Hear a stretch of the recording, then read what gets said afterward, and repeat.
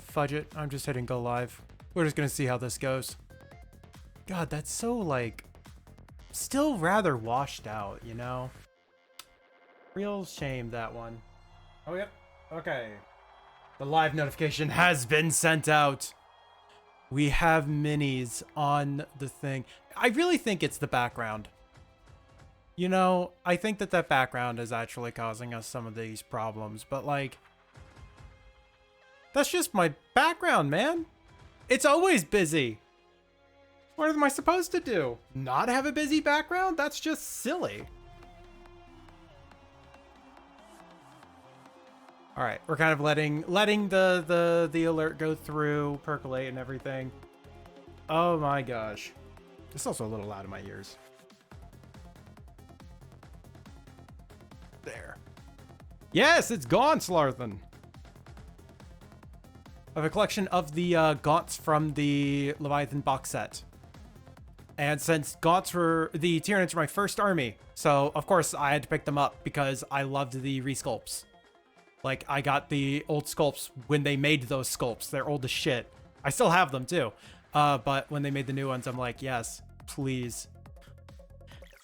And I finally decided how I'm going to fucking paint them too.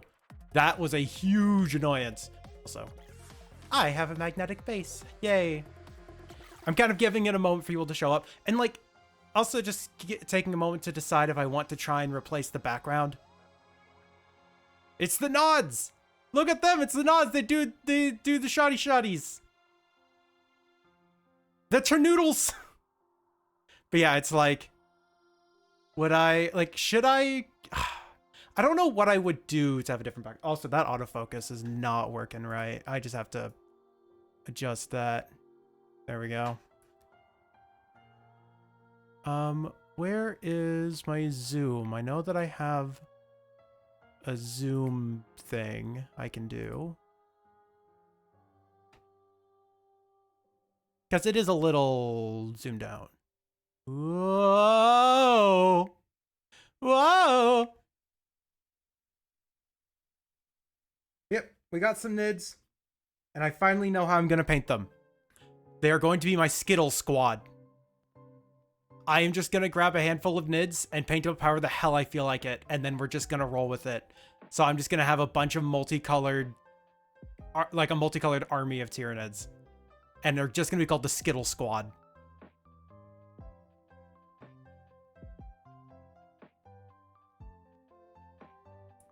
You know, I realize a slight error in my, my desk setup.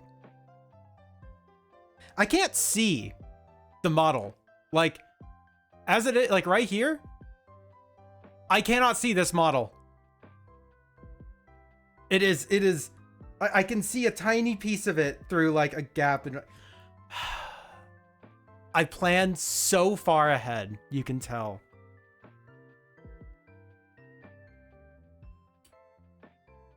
Yeah, it's gonna be Skittle Squad, bring in the pain bow. Taste the pain bow. Yeah, they're gonna be sucking on chili dogs as well. Oh, it's gonna be so good. It's time for Twitch Paints Warhammer. Should I just get all the fluorescent paint? Yeah, by the way, I have straight up fluorescent paint. Oh, that is trying to be transparent. Let me turn off the, turn that off real quick. Filters. Yep, turn off chroma key. Oh, that helps so much with the clarity. Oh my god. Wow, that like fixed all my clarity issues. It was because it was trying to fucking... Also, right now it's in portrait mode. You can tell it fades out the background so strongly. Like you can see that little bit of like wobble on the edge of the model as I move it around. Birthday name is on site. Correct. But you know, I actually have a bunch of fluorescent paints. Like, hold on. Turning off this light. And this light, just to make it dark enough. Whoa. So, like, should I actually set up all the paints and just let y'all vote on which color to add? So if you hear Varasha, it's because she's being a little screamy kitten over here. Cause I'm just gonna grab the neons anyways. Be right back. Where is camera? Good enough. Okay. Be back 1 second. Not playing right now. No, not playing right now.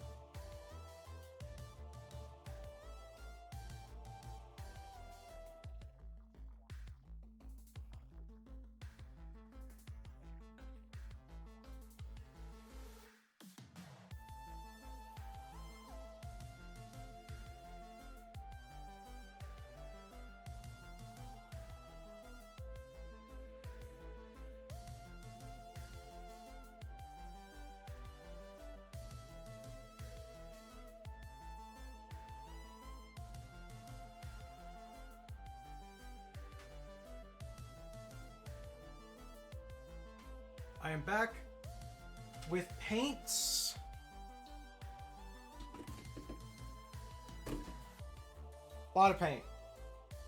And all those are fluorescent. Get my headphones back on. All right. Also, because I want to see how these guys look on the camera, because their effect has been very hard to actually capture. Whoop. Oh yeah, you can see their effect. Look at that. The white is a like blue chromatic white. It's like, especially the band on the back of the arm right there, you can see a vertical band of like it transitioning into blue. Yep. Okay, that works really well on this camera with this setup. Good. I have some confidence now in my color grading. There's a reason this took so long to set up.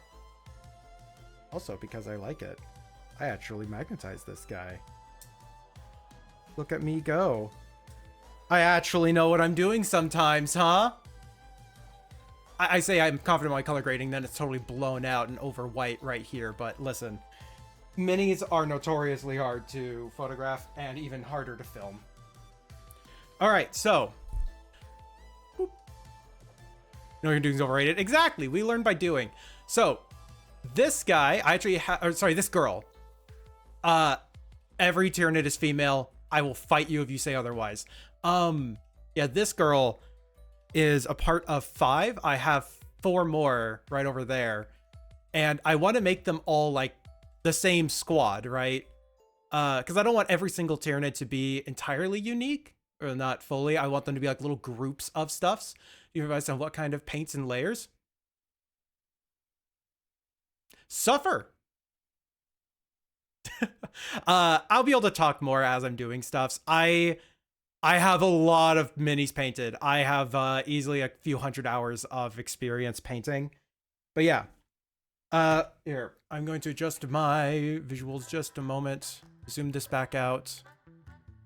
Whoop. Wow. And adjust the focus to be autofocus, because that's just easier for this.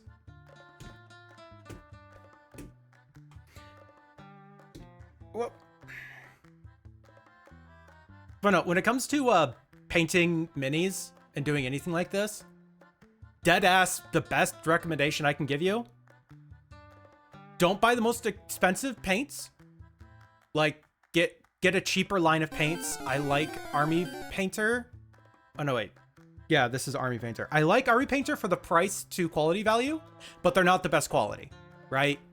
But they're really cheap. You can get literally the entire range of their default paints, like their normal mini paints, for like a couple $100. And they're in really nice dropper bottles, and they have ball bearings in them to make mixing them easier. These are very easy to use for new people, but the quality of the paint is not always right there. And when I say the whole range for a few $100, it's like that is a lot of fucking paints. But obviously, if you don't want every single tiny minutia version of blue, they have boxes of like, here's a neutral range, here's a range that's like good for beginners, here's a range of just a bunch of bright colors, shit like that.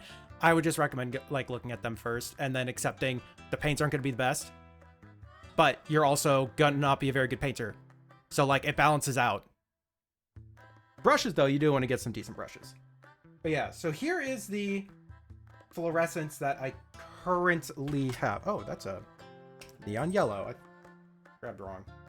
Gosh, I have a lot. Whoa.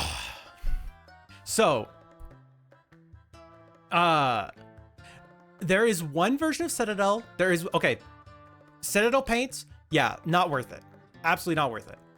There is a couple of things that they do well, and like we have to acknowledge what in many hobbies does really well. Citadel is owned by Games Workshop, and a universal rule for anyone who's into Warhammer or just mini painting in general.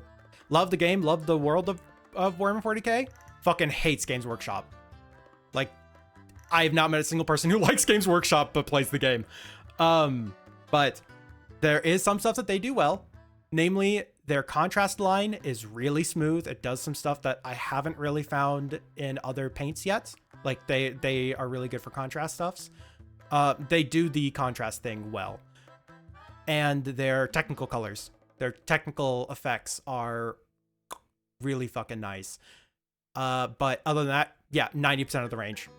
Not worth the price. Just full stop, not worth the price. I've actually been finding other paints and other lines that have the exact same color. And I am trained in color matching, right? That is something I can do. Exact same fucking color for less than a quarter the price. It's like, they're like a little bit thicker. I have to put a little bit more effort into thinning them correctly and make sure they go down right and everything. But like, they're just so much, it's worth the effort for the price difference. But yeah, don't buy Citadel. And be very careful with the brushes. I think the biggest thing with painting that people don't realize is the brush matters so fucking much. Like, hold on. Nope, that's not a good example. This one is. Yeah. Nerdering brings you comfort. That's totally fine. So, well, this is one of the most common brushes that I use. Let's get the focus in. Okay, I'm just gonna turn off the autofocus again. It's just not wanting to play nice. There we go. Xandri Dust. Give me 1 second. I need to look up Xandri Dust. Now, note, because, especially with some colors, our eyes are so sensitive to them. Yellow and blues, excellent fucking examples. But because our eyes are so sensitive to certain colors, it is almost impossible to find a color in another brand's bottle that is an exact match. It's normally you're aiming for like 95 to 98% accuracy when it comes to color matching. Anyways, Xandri Dust. For Russia.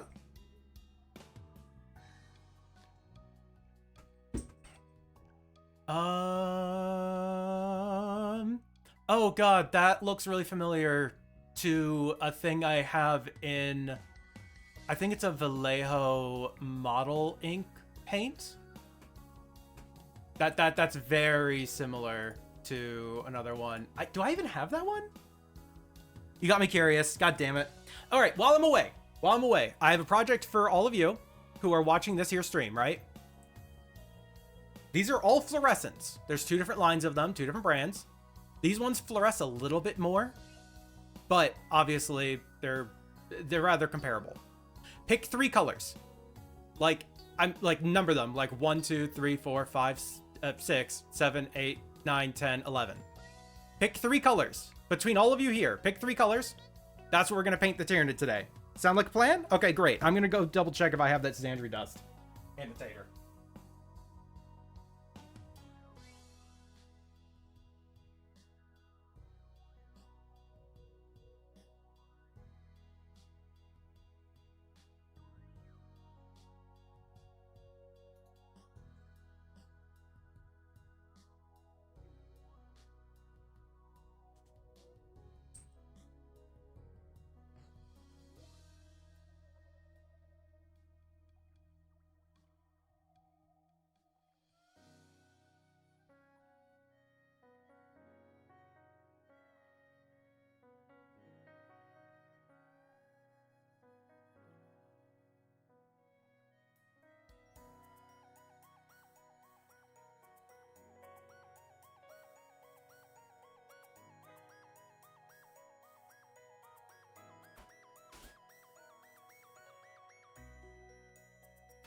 I thought they always came in packs of 6. I also have a blue.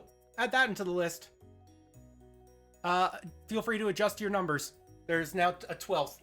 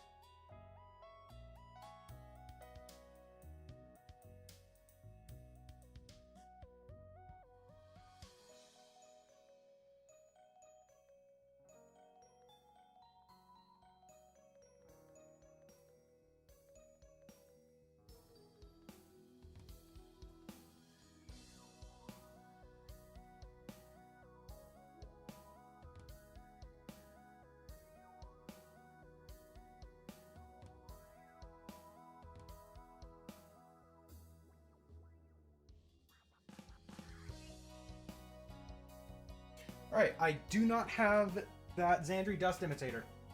Terribly sorry. Eat the paint! Well, thank you so much for all the months subbed, bun. Okay, so what are people saying? You started with suffer and immediately died and missed everything after that. Oh, I barely said anything relevant after that, honestly. This is going to be a very rambly stream. Painting your bedroom ceiling while listening.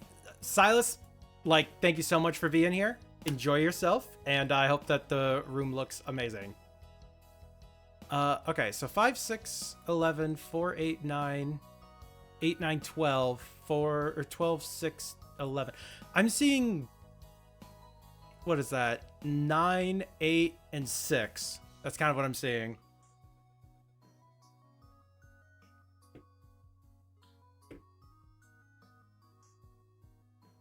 Like that? You know what? Okay, we're gonna replace the green with the blue then. Then that's what we're gonna use. Sound fair? Sound fair? Good. Yeah, that's what we're doing. Yeah, I'm just dropping the 2 greens and we're gonna do this. A little surprised y'all didn't go with the violet. Ah! Dropping paints.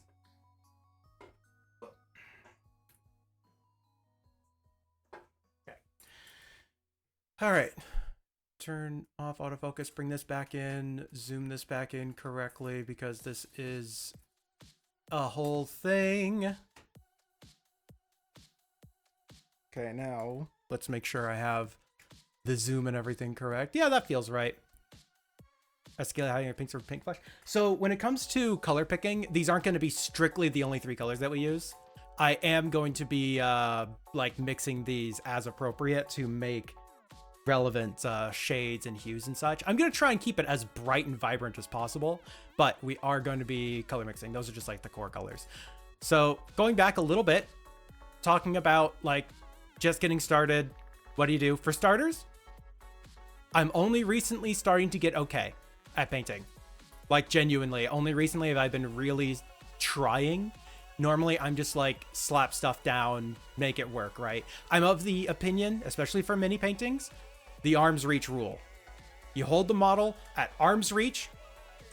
Do you notice that mistake? No? Then don't fucking care, right? I am a strong believer in the arm's reach rule for most painting. Like, this is so that you can clearly see what I see in person, but this is not a good representation of what these things are actually, how these things are actually used on tabletop. So keep that in mind.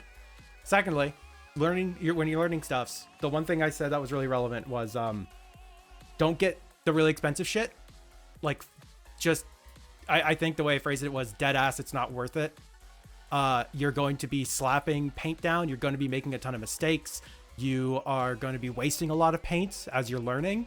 It is not worth getting the expensive stuffs. Citadel is the Games Workshop brand, not worth the price. Even when you know what the fuck you're doing, it's like only for the contrast paints, and that's about it. Contrast and technicals. Rest, not fucking worth it. Don't get like fucking craft store paints at all, but you find like a happy medium. I enjoy Army Painter. They are like a quarter the price of Citadel paints, roughly, but you get about 60% of the quality. They do have some issues. Some paints are just not that great. But when you're learning, you don't know what colors you need. You don't know how colors are supposed to be put down. They're a really good option because you can just get like a pack of, I think I said you can buy every single color in a line for a couple $100s. And that's a fuck ton of colors. But if you don't need like 10 different variations of a blue, you're confident in mixing a little bit. You can get their smaller boxes for like 20, 30 bucks and get like a good starting set to start practicing with. And yeah, just fucking practice. Like, you're going to be failing a lot. Just fucking practice. I actually have some of my very first minis. They were Tyranids. That's why I'm painting Tyranids today. But I have some of them. They're in a box. And with the original fucking paint job too. Like, it's real rough, man. We're comparing them after this. All right. We'll grab them after this and we'll compare them afterwards. Yeah, you're going to majority find acrylic. You do see some people experimenting with oils, but those people are really advanced skill levels when it comes to painting minis. Oh yeah, another thing with these is they're in a dropper bottle. Very nice. And they have a rattle.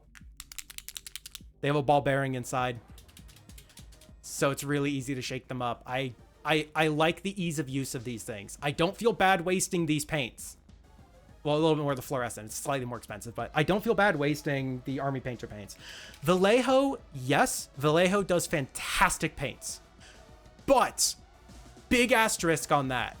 Vallejo was recently bought by a bigger company, and the workers at the paint mixing place went on strike because the working conditions soured quickly. Like, very quickly. I think they got that resolved, but Vallejo is something to keep an eye on for possible dips in quality in the near future. That is a genuine concern that we should have when it comes to Vallejo. I fucking loved Vallejo, and I am sad to see that be a thing, but still. But no, when it comes to painting minis, this is the far more important thing. The fucking brush. Whoop. This one is Army Painter. This guy is AK. It's literally AK. But AK is one of those more premier brands, but they do really good fucking acrylics. Yes, the Vallejo, the workers won that strike, but it doesn't mean that the upper management won't cut quality in order to save the price that they were trying to save by cutting workers' lives, basically. So, like, yeah, it's a thing. That's why I'm saying be wary of the quality that I'm dipping. Anyways, but yeah, I have a lot of different brands. I do have Citadel stuffs. I have AK, Army Painter, Vallejo, Model Paints. I think it was just a fucking default brand from Amazon I got at one point just to see how the hell they are, and they were okay. Yeah, no, and I didn't think you were disagreeing with me either. I just want to make it very clear for anyone who's listening in the nuance of a situation like that. Anyways, I'm going to finish my topic about this guy before we get too far off. Anyways, brushes. Whoop. Probably the most important thing. Now, the brushes that I have are not that great. In fact, I just get them in like a fucking 6-pack. These are synthetic brushes. I buy like fucking 5 of these. I'm not even joking. I'll buy like 5 of these. They're like $3 for this whole pack, but these are really good for the price. Like, genuinely, they are far better than $3. Like, if anybody wants to fucking look them up, gold Taklon from Royal and Lancaster. Lancaster? No, Langnickel. Royal and Langnickel. You can look at the VOD if you want to see that in detail, but this is a good example of one of their brushes, right? Let's see how much that shows. Focus. Okay, we need something black behind it. Whoop. All right. So, you want a brush tip that goes to a point. You notice that has a little round to it at the end. It's a little round boy. Whoop. That's not what you want. If I twist it to the side, it gets to a really nice point, but it has a hook. That is the downside of synthetic brushes. They're very cheap, but you want ones that like come to a point and stay at a point for a long time. Synthetic bristles will very likely hook. Is that a problem? No, not immediately. What you can do is you can actually dip these in boiling water or near boiling water, and you can straighten them out. You like melt the bristles a bit and you straighten them back out, and they hold their point for a little bit longer. But once they get too bad of a hook, you throw it away, you buy a new pack. Like, there's a reason we buy really cheap brushes, okay? You can save these for longer. You can do a lot of stuff, and it's good to practice those things for when you get a real fucking brush. But I buy these things cheap. I do not have to care. This is an example of a much better brush with the white background. Wow. You notice that tip? That beautiful pointed tip? Oh, it's such a good brush. But it's so small. This is like the minimum size brush I would ever recommend using. Like when you're learning how to paint minis like this, you're tempted to get one that's like real fucking small because like, look how itty bitty this guy is. I need to get into that little, I need to get them teefies. Look at that. Oh man, those, they gotta brush them teefies. And you want something that's really fucking small. But here's the deal, right? Actually, I can take out one from this pack. Actually would be a perfect example because when they're brand new, they actually have a very visible point that works really well for this example. They don't maintain the point for super long, especially if you treat them wrong. You get some that are fantastic, which is why I buy like packs of 5. I test them. I'm like, which ones are holding their fucking point? All right. So this one is fresh out of the pack. Oh god, this one is like, oh, this one felt a little loose, but oh yeah, nope, it is very slightly loose. This one won't maintain a point. But anyways, you notice how sharp of a point that fucker is? You notice how sharp of a point that fucker isn't? This one is easier to paint the teeth. It's huge. Look at the size of this bitch. But that's easier to paint the teeth because it holds the point. So like, which one will get in there easier? The one that has a point that actually can pick out a tooth? Or the one that is too wide to accurately hit a single tooth? Like, I'm hitting other teeth just trying. Find one with a good point, hold on to that bitch. Practice your methods of maintaining brushes. Like, you know, the proper little roll, you drying them out correctly, making sure nothing goes up into the furl. Like, if you get the shit brushes, you get the 6-pack of, you get like the 6-pack of shit brushes that are much better than the price that they are. You find ones that work well in those, that kind of maintain a bit. Don't get upset when they get a little hook in them, but you use the opportunity to practice good brush care with the bad ones. Then you can spend $25, $30 on a really nice brush that is going to last you 15 fucking years because you know how to take care of it correctly.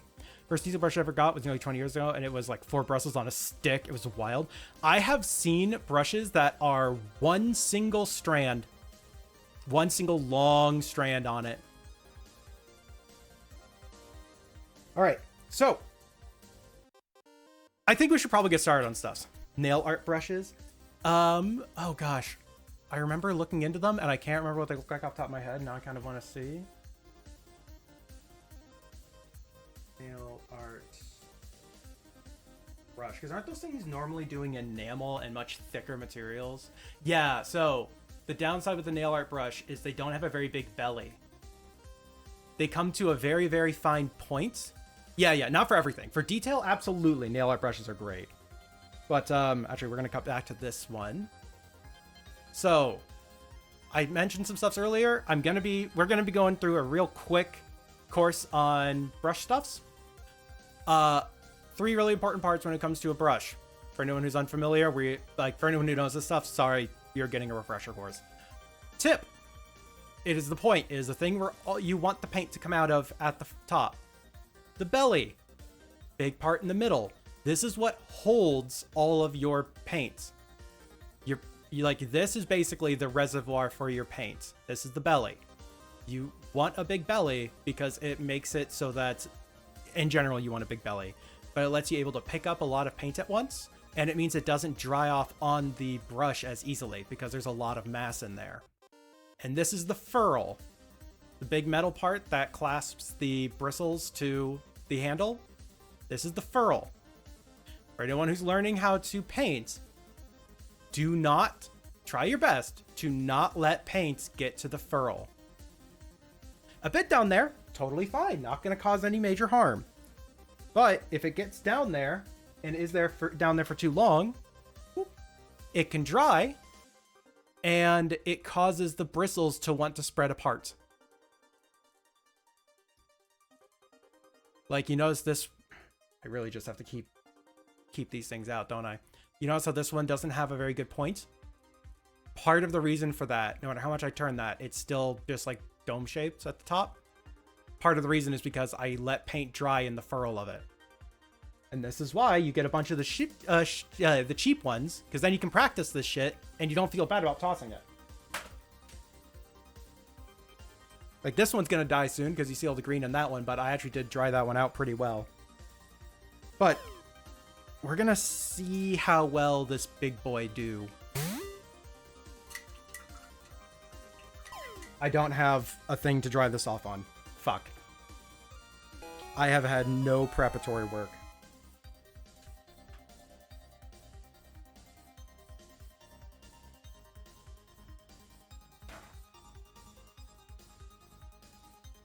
Russia, are you gonna have to like join stream because you're so talkative?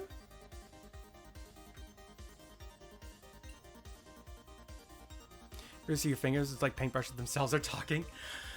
What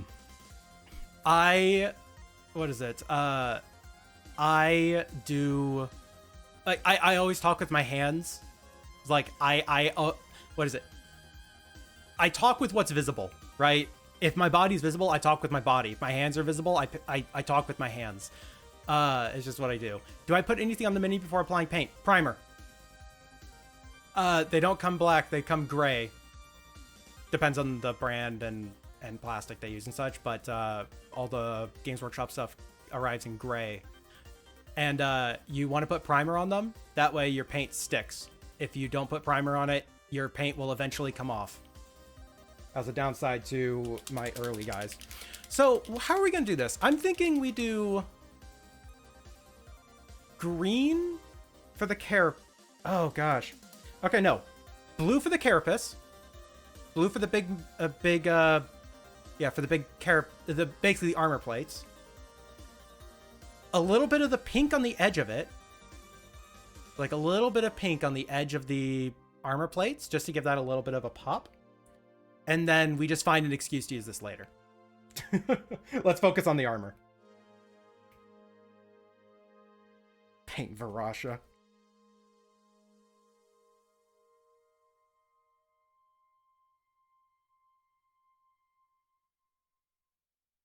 I have not yet used the AK blue fluorescents, so I don't actually know how well they are. We're gonna put the palette in the background because I get to be a fancy fuck.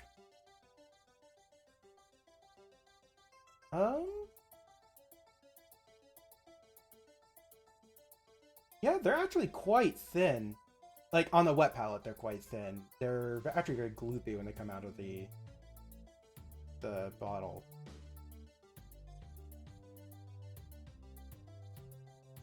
Okay, okay. Alright. You seeing some good store matches? Yep.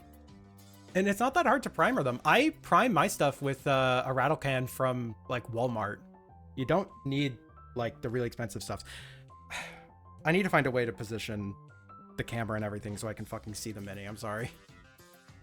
I'm an idiot and did not think about my experience actually trying to paint this.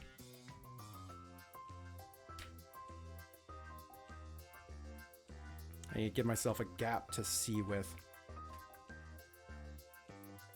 Good enough. That is like so rickety. I keep trying to make that magnet better. All right. I'm grabbing the other handle I have. Everything I have is in the other room. So like I have to run out of my office every time I want to switch out one tiny thing. Grumble, grumble, grumble.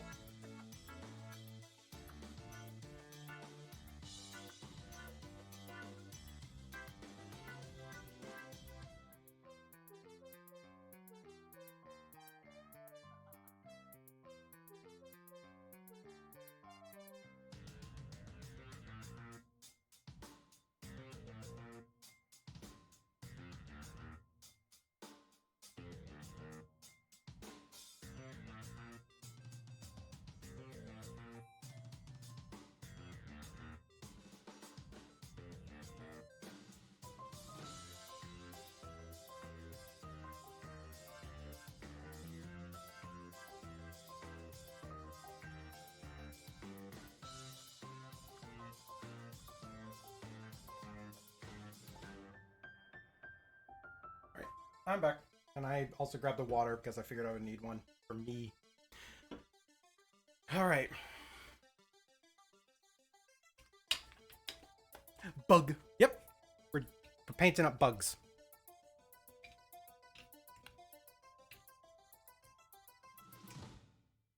Hey, got this as a gift 1 year. And it has been a great basis for when I airbrush my shit. A spray painting face personally, it's just shame takes forever because I play orcs and use green wave strategy all my life. Bish plays orcs and I know the pain. I know the pain. How long are we into this stream? Fucking 40 minutes? And finally we're putting down some paint. Oh, that is such a thin paint. Also, literally, I can only see with one eye. I need to find a different way to set up this setup. Jesus Christ. I got like one stroke of paint down, and it's like I have to stop.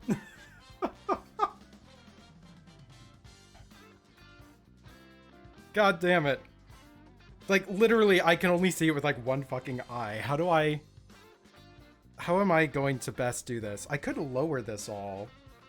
Give y'all a different view, and then I can see it through like the right above the camera.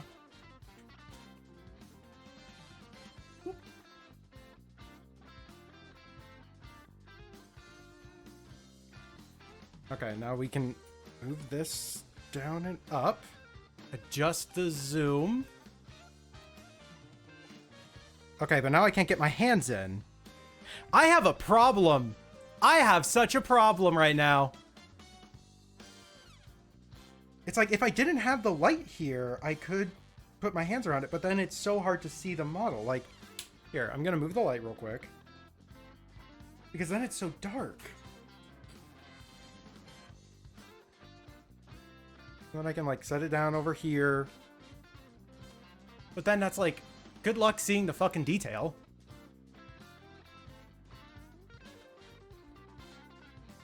Hold on. Hey, focus. Camera above for an overhead shot? I have a camera above. Fish world problems, that really is. I have a fucking ring light that I was trying to use there. I'm gonna just try and put the ring light like directly above this and just see what the hell happens.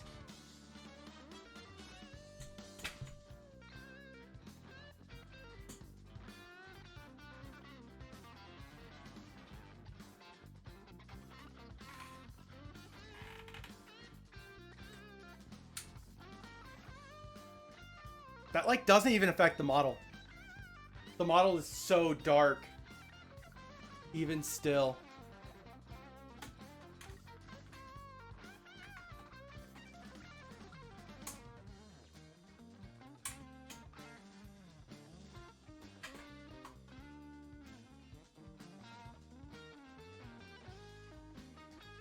It's like, that's slightly better?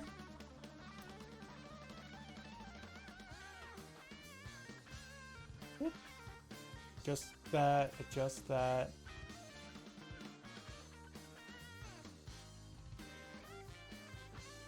You lurk. Take care. Ah. Oh, in response to thick paint or thin paint, what is it? The general consensus is the majority of the time, you want a thinner paint. If you have a choice, go with a thinner paint. You would want to do 2 thin coats or even 3 thin coats rather than 1 thick blobby coat. 1 thick blobby coat is faster. It gets the model painted and colored and put on the table faster. But there's a lot of little detail in these things that is completely lost because a thick paint just kind of like coats it. But if it's too thin, then your paint will run and will go to places you do not want it to go. It is a balance. The general consensus is you want it to be like as thick as milk, but like I don't know about you, but I've never been able to figure out what the fuck thick as milk is. But like this, you notice how thin it got right here, but how thick it was at the top? It's kind of like bubbling up a little bit. You see the light reflection off of it? That's too thick. But this is so thin, you can't even see it hardly. That's too thin. This is a result of a really big belly, me picking up just a tiny bit of paint, right?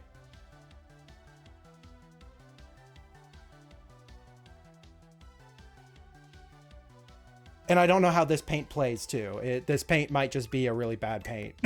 Like we're finding out. We'll find out. But could be really bad. But yeah, if you're going for highlights, if you wanted to hint the edges of the character face, a thin paint can be good for that. Yes. And there's different uses for everything as well. In fact, one of the strategies I've used, I have weapons with like an energy coil engraving going along them. I'm not going in their tiny little fucking details with a brush to fill out those little tiny things. So I use capillary action. I get a paint, I really thin it down till it's really runny, and I dip it on the edge of the weapon and it runs through the entire details with capillary action. And then I let that totally dry, and I do that again, and I do like 3 times, and it's as though I painted it myself, but it's only inside the recesses. There's a use case for really thin paint. And for thick paint too. Thick paint gets you a really globby look, which is really nice in a lot of cases. I'm still trying to figure out how I want to fucking light this. Whoop.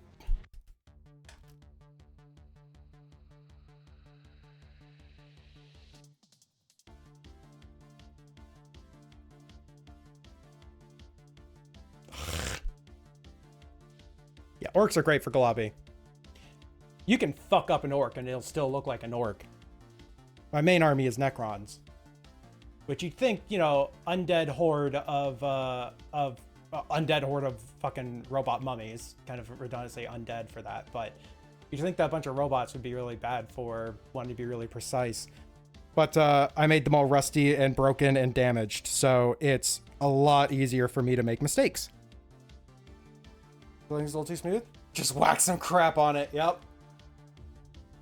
Orcs are super forgiving to learn. Whoop. But there is a finesse to learning how to paint something looking broken correctly. Like, is that the best we're gonna get? I have to bring this up a little bit more. By the way, this was a good bit of my time. Like, Varasha was screaming at me to play as well, but like, I was legitimately just like fudging up my setup and trying to find a different setup that would work. Like that, I have to lean that back so far. If I want to do any details like that, you just lose it. Here's prediction when the second paint stroke will be. Oh gosh. If only I could do the prediction stuffs, but 90% of my fucking audience can't participate in them.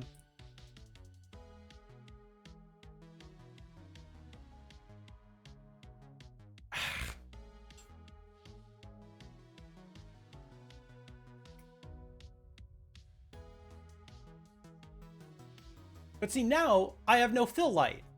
I have a key light, but I don't have a fill light.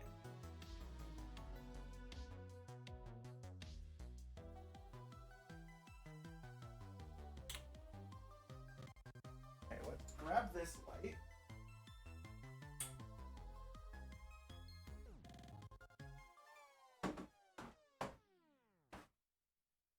I have so many lights in my office.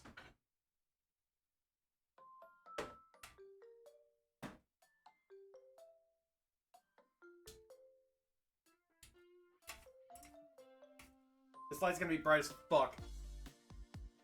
It's like overkill for this purpose.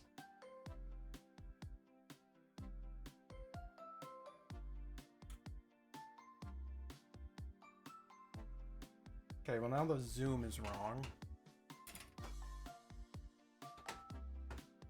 Because, like, this is comfortable for me.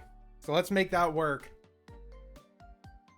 I honestly think we're not going to even put down another streak of paint for the rest of this stream. I swear to God.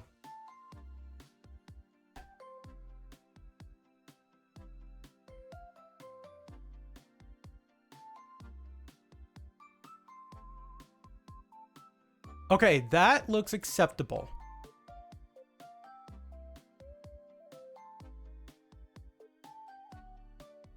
I'm so happy that the fucking iPhone can do like 4K, because that lets me zoom way the hell in. All right. Let's try this out now.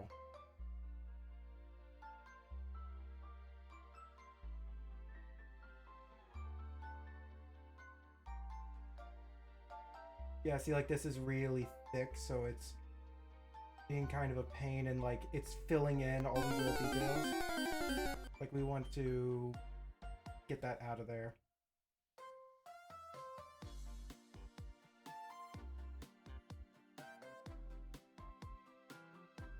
Notice what I said about the brush tip being really important. Notice how much this thing is not keeping its fucking tip. It's already widening out really bad.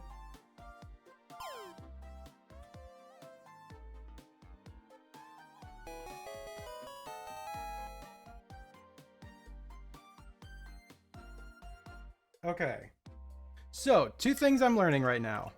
1, this is one of the bad brushes. I kind of assumed it would be. The furl is a little loose on it. I'm literally just going to throw this brush away. Like, that's why you buy the shit brush. This is why you buy the shit brushes, to learn. I just wetted it, so now it's at a point again, but it's not. You notice how it has 2 little tips on the end there? 2 little spikes? This one is trash. It's not holding its point. It's worthless to me. I can't do detail with it. Mini painting is all detail. So, can't use that one. Do I have one that's like decent on me? I guess I'll have to use the little one. Throw it to Varasha. I don't want her eating paint. But yeah, the other thing I'm learning is black is a really bad base coat for fluorescence paints. You'll eat it? Okay, I'll save it for you, Bun. But yeah, no, I'm thinking that we can't do black. Like, just for example's sake, you notice the white base on this thing?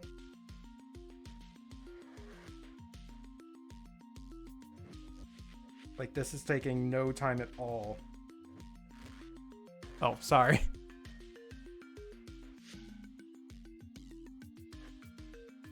Like, that's so vibrant by comparison. Now, is it going down very strongly? No. You notice that it's still really white shining through? That is not the best. But we can deal with that for really thin paint. We can just put down multiple layers. Like, we can let it dry and then go back onto it later. But that versus the head. Well, I guess the blue kind of shows on the head, but we already did 2 layers on it and we only have that far. And remember, our goal is to be able to use the black light and make that bitch glow. Wait, that kind of works. God damn it. The black light actually makes that shine really bright. Holy shit. Huh.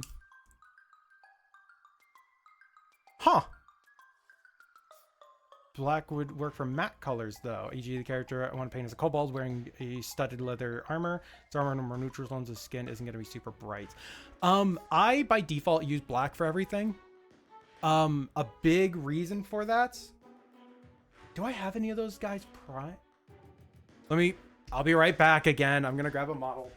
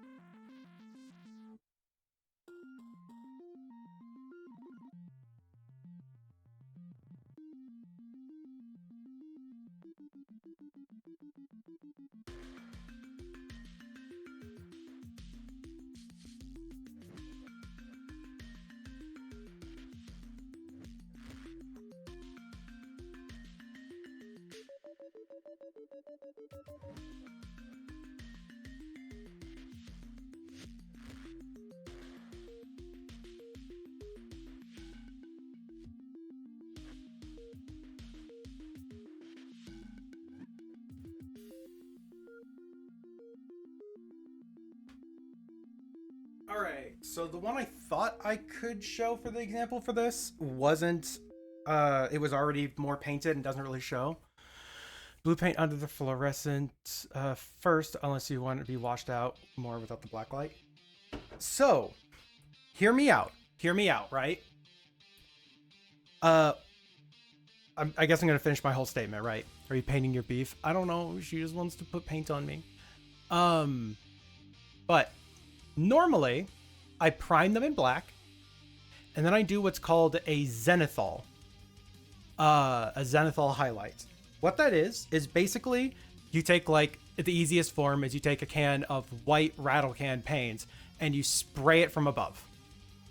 That way, all the stuff on the bottom is black, and then all the stuff on top is white, and you get a little gradient in between them. Now, if you have a not black light, if you have a airbrush, like I do, it makes really big areas, like the armor panels on the fucking Dreadbear, or the Bear Knot. Where's the focal length? There it is. Yeah. You notice that the armor plates here, really bright in the middle, really, then they go down to the gray. So, what you can do with this, and this is why it being thinner isn't normally much of a problem.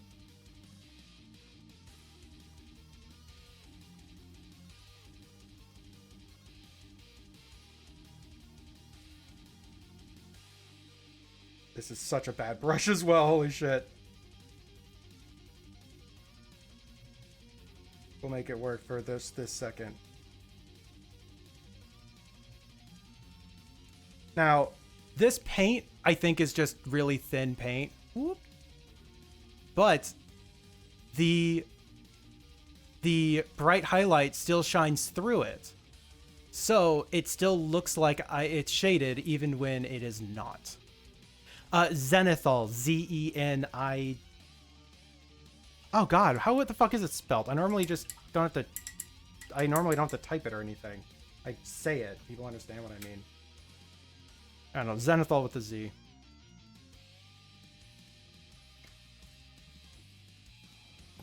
The spear and... broke off something like that sad. Yeah, I think that's right, Bun. Is there such a thing as paint thickener? Yes, there is. Your mileage may vary wildly when it comes to paint thickeners. A lot of paint thickeners, the goal of them is not to make them just a little bit thicker. It's to make them, like, turn into spikes on canvas and shit. Like, you can just like dab it up like it's a thing of buttercream frosting. So your mileage may vary very much. But no, I don't think this is a thickness issue because, just to kind of prove the point, zoom back in for a second. This is where a lot of hours of practice may come in handy for me to show some things. take the paint. We're going to put some straight onto here, right?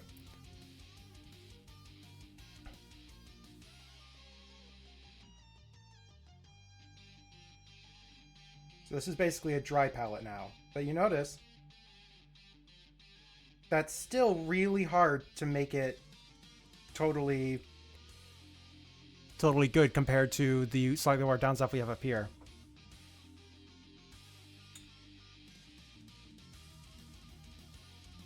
So even if I put the paint straight on,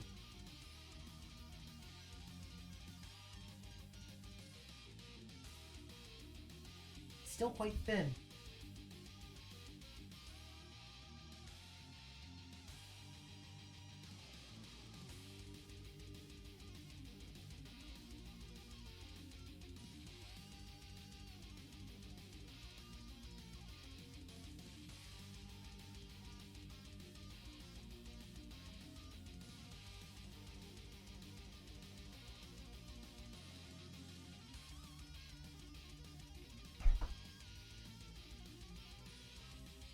Vocal range, work with me. Not milky enough. Yeah, like, not yogurty. We need more yogurt, less thick. Or less milk, more yogurt. So yeah, this is kind of what we're looking at right now. Yeah, that was a really big glob I just put on there.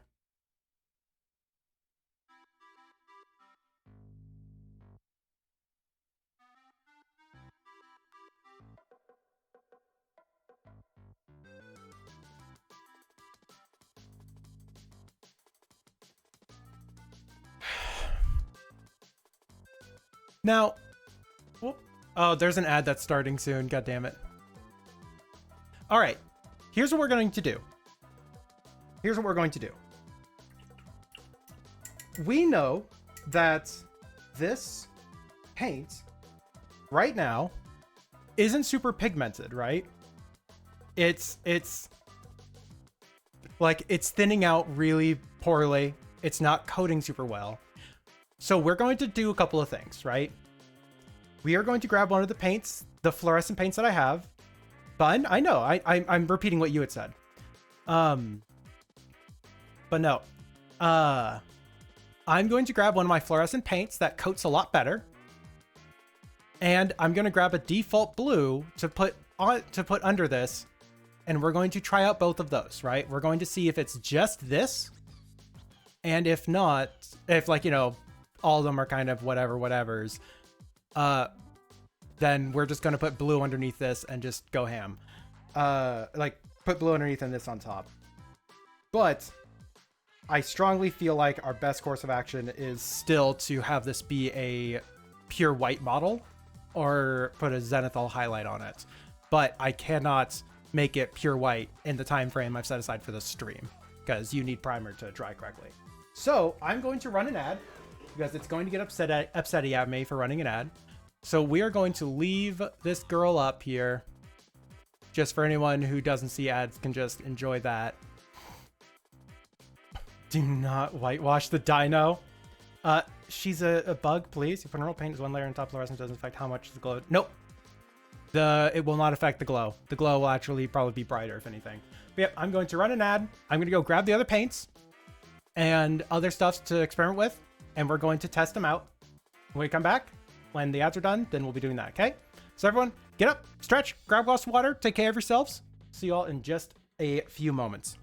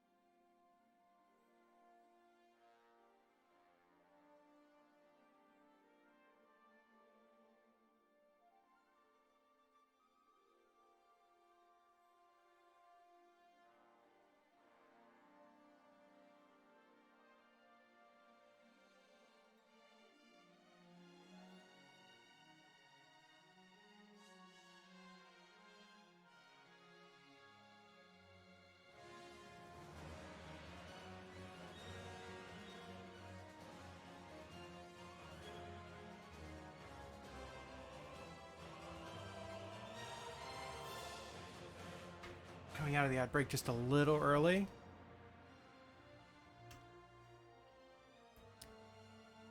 Because Kitten has decided to come in here and scream at me. Isn't that right, Varasha?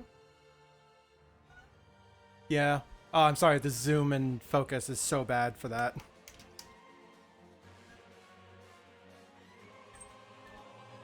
Oh, she's jumped onto a different location. Let's see if this is... Yeah.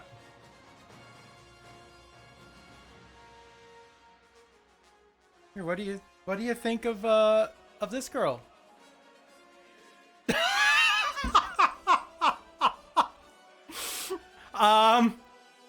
She doesn't approve of the Termagant, everybody. I'm sorry. She like the fucking vomit face. She's like, this is what you're doing instead of playing with me? Oh my god.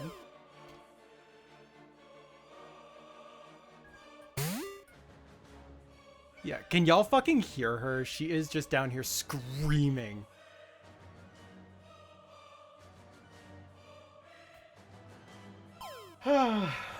This is what I have to deal with.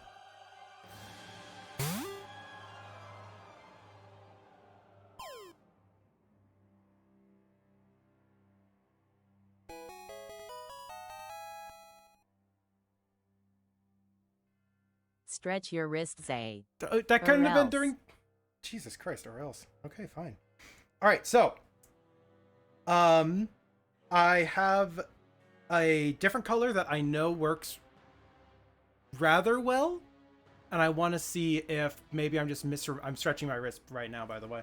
But yeah, I want to see if maybe I'm just misremembering stuffs. Maybe the fluorescence always went down really poorly and I'm just bad at this. Or... it is... I just need to have a really good base coat. Also, this needs to be mixed pretty bad.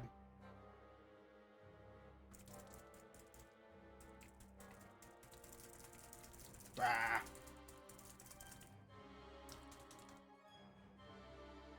I don't think I'm going to mix that in easily.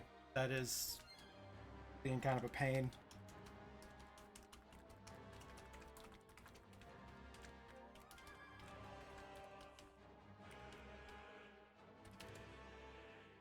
Alright, I have another blue that will also work. It's a much closer match to the AK blue, this one. It's like, same ballpark.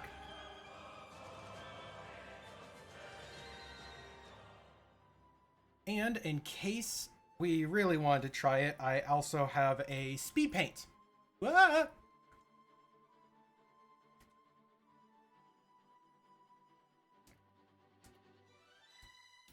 I'm just like shaking everything. I've been shaking stuff while the ad was running. Alright, so let us try the fluorescent green real quick. There was a bug? Everything is bugs.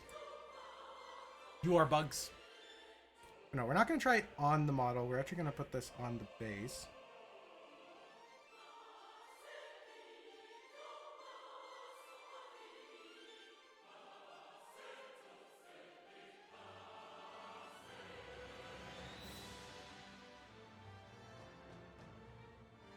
Yeah, no, that one just has really bad coverage. I just fucking misremembered it. That, like, vanished. And then if you...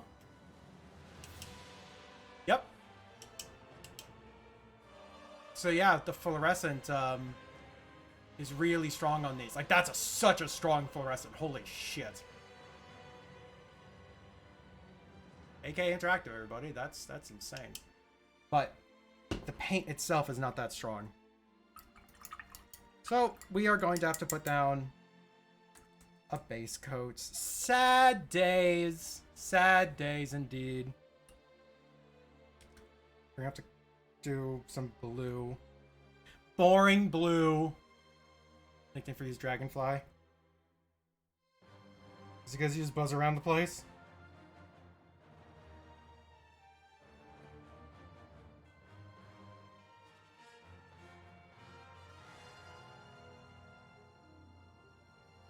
Actually, I'm kind of curious. What happens if we mix these blues?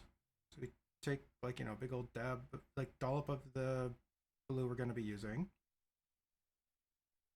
Pick up some of the fluorescent blue.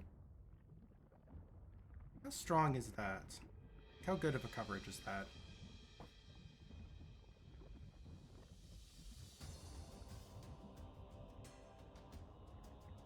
That's not that bad of a coverage, actually. For one layer? Remember, I like to do multiple layers. It basically doesn't glow, though, so... Glow good, color not. Yep, glow good, color not. So yeah, we'll just put down the standard blue, then. Alright, now we're in, and maybe we'll actually get to fucking paint some stuffs. And it's gonna be a game of me trying to keep things in focus, because I move stuffs around a lot while I'm painting. And the focal depth is not that good for this. Superstition that if you fell asleep outside in the summer, dragonflies would stitch your eyes shut. Fun fact! Yeah, I'd be really careful taking a nap in Norway.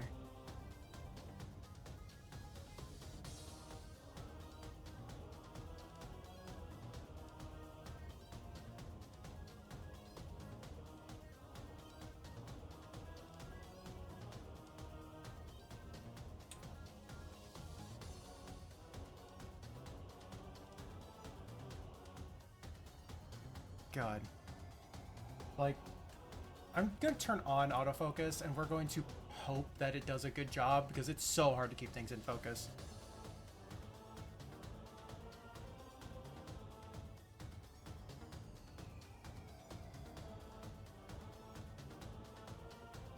R&D, let me know if the focal is being stupid.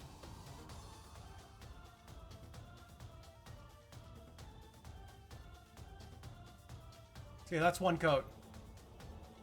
God, that focal is being so stupid. Ah! No, we're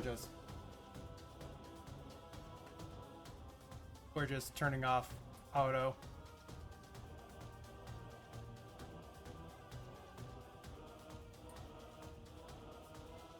Alright, so now let's just put down all of the armor.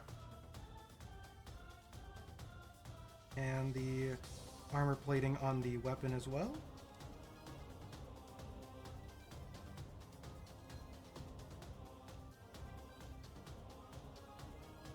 Yep. If I do just one coat and call it good, I feel like I messed up.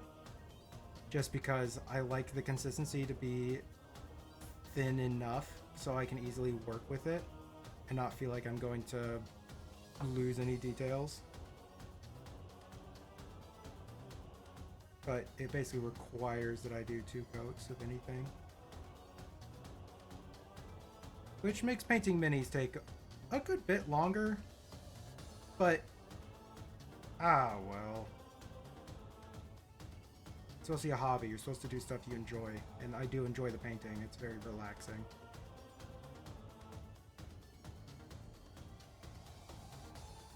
Oh, what's going on? You know Win could do that? Could what? Challenge?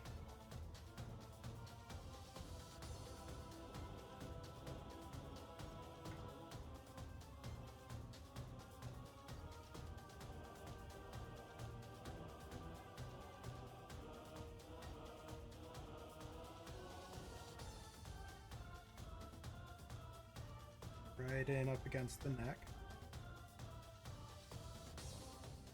Right now, the goal is not to cover everything completely. It's just to make it an even coverage. Oh, it's a storm song.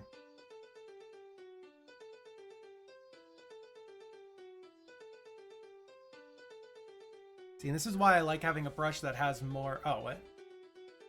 Oh, you don't know why Win did that. Okay. I can read.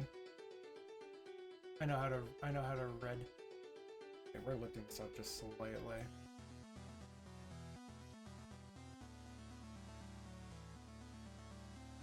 More things.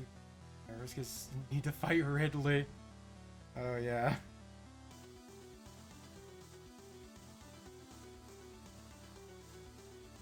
Man, I can never tell if anything's in focus. It's so bright in my office because of all the freaking lights to make this work. Well, let me know if it's currently not in focus as I'm saying this, just because it's... I'd like to be able to adjust for stuffs.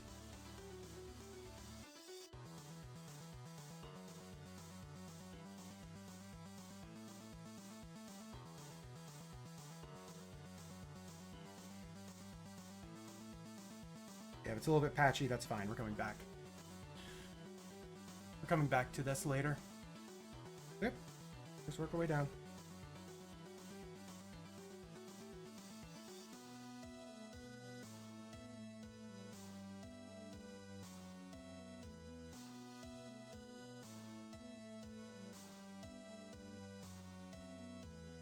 So Larthan, I don't know if you're still here, but he said that you had orcs. How many orcs? Do you have, like, how many orcs? Like, how big of an army? I guess I should ask it that way.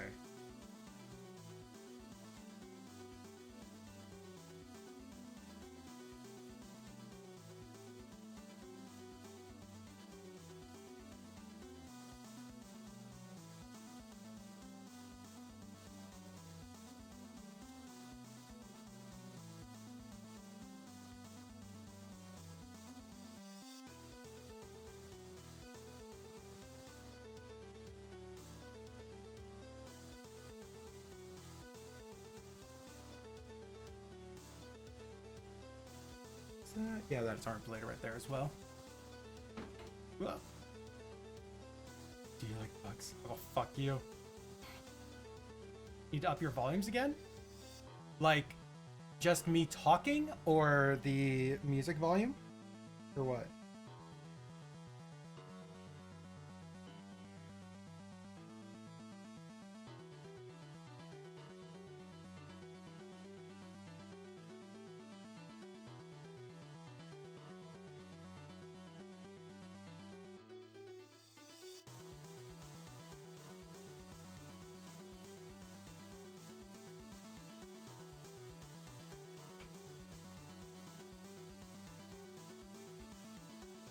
The stream's over pretty quiet. Yeah, everyone's can just about hear it. Oh, okay. Then yeah, I'm gonna finish this blue, and then I'll adjust the I'll adjust the audio while we're letting it dry a bit. Then.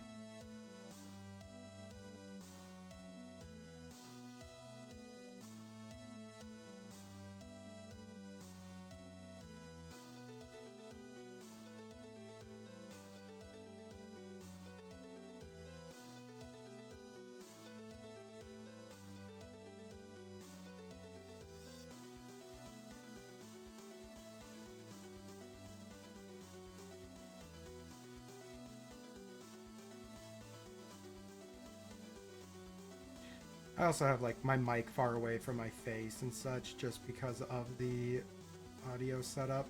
So the literally like the physical setup I have everything right now.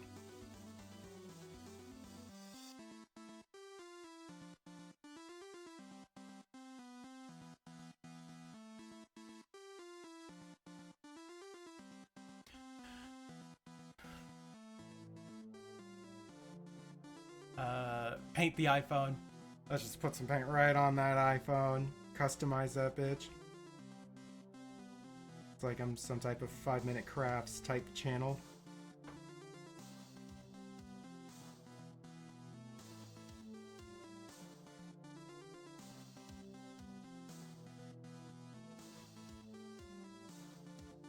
One weird hack to paint your iPhone. So pretty! Do I care enough to try and get the inside of the legs? Like, because there's a little bit of armor plating on the inside leg there.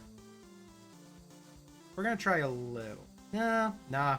It'll look like shadow if I don't do anything to it. If you try, you'll see a little bit of blue there, and it'll be like, okay, it looks kind of jank. But if you don't try and just leave it black, then your brain will just be like, oh yeah, shadow. You don't have to care. Hot tip. So like, that's one coat. My focal range was correct.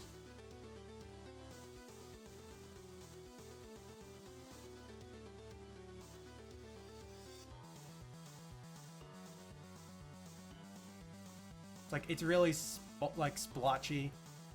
You can see on the back panels there. It's like on the very top there, it's a lot brighter, and the panel right next to it's really dark. Why does it make you think more like a spam adverts about one little trick that doctors hate? I don't know, similar boat. All right, let me adjust my audio just a smidge while we let this dry a little bit. GoXLR. Okay, that's set up pretty high.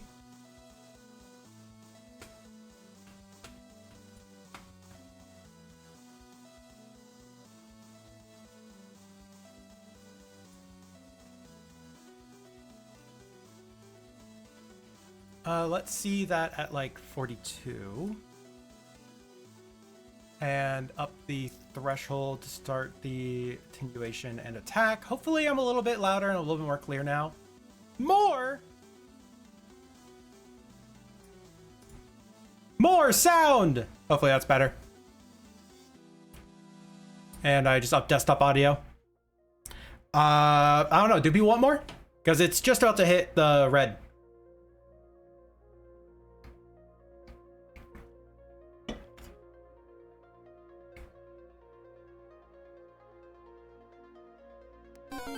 Okay. So we are going to slightly zoom this out. Charge a bug! Bug! Bug. Bug. Paint the bug. Also, this brush has a single bristle sticking out of it at a perfect 90-degree angle, and that is mildly annoying. All right. So, while that is still drying, let's paint a second one.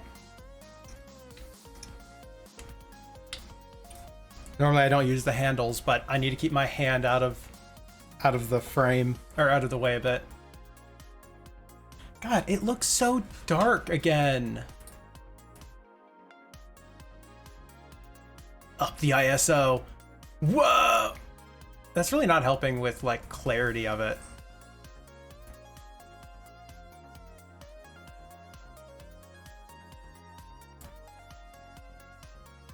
Honestly, what I want to do is I want to adjust the focal length, but I think I'd have to use the other lens.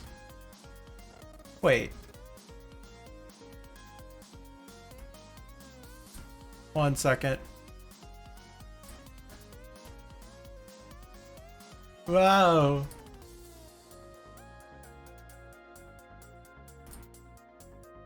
Huh.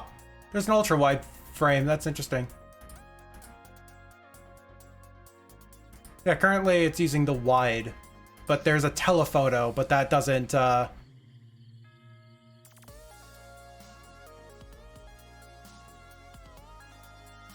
Second. But I can't bring the focus in enough. I'd be holding it so far away. Why does he have it there? Because I had something hot as fuck I took down and I haven't brought it back up yet.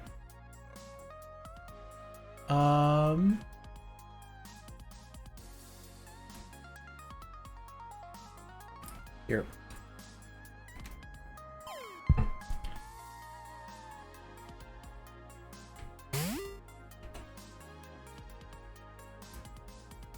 Wow, look at that zoom.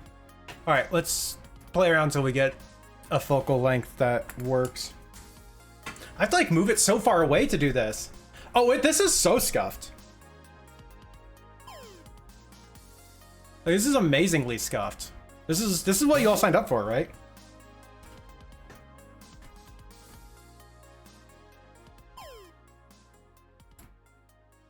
Okay, now it's in focus better.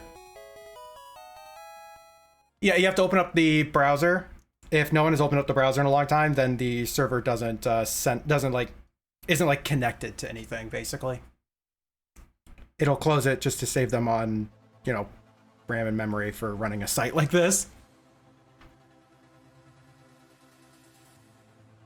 It's like, okay, a little bit, because if it's that close is fuzzy, but I can't bring it any closer, so I have to hold it a little bit further away.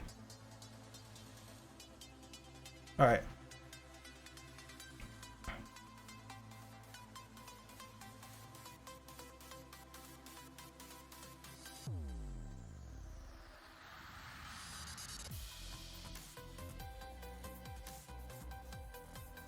It's like,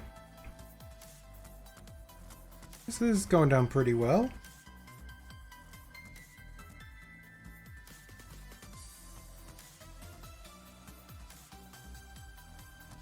I can hear Varasha in the other room, just like crying sadly because no one is playing with her.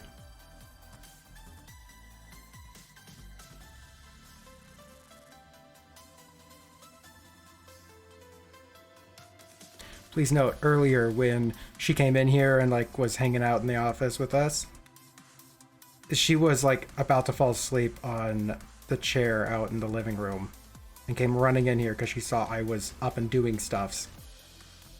So she's like, well, clearly he wants to play if he just left the office.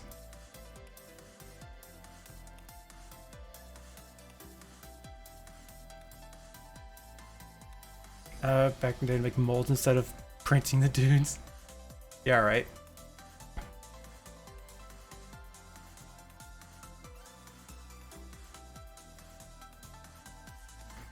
I mean, these guys aren't 3D printed. These are bought from them. But I do have a collection of 3D print models. And the bear is a 3D printed model. I printed that one, actually.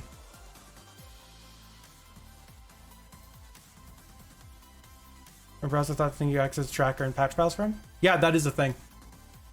If it's not connecting, then it's some other error. If that's been opened and you still can't connect using your text client,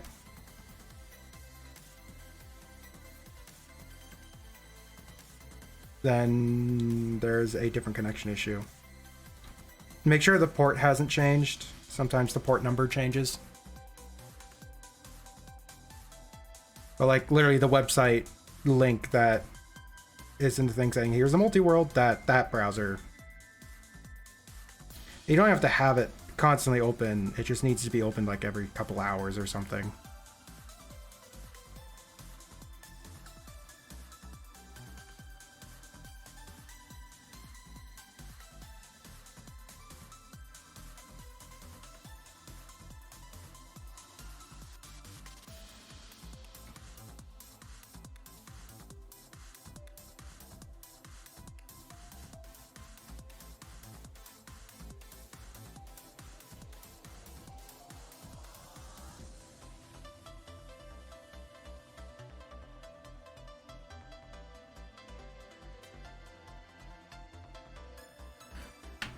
The port has changed? Okay, then yep, you have to just connect to the correct port. It's why I stopped saying what the port number is when I post that it's live, because it will occasionally change as they do updates on the site and such.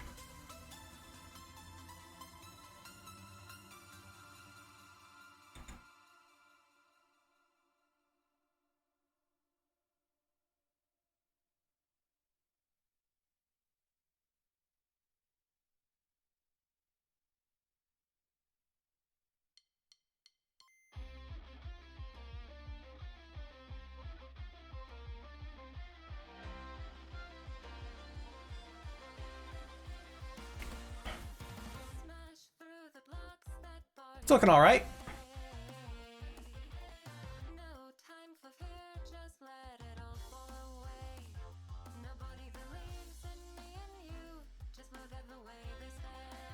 And for the record, we're probably not going to be finishing these guys here, these girls here.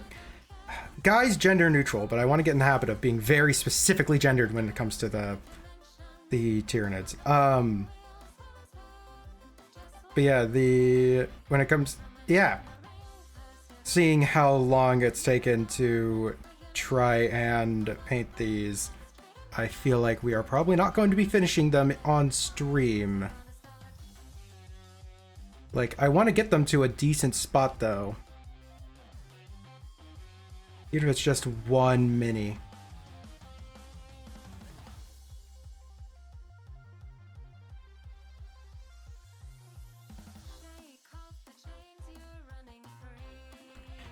They're girls. They're all bugs. It's like they're gonna be girls, I'm sorry. All they want to do is descend upon planets and completely decimate their population and eat everything. Like, what's, like, come on. Girl boss.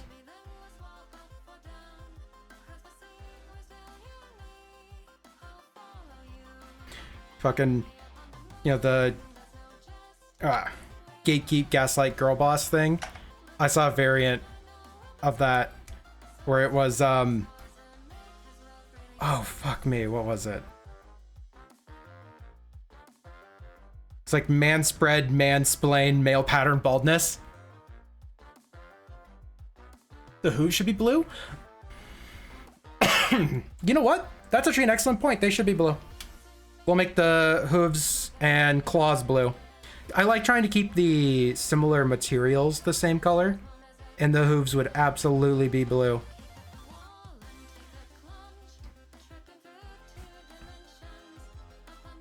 Howdy, Sasha.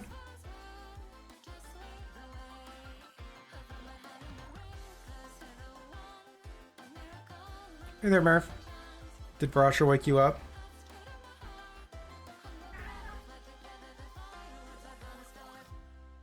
Girl dinner, but the dinner is a decapitated head. Why's it gotta be decapitated?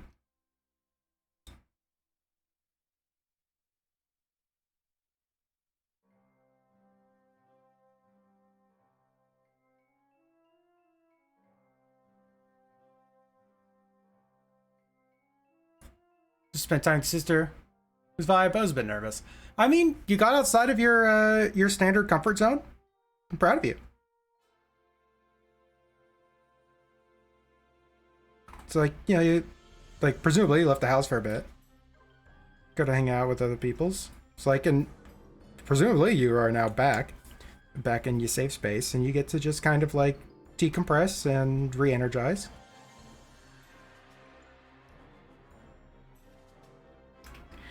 It's like, oh my god, Martha, what? Have you heard about Becky? It's like painting her nails, and it's like, oh my god, have you heard about Becky? No. Yeah, you wouldn't believe it. It's so hard. Where certain questions are asked, not so many nervous. Okay. It's so hard to keep this in focus, like in frame. I'm terribly sorry, everybody. I'm new to this.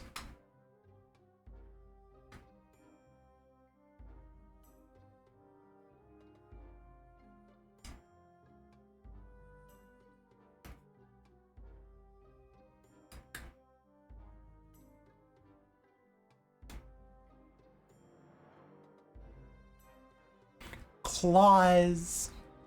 Oh my god, Becky.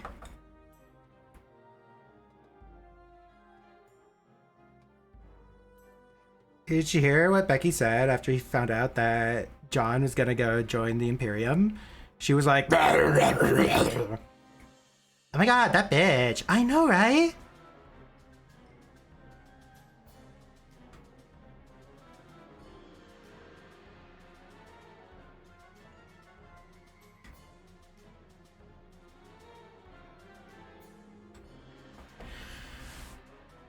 Did you see her Casey did her carapace? Like, OMG. I know, she put like sparklies on it. It was way too comfortable, so I'm a bit sleepy now.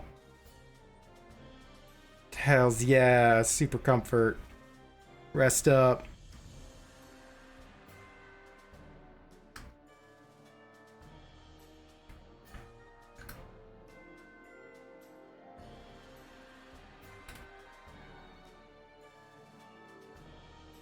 Oh, should the teeth be blue too? Like, it's all of the, like, bone parts.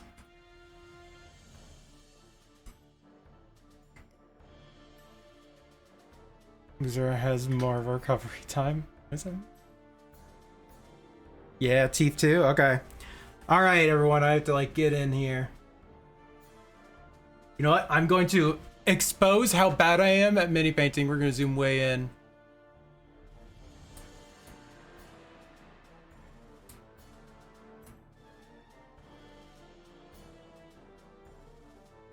All right, everybody.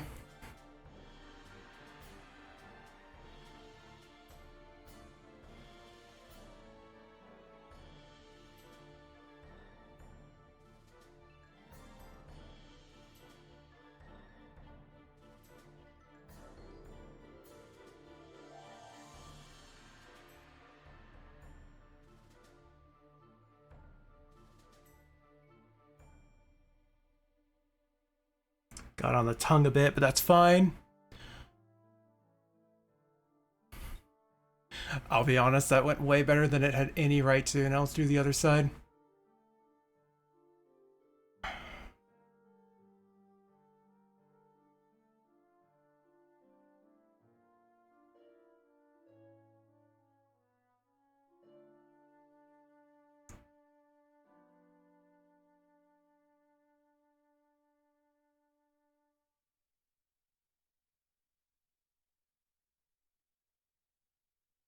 I'll be damned, we actually painted the teeth. Huh. Was not expecting that to go well. Go, work meeting. Go, food.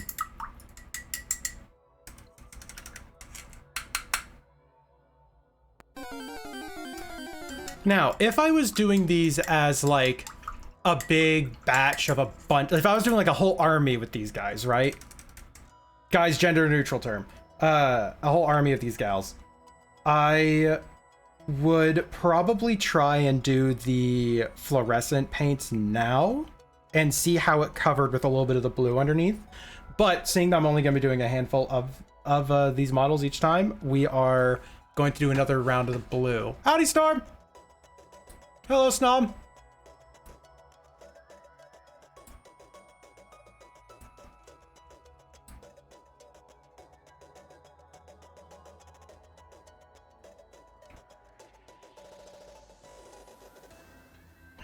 All right. Yeah, dry enough. It's still slightly tacky. Small. Yeah, it's still slightly tacky, but I'm fine with this. Give me muted. Thought you were concentrating really hard on the teeth. I mean, to be fair, do you see those fucking teeth? You'd be concentrated too. I actually pulled that shit off. Mr. Tail Scale. You're right. This half of the tail scale. Oh my gosh. Forgive me, Becky.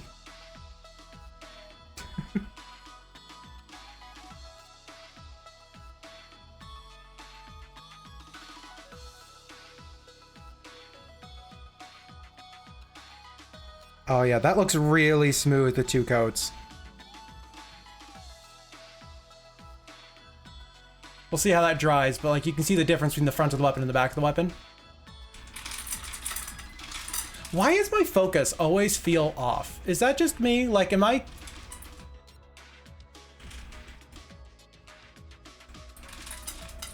Something is up with the focus. I don't know what it is. You're so blue. So demure. Slay.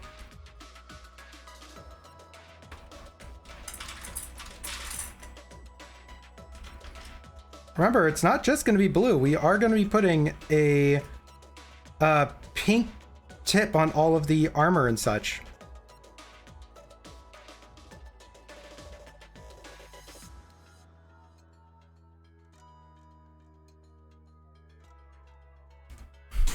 Whoop! Kick the light. Two thin coats isn't a meme, it's a lifestyle. It really is. Like, that's my goal, is I try to do 2 thin coats rather than, like, anything else. It's like, my fill light just feels too dim. Everything feels too dim! I'm like a moth. I always need more lights. Put that on the wedding registry, just more studio lights. I don't care, I'll use them. More studio lights.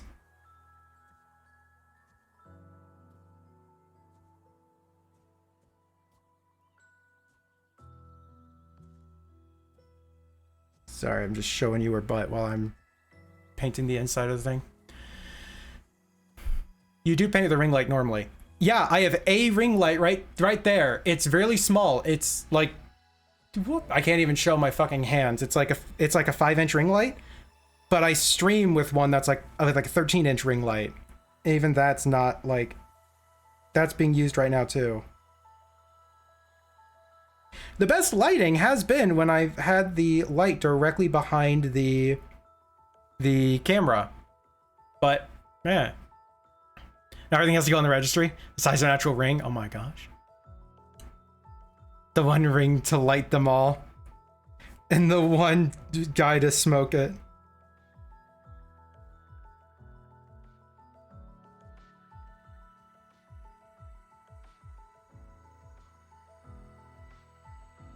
God, speaking of getting smoked, cousin came over and we played a game of Warhammer. He's still learning his army. He's still learning the new rules and everything. But I felt so bad because of how much I just crushed him. Like, just bad rolls. That was it, the whole fucking time. It was just bad rolls.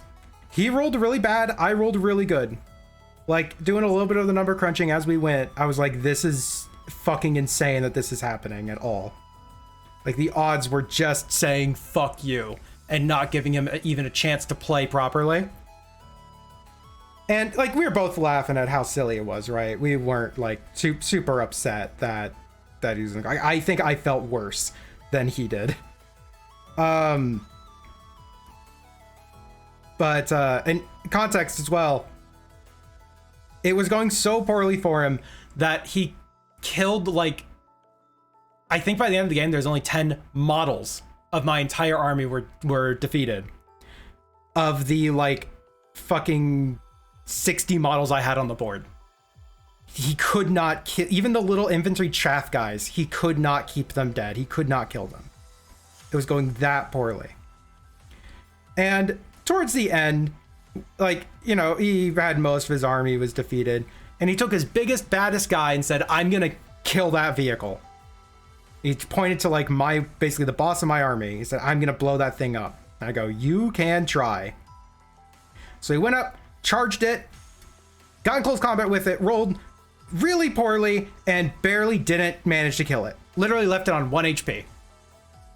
And this thing was, like, designed to blow me up. It should have. But nope. Barely did not. Thing is, my guy's not made for close combat. So what I did was, on my turn, I backed him out of the fight, out of close combat, and I shot him with a big fuck-off cannon that I had behind him. Rolled really high, as I've been doing this entire day, and, like, I even swapped out dice. I was worried that the fucking dice were busted or something. But, no. Yeah. Rolled really high, blew him up on the spot, vaporized this guy. Completely fucking destroyed. And cousin was like, hold on, he can come back. He has an ability where he can come back from the grave once. He gets one chance at it. It won't work a second time, but he can come back from the grave. And he just has to roll like a 3, 4, or 5 on a d6 on a 6-sided die. So, you know, 66% chance he makes this. And he like grabs a die and he's just about to run. I go, wait, don't. He goes, why? What am I waiting for? He goes, this is a really key moment. If he comes back, he can very easily kill my boss. It won't let him win, but you know, it'd be cool as shit to see. But he can very easily swing that fight back in his favor and continue fighting with him. And I was like, find your die. Use your aura, reach out into the void and find the one that resonates with you. And he's like feeling up all the dice. He's like, which one is it? He picks one out. I go, this is your chance. You have this. Rolls it. Nat 1. Fucking just blew up, stayed dead. Rolled a nat 1 and he held out his hand. We shook hands and that was the game. I was like, God damn it. We have fun in this house. Apparently they were hearing me upstairs yelling about the shenanigans that were happening.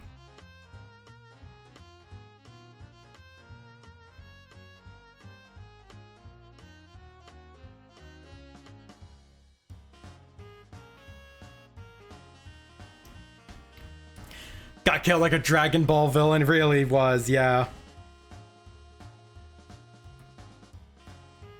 Like, what's really annoying is that vehicle that blew up the guy in one shot has just been doing really well. And I really like the vehicle because it's literally my best anti-tank option. Anti-monster, anti-tank. I just see a thing that's really dangerous and it has the best chance of doing the most damage. And it has a very high chance of just completely whiffing as well. That's happened multiple times. But I've been rolling so well on it. And I feel bad, like, should I just not be taking this? Because this has been literally winning me entire battles. Just because, yeah, it's called the fucking Annihilation, or, yeah, no, not the Annihilation Barge. Doomsday Arc, that's it. It's called the fucking Doomsday Arc. I'm like, well, of course, it has something called a fucking Doomsday Cannon. Of course, it's doing a lot of damage.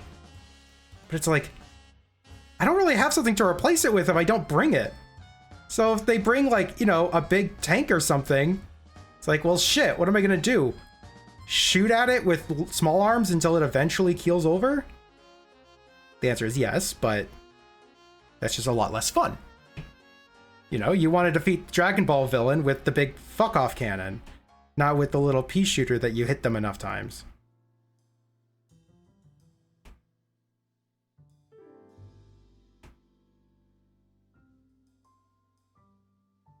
So anyways, I'm tempted to go over to Tyranids for a while.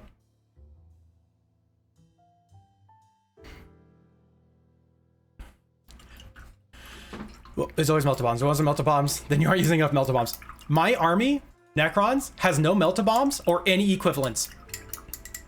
We have melta weapons, but we have no bomb equivalents. The small infantry guys do not have any like remote explosives that they can use. It is a genuine, like, hole in the army, like hole in the range. Anyways, 1 coat versus 2 coats.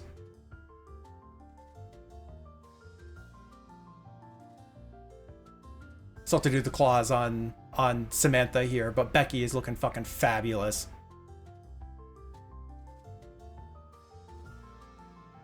But yeah, no, that 2 coats, it does fucking wonders.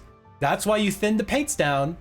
It looks blotchy on the first coat. It will never look good on the first coat. That means you're doing it correct. You just take it slow. You have some control. You'll speed up over time. That is looking so smooth. Yeah, it's very boo. All right, let's do the blue on this one, and then we will do the fluorescence.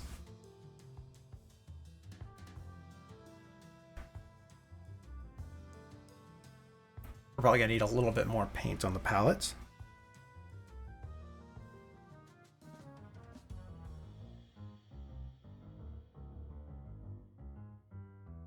Yeah, because we're gonna want 2 coats on all of the claws and nails. Oh, we have to do the teeth on this one too. Fuck.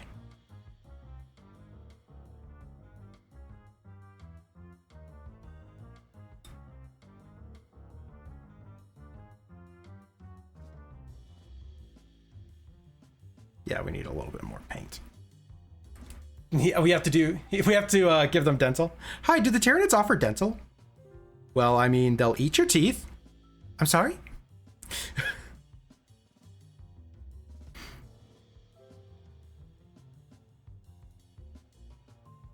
Fucking trying to join a Gene Stealer cult to be like, do you offer dental?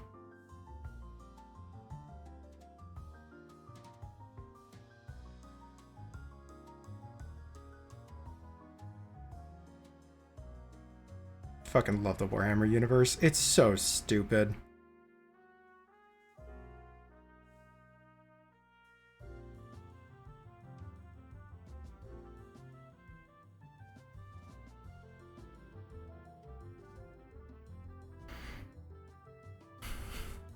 the Star Gods gave us dental. Snackies. So, is there an equivalent to a Tooth Fairy in the Warhammer universe? Like, there is a Santa Claus, which is really weird to think about.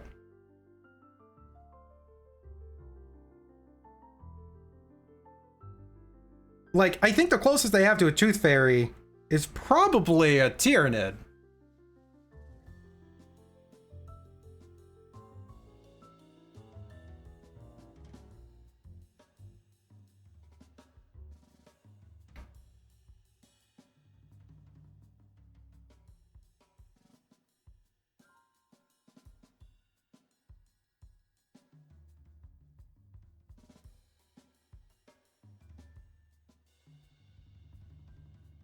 It's not a very pleasant tooth fairy either. She'll have middle of the night, she'll find the tooth underneath the pillow, and then take the rest of them too.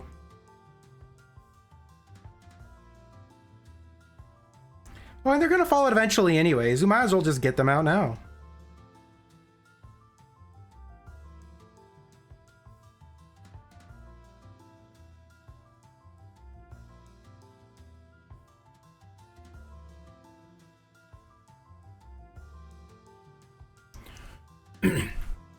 Oh, Nurglings might collect teeth. Yeah, is it Santa Claus? No, wait, this would be Mrs. Claus. Where's Mr. Claus? The Warhammer universe always seems like it's taking itself seriously until you look at the orcs and their absolute shenanigans. I mean, it really is the case though.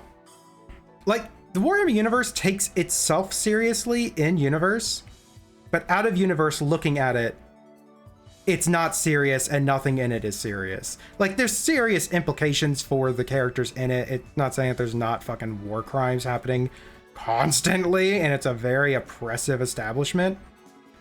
But it gets to a certain point where it's just comical, you know?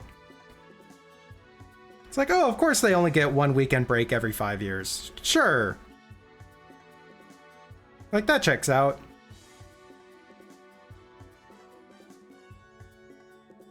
It's like shit like that. It's just so stupid. Ah! Kicking things! Yeah, Kimbus to the bit. Yeah, that's a good way of phrasing it. We use teeth to redistribute to the masses. Yeah, that sounds like a Red Gobbo thing. Naturally, that's very Red Gobbo coded.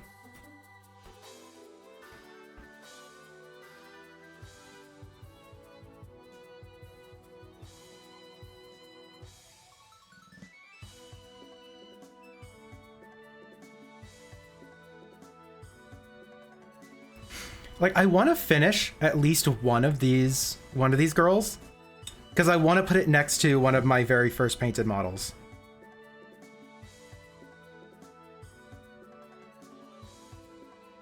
Like, I'm doing 2 of them just because it's letting one of them dry properly before I come back around to it. Just so I'm constantly doing something on screen. But we may need to just focus in on one of them. Oh, that's happening? Yummy!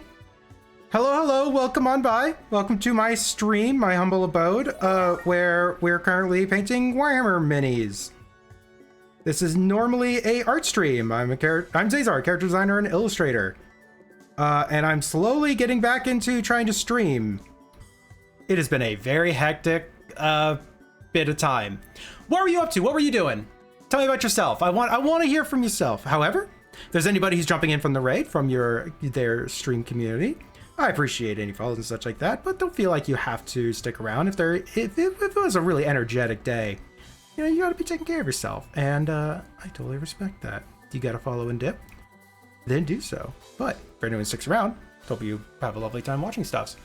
Turning a friend into a kobold. Ooh, that's fun. For any particular event, or just because?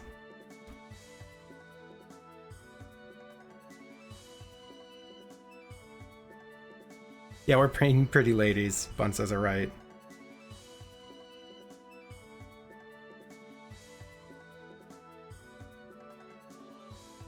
Stretch your wrists, Zay. I'm trying to paint a mini. It's just a stream redeem. Aye, that's still fair. Bun, do the thing. Do your gerb. Gosh. Post TFR, I guess. Mostly mermaids, kobolds, and ghosts so far. Oh gosh, that's right. It's freaking International Renamon Appreciation Month. I need a Turbule Nerenamin. Oh my gosh, you just reminded me of that. Ah! Ah! But no, changing up people's species is a lot of fun.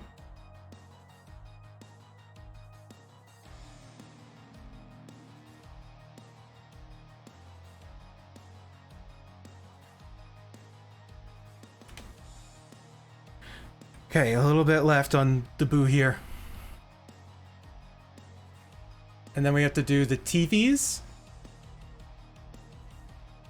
Okay, am I crazy? That focal range just keeps feeling like it's changing on me. That feels out of focus now. Huh. Yep, thank you so much, Bun.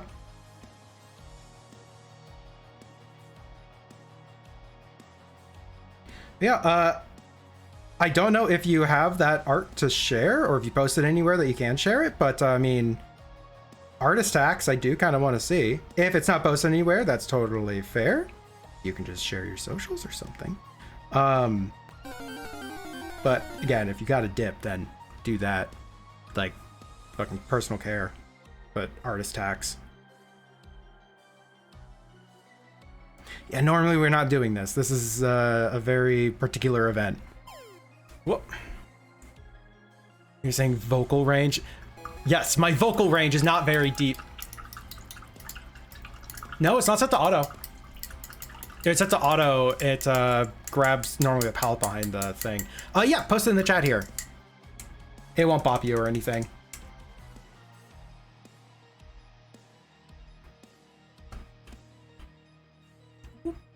Give that just a moment because the hooves still have to dry a little. All right, let's see.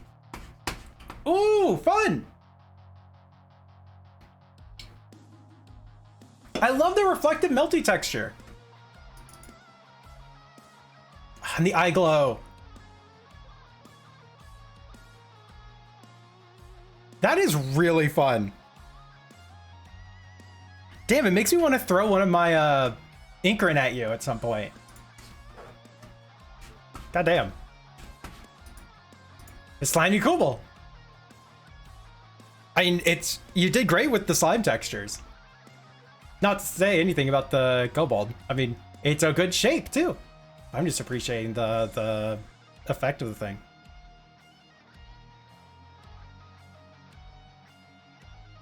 So, you're, Inkrin, Inkrin. Hold on. Let me try and get one of their refs.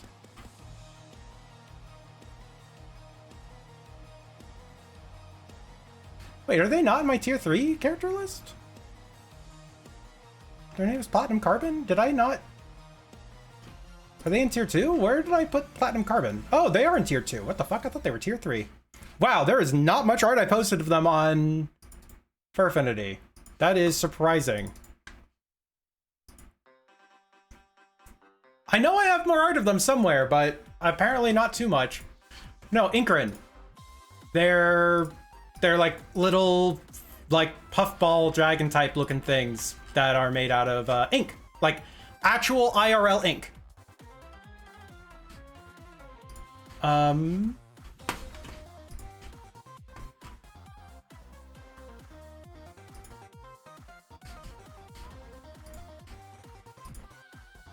Yep, Ink Dragon.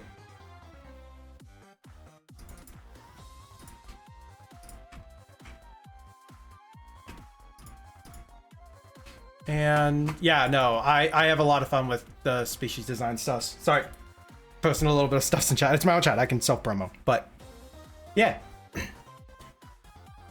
They're like little ink dragons, but they're not really draconic, but they are dragons.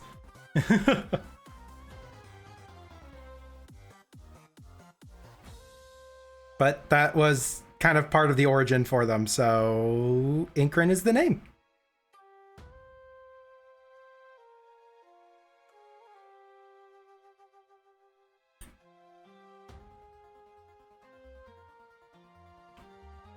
Yeah! Bun has a really good Inkrin. It's like that one goes hard. The body is a wood or bush. For was it the like one that I made, the one that I posted up. It's kind of just like fluff balls. They're just like super fluffy. But I mean, it's made out of ink, so they can kind of make it wherever they want. And like, they're an open species. Bun made hers. Fucking nailed it. I need to do with more of my custom species. One of the things I want to do in my upcoming 30 days of stream I'm doing next month, which I really should probably plan a little bit soon, because I actually want to do collab stuff during it, and I want to schedule all that ahead of time. Anyways, one of the things I want to do in there is I want to actually finally make a base for the tropical flycatchers. So that way people can make their own. But yeah, no, yeah, you made me realize I should probably yeet my Inkrin at you. Fair warning. Platinum Carbon is a bit of a challenging one to actually try and figure out how to draw them. Because they're supposed to be made entirely out of ink, right? How on earth do you render that? It's like, stylistically, I made them kind of what I did in my post, obviously. But it's like, what do you do with negative space? Do you just make them totally jet black and just like some shine effects? Probably could have. Why did I make them transparent? I don't know, kind of like paper below them. Fucking something weird. They're just so bizarre. I love them. All right, we gotta paint in the teeth.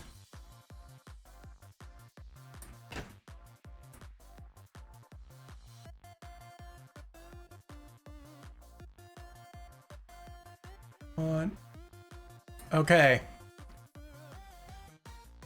Let's try and get this. How goes the painting? 2 thin coats of blue is doing wonders.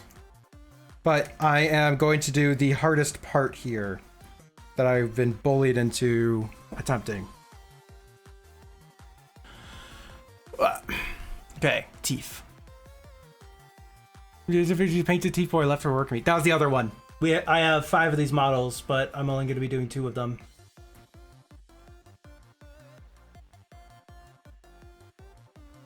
You know, she's just having a grand old time. She's just tasting the air, you know? It's a local delicacy.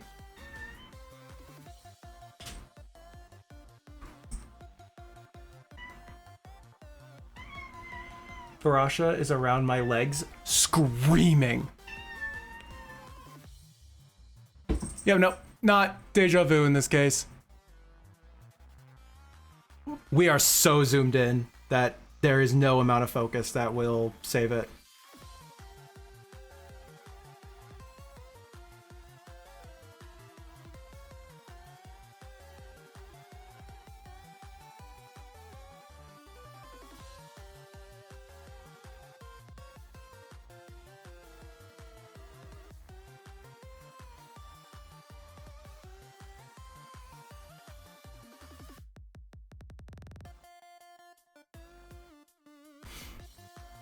Chiefs. Nyar. She's got one big old buck tooth. Yummy. Go rest up. Take care. Like, bio break. Get some food in you. Get some sustenance in you. Thank you so much for like rating, trusting your community over here, and sharing your arts too. I like seeing the stuffs. Nyar. Nyar. Nyar. Becky. Oh my God, Becky. You hear what Stacy did? Like, oh my God, what'd Stacy do? That bitch. Oh my God, Stacy's such a bitch. Nah, nah.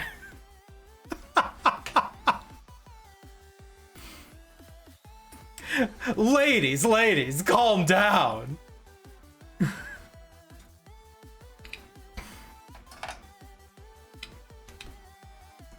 If you can't have fun with your hobbies, then why are you hobbying? Hey, Sassy Skeletor? I mean, just look at this bod. This is absolutely the Sassy Skeletor bod.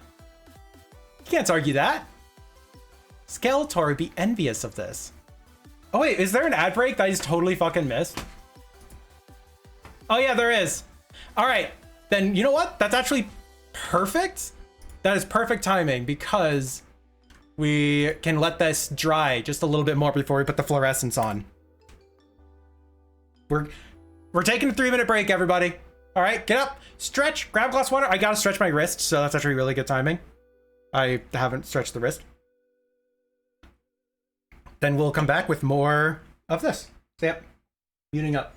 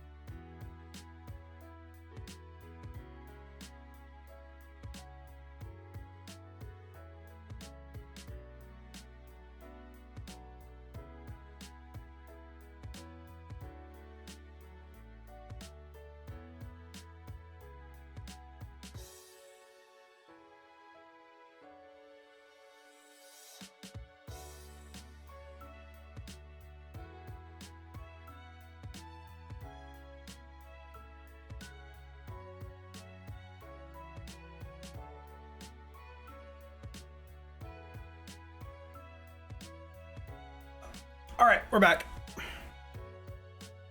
Yeah, no, I love that that was clipped. That makes me so happy. It's so stupid. I love it. But yeah, so ads mod should be immune.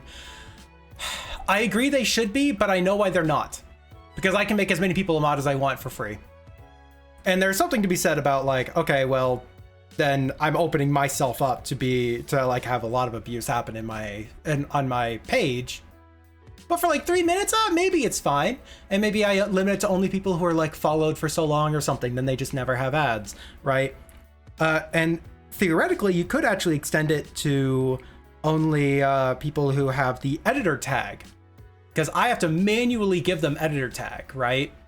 Then maybe that would count. But then I can still just give a bunch of people, like a bunch of regulars, that make it a redeem. You know, it's so easily abusable. Yeah. Like, I agree. I would love for mods to not have ads. I don't like ads. What's the name of the edgy as fuck? Night Lords. You're thinking of the Night Lords. I fucking love the Night Lords. They are so edge. When you make a list and you name all the big model stereotypical Valley Girl names. Do you know what's funny? The list that I want to make, the Tyranid list I want to make, is 7 giant fucking monsters. Like the base size of the things is like 3 times the radius of this. They're fucking huge. And they're literally supposed to be living tanks where they go up and just battering ram shit down and have giant weapons. I have 7 of those and about 200 of these. That's the entire list. Like, that's basically the whole fucking list. Is like a fuck ton of these and then giant monsters. And that just makes me think of like the giant monsters are a clique in like a school setting. That sounds hilarious. Slutty little guy is. Yep, he's a Night Lord. That's the wrong color. Yep, your guy's a Night Lord.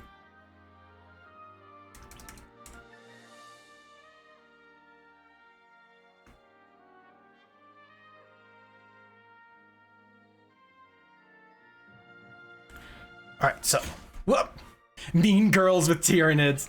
Yep, you do need to paint them. And I have fluorescent magenta.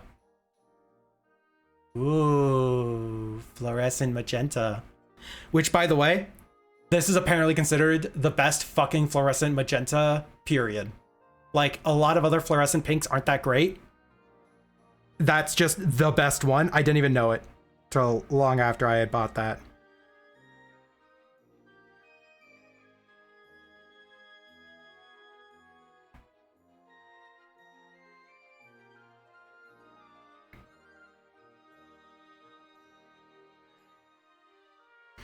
Yeah, Bun, you might like the Emperor's Children army. Just aesthetically. Like, your guy would fit in perfectly with Emperor's Children. Your slutty little dude. It's like wild hair, 2 sets of claws, a little bit edgy. They're the guys who have the what's it called? The Noise Marines, the ones that their weapons just are like fucking boomboxes, effectively. Really overly strong boomboxes.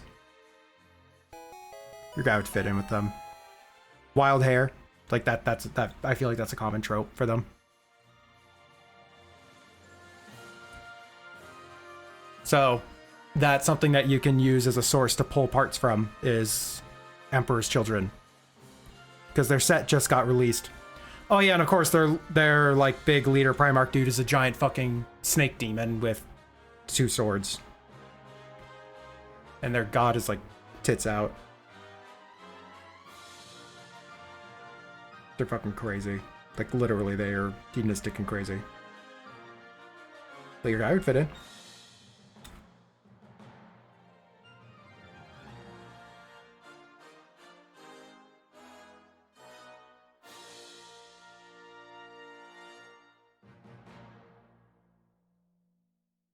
Trying to do a very, like, smooth coat.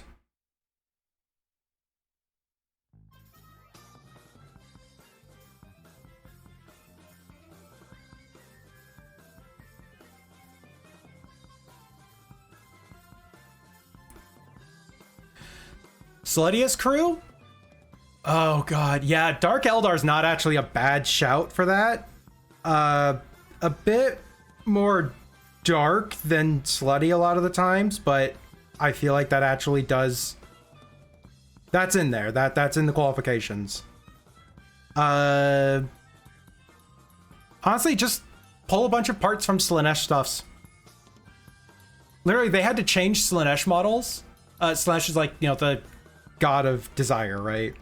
They had to change Slaanesh models because too many of them were just like what was it? Tits out with like piercings going straight through the whole body type of stuffs. It was like a little bit much for them, so they eventually reined it in a bit.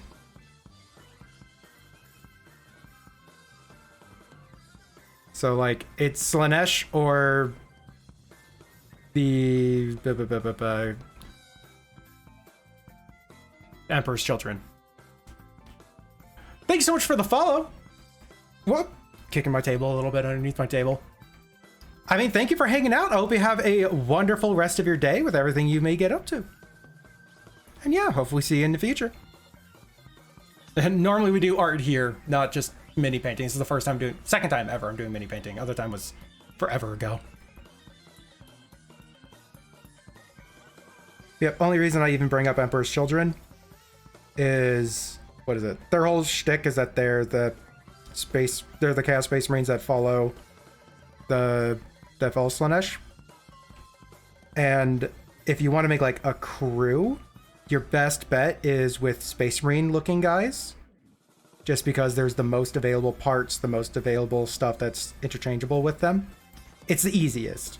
Like, yeah, you can do a bunch of custom stuffs, but you can only kit bash so far before it becomes more work than it's probably worth. So you can find a ton of Emperor Children parts that will feel correct because they already follow Slaanesh stuffs. You guys did? I was at the other destination, Tyranid. Yep, we're painting up my girls. We're just having a bit of fun.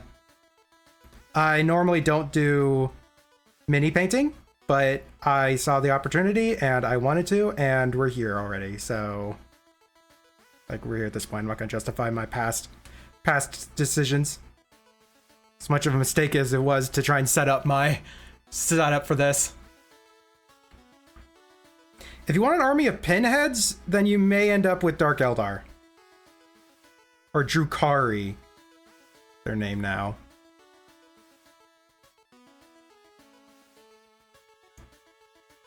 I know you don't care about lore stuffs, but just to give a bit of context as to why I would say those guys inherently. Space elves. And they can live forever. But they have to have, like, they basically feed on emotion to do so, and the emotion that they settled on was sadistic pleasure and pain. So they basically capture people and sadistic pleasure and pain them until they feel all healthy and happy again. Not the people they're doing this to themselves. I'm saying parts. I assume you are not going to end up with an army, right? You're not going to end up with, like, here's a tournament legal army. You just want to paint up, you just want to have a bunch of dudes and just, like, paint them up and just, like, have fun.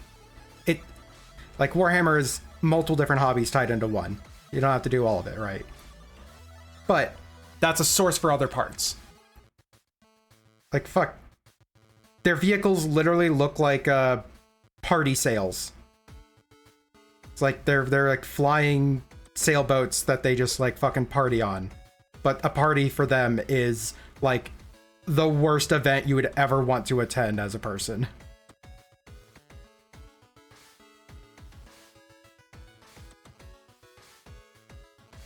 So, like, there's a lot of stuff to pull off of that.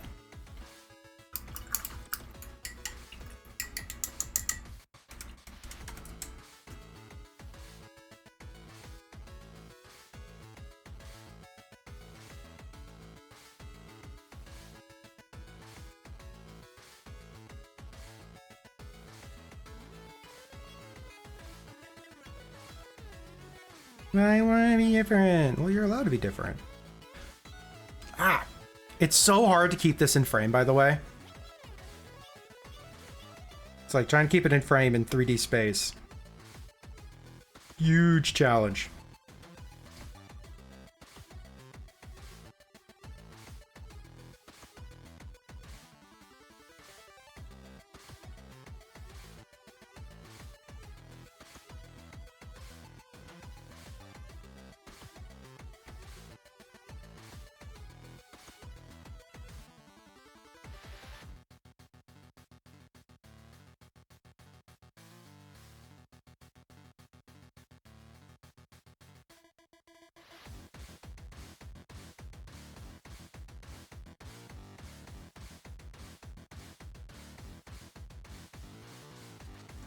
God, this coating is not doing too hot.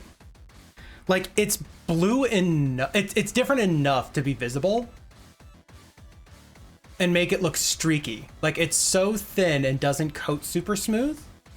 So it's making it look so mottled.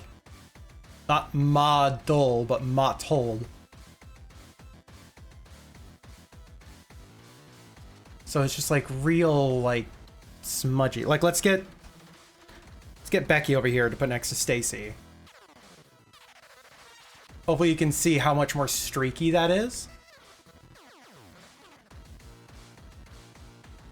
I'm gonna do another coat of this because I feel like that's pretty much its only hope of turning out real smooth.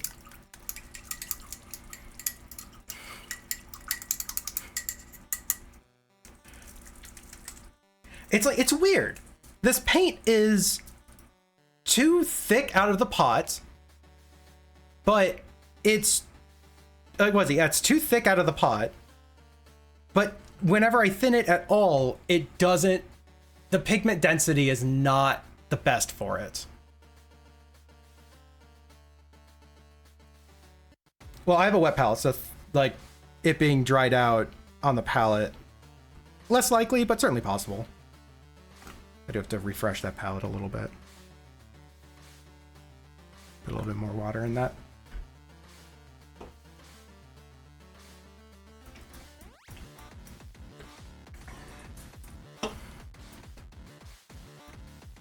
Okay. We're gonna try and focus our efforts on just one model, so that way we have a decent chance at having it done today. Because this is one of 3 colors.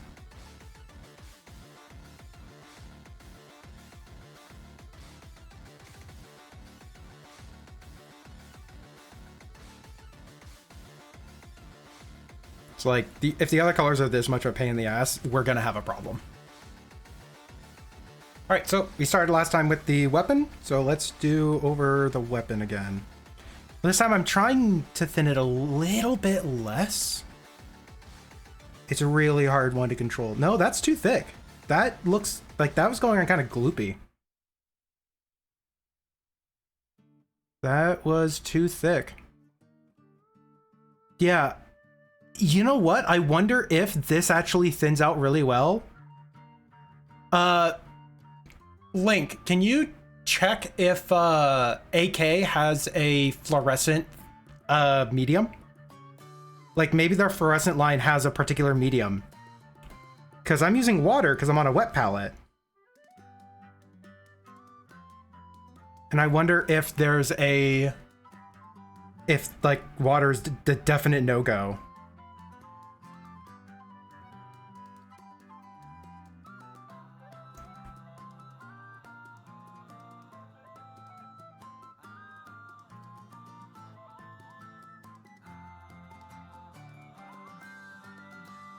That or it's just fluorescent paint, and fluorescent paint's always going to be a pain in the ass.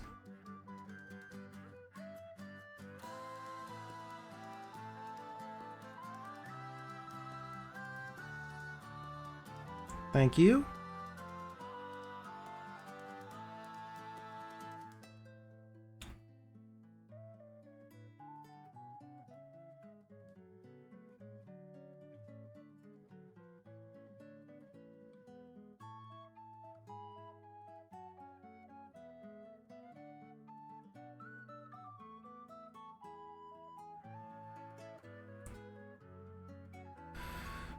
Fluorescent is so difficult to work with, but I'm on such a fluorescent kick. I really like that extra bit of effect. It makes the models in a weird way an extra level of interactive that they normally never are. It's like now I can take out the night light or the glow light, whatever, black light, that's the term. And you take out the night light, they don't sleep very well in the dark. Common complaint about the paint being gloopy. Okay. Which is a real shame because to my knowledge, the magenta fluorescent is one of the best fluorescent magentas out there.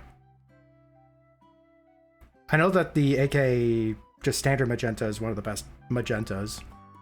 Magenta's a really hard color to get right because it's not a real color.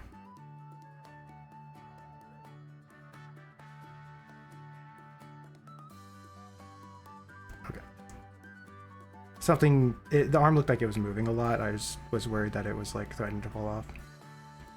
But, you know, it looks like the paint pigment is not suspended as well as I'd like. And I think that's just a flaw of fluorescent pigment rather than AK's use of it here. Like, it's such a difficult thing to do fluorescence, right?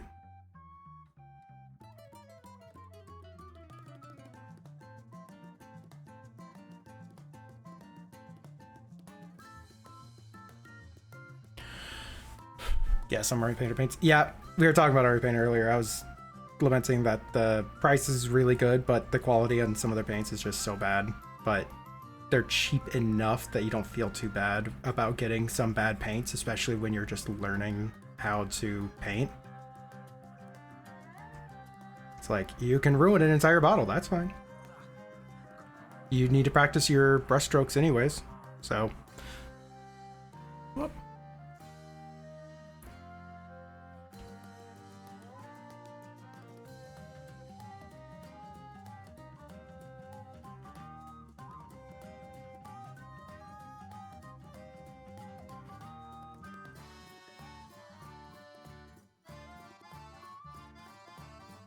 Put too much paint on that. Dry off the brush a bit. Pick that back up.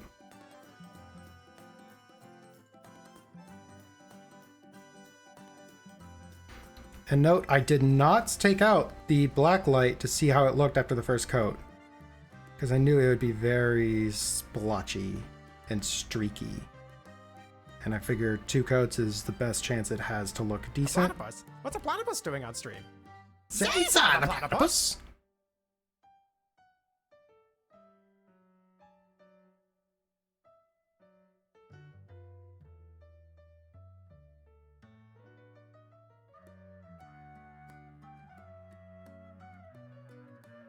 I don't know what I was saying. I got distracted by a platypus. Small.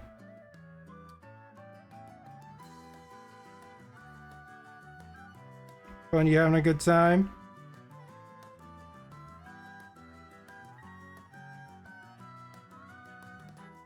Distracting yourself with some small.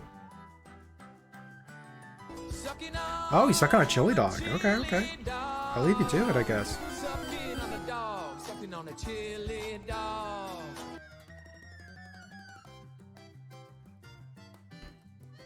I don't know why that just reminded me. Right before the stream went live, I got to go say hi to Kit. It is Kit's birthday today, so they're doing a stream.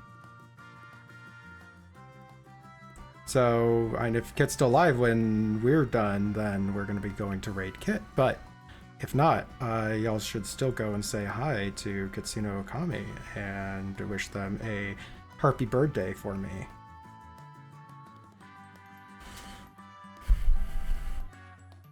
Oh, a shiny Terrakion! Shiny legendary.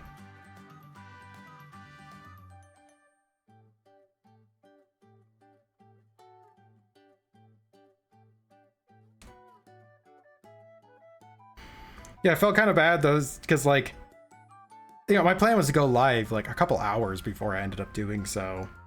And I guess I would have been live before Kit. But after all was said and done, like, Varasha was placated at least a bit.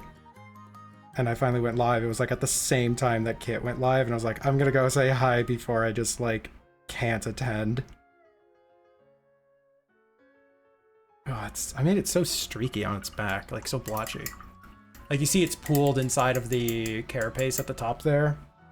Like inside the crack there. I don't know if I'm gonna be able to whisk that out correctly.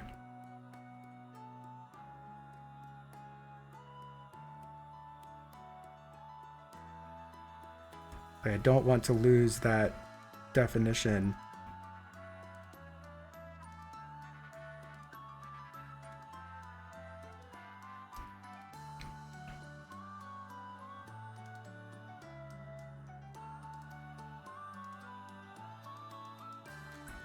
This is, like, as much as I'm complaining of like, oh wow, it's, you know, really streaky and my focus and whatever on the camera, all that jazz. As much as I'm like kind of bitching about some of the stuff I'm doing here, I'm having the easiest time with this. Like, the least amount of mistakes. I even got to paint the fucking teeth. I normally just don't even bother with the teeth.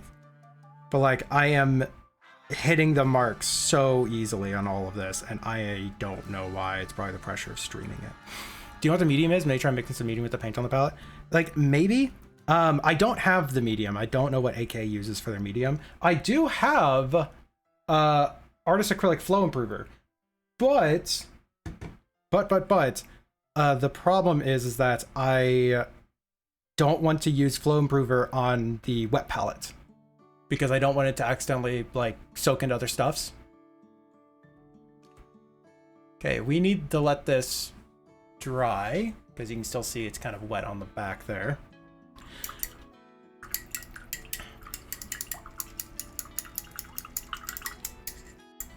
Take this chance to clean off the brush. Like, I think 2 coats did that a lot better. Like, let's get Stacy over here. Like, it still has some of that streakiness. You can particularly tell, like, here and here. Like, here and here. That's not the light hitting it. That is a streakiness to the paint itself. But that is a streakiness that's brought upon it being a, like, just by the type of material it is. It's like pooling a little bit. It's not because I'm brushing it on wrong. But it does have some of that streakiness that's not on the other model. Like, trying to hold this in a way so we can easily see this. I get to point out stuff that I always see whenever I'm critiquing myself. So over here, you can see the ridges because of the glare. Over here, there is no glare, but you can still see the ridges. So that to me is indicating that the pigment in the paint is pooling in the recesses, pulling a lot of the bright pigments down with it and leaving the little ridges of the points. Basically, the high spots are staying dark. So that to me is implying that you do not want to thin this paint at all. This paint should not be thinned. And we can kind of confirm that if we look on the base of this, where I was doing a thinning test. So this is it thinned, and this is it not thinned. There's no thinning whatsoever. We just put it down and start smudging it over. Like, basically, the pigments in this, you notice that the pigments got this weird swirl in it right here, and they follow literally like the bristles. You can see like a little, like at the very tip of my brush, you can see it's a little bit darker, a single streak. That's because there was a couple of bristles that moved it over and basically put them into a little column. And kind of like, you know, it's kind of like a sand dune, right? You're pushing all the sand into one row. So it's making it much stronger of a color there. And over here, it had enough mass to hold itself together more, because the only spot that's really streaky is right here, where there's very clearly a lot more mechanical force moving it around, rather than over here, where it was a lot smoother, so it was able to kind of settle itself more. So this is indicated that, if not the case of you never want to water down these paints, it could be a case of the pigments they're using for the fluorescent effect, for like the blue pigment that they are using, the little particles of it. Either the particles are too big and they're basically crashing into each other and not interacting with the medium correctly, or they are slightly too heavy and they are kind of settling out of solution a little bit too much. But and that's not really too big of a deal, right? Like, once you know how paint works, you can work with it. The issue with this is it's too thick out of the pot to use it directly. It's too gloopy, it's too thick. So you want to thin it down so you can get really good coverage at this scale. And AK does mini paints. They're literally says modeling colors. Like, they intend this for minis and modeling. So that's kind of a miss. That's kind of a miss of the mark here. I think multiple thin coats will do you well, but now that it's a chance to dry, we need to see real quick. So for context, this is one with no fluorescence on them.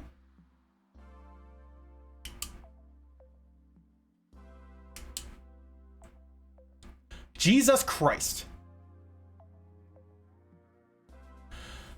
Jesus Christ. Okay. I can use this behind the chat to see chat easier. So this is blowing out the camera. That is a problem. Here, I'm gonna try and get a photo with my phone and put this on screen somehow, because there is something else to learn with this.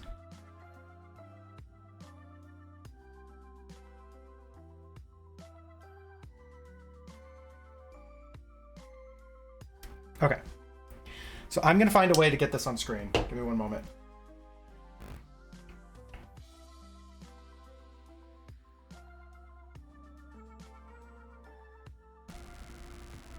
I'm just gonna put this in the media chat.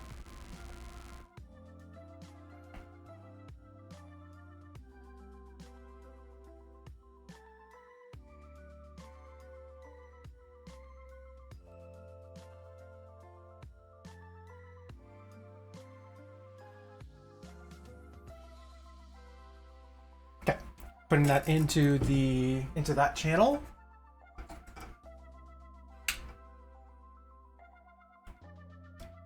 How a shade would make that look under blacklight. I have a couple of theories. On how that would look under a blacklight. Actually, how does this look? It still has a bit of glow even under all this brightness. Oh, actually, you can kind of see the effect I was talking about.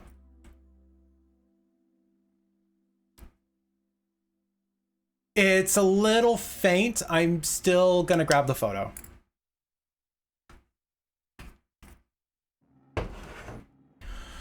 Oh no, it's very bright in person too. Stream camera almost like a flat black hole, but for blue. Yeah, it's like error message blue on stream.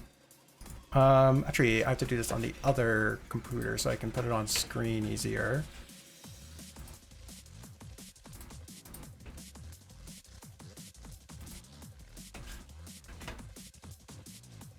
Slap this into my downloads folder, save. I just want to pull this up as an image here.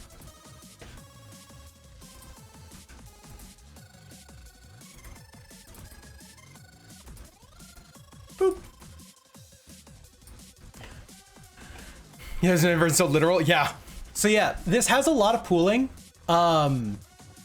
Particularly you can see at the base of that top spine, it pooled really badly in there. But note, like I was pointing out all those little cracks and crevices going down the model.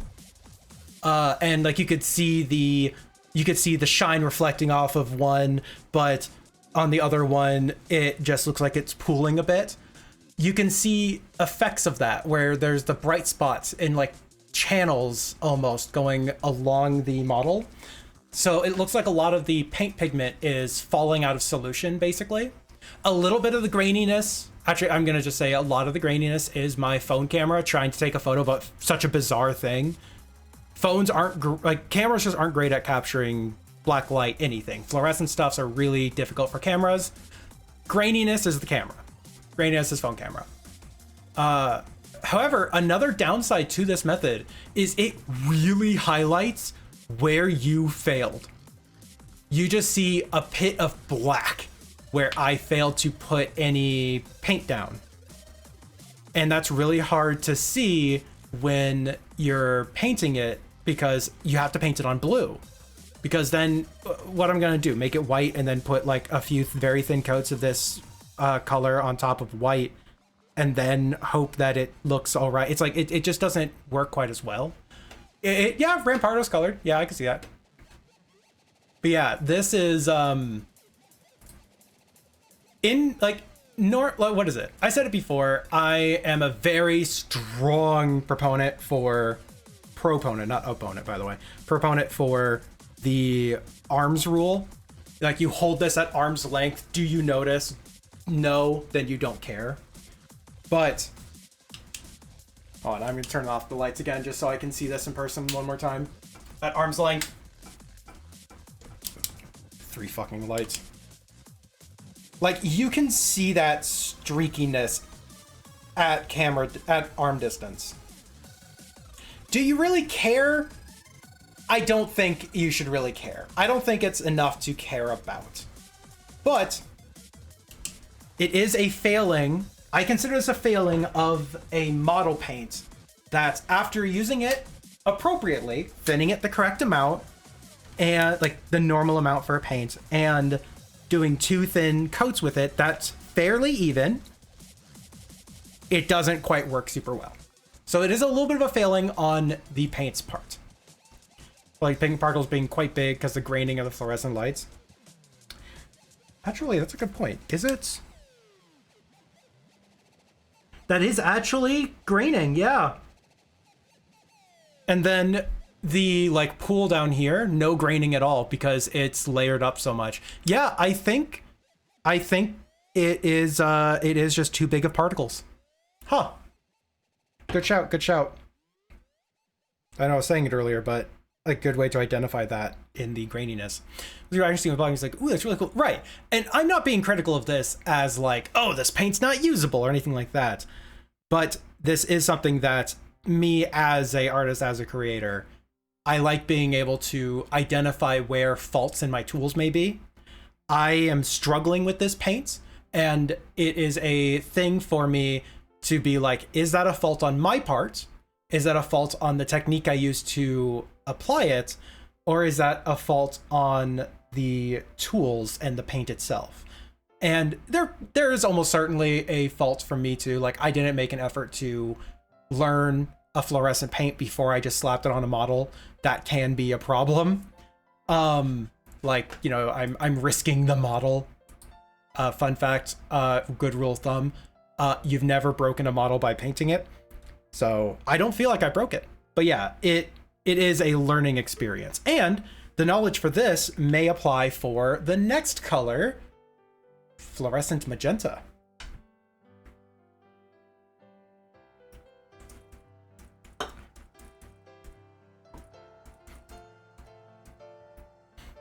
So now we know not to water down these paints like at all. I think if you do, you risk crashing them out of solution.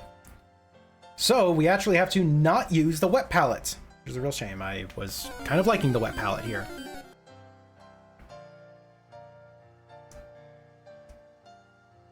Cub chew. Mixing up this a lot as well, just to help. Let's get out the dry palette.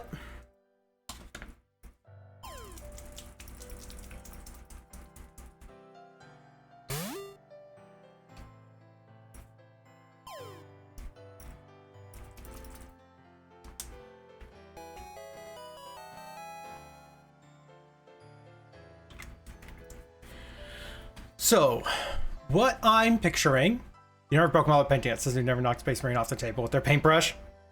Right, you didn't paint it. You assaulted it with your paintbrush. There's a difference. So my goal here is I want to put paint just on the edges. We want to track just the edges of the armor. And maybe if we're feeling up to it, we can drag some of it up.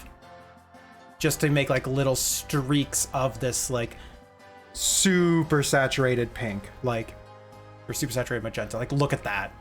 I don't have to focus on that. You already know what we're dealing with here.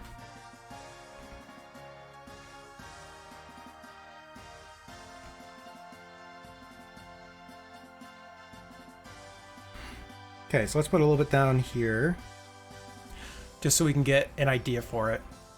27 black and blue V means a paintbrush. Yep.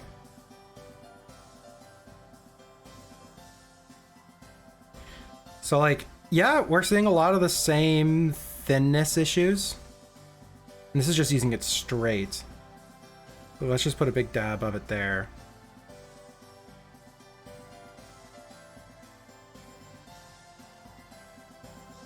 Yeah. Ouch, but fair. It's Space Marines, they can handle it. When I was playing against my cousin, we were talking about how I basically never left the hobby, but he did for like, you know, 13 years or something, right? And I was like, yeah, and it's what is it? Like, I've gotten so much better at assembling models and such too. Like, it's not just, oh yeah, I'm better at painting them. It's I better know how to do stuff, how to do a lot of things with this, and a lot of stuff that you wouldn't even notice. And I was like, yeah, you know, like I made the models a lot more durable now too. Like before, you're so worried about like breaking them and ruining the paint that like, you know, you put them in those special little boxes with foam and everything. And now I'm like, I mean, I have a magnet on the bottom. I just put them in a fucking box with a metal base to it, and we're good. Cool. Carry on. And I just like fucking chuck it in the back of a car and go somewhere, right? And as we're saying this, I'm looking at one of the models I have on the table. Like it was a model that was killed in the fight, but I was looking at it and went, wonder how durable that is. And I took it and I like just flick and threw it off onto the ground. And it hit the ground and the smallest arm broke off. Not the big arm holding the big fucking weapon. The little arm that's just there as like a decorative thing almost. That's what broke off. And I was like, and like he was freaking out. He was like, oh my God, you broke your model. It's like, 'cause, you know, that's a big fucking deal. This model is old as shit, and I have a lot of them. I wasn't that big of a deal if it did shatter into pieces, but I could have repaired it. I've had to repair these fuckers a lot. So I wasn't too concerned. Just want to say that right away. I take care of my shit, but, you know, sometimes you gotta see what's the stress test. Anyways, yeah, no, I just like put some glue on it and put him back on the table. He was fine. So yeah, knocking your stuff off the table. Mood. That's just part of the hobby, I guess. All right, so we are going to try and do some edge highlighting. So let's start with the weapon. I want to do the trailing end. Let's put a little bit less on that. Cat behavior, yeah.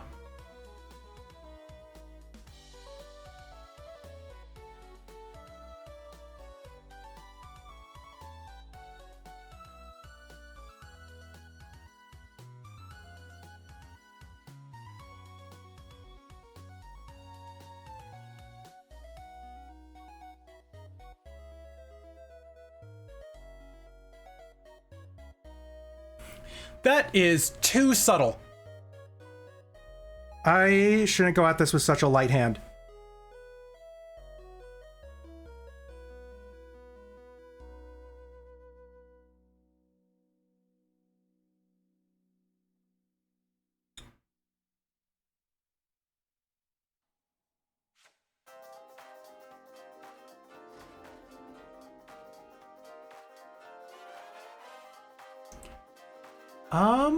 Oh gosh, am I gonna have to pull like a synthwave marine lesson? And do this in like multiple thin layers, but like not thinning it down?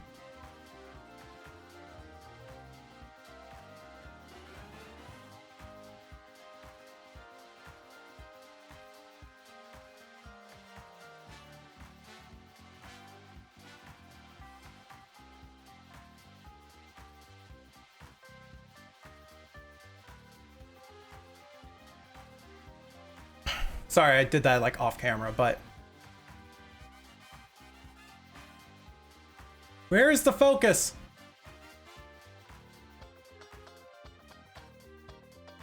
You can see what I'm going for.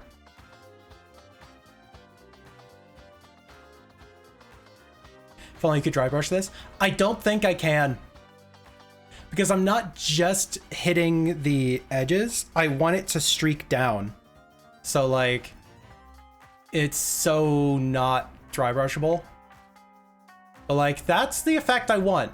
That's basically spot on the effect I want. We're gonna, Jesus Christ, we're gonna refrain from taking out the black light to see how it looks until later. We're going to write out our mistakes here. Gosh. Shock, if you're still here, is my fucking Amazon package here yet? Because that has my sable hair brush in it, and I am feeling this. I'm feeling this brush right now.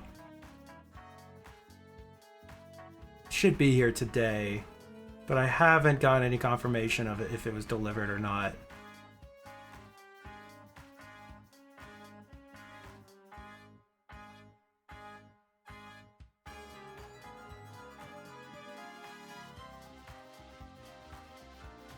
Like, damn. Thank you. You could focus. Yeah. The camera has ADHD. Doesn't know how to focus.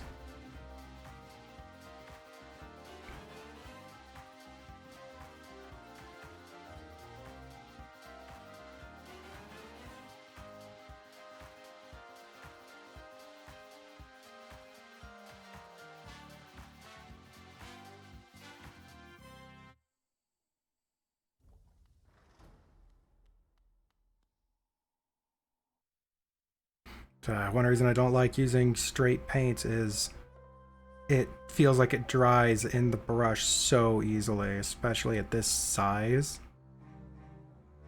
So like, ugh.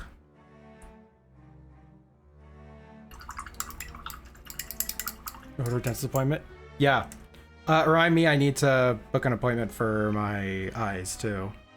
Get my glasses updated, finally.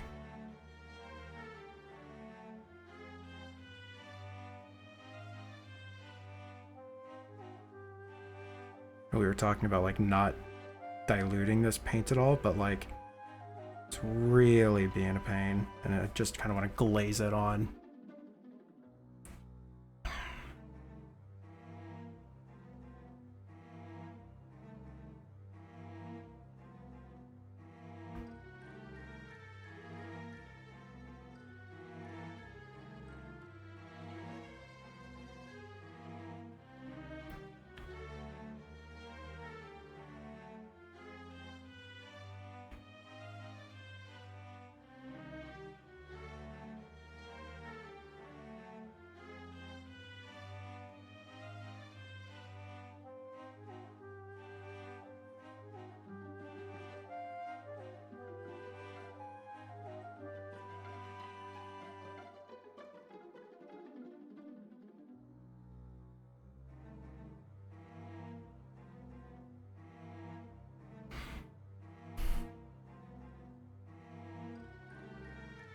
Dang it.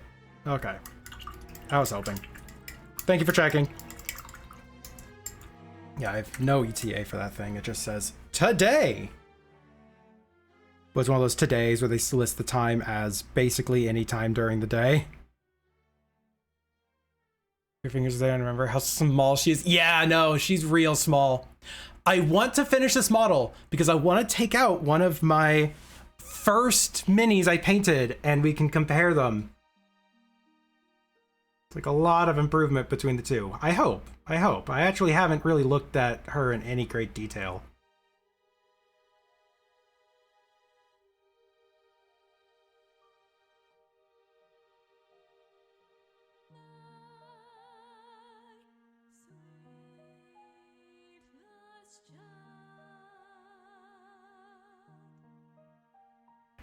Ah, so hard to keep shit. If you get good green fluorescent paint, you can make some really cool Necrons. Whoop. That's actually what I've been experimenting with recently.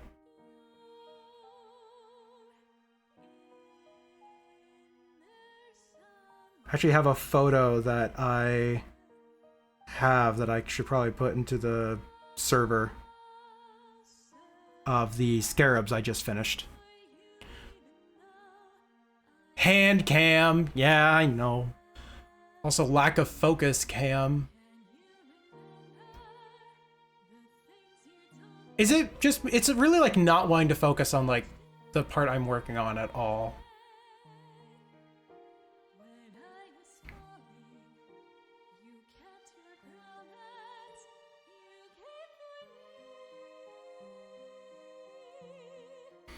I have to use so little paint that it dries out inside the bristles and I have to clean it out again because it's causing it to hook the tip really bad.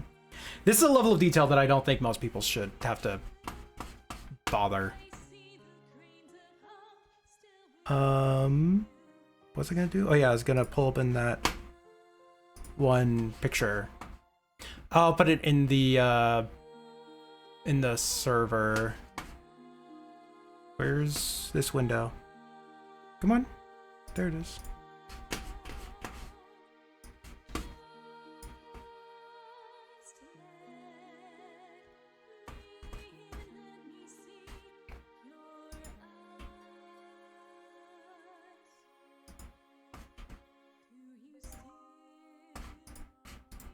It's kind of like a quick picture taken for just to send to a friend, but let's...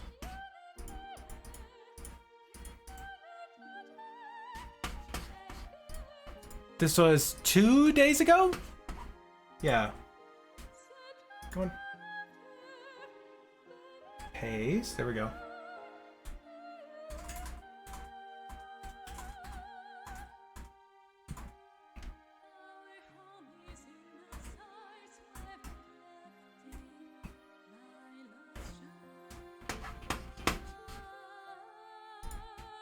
Okay.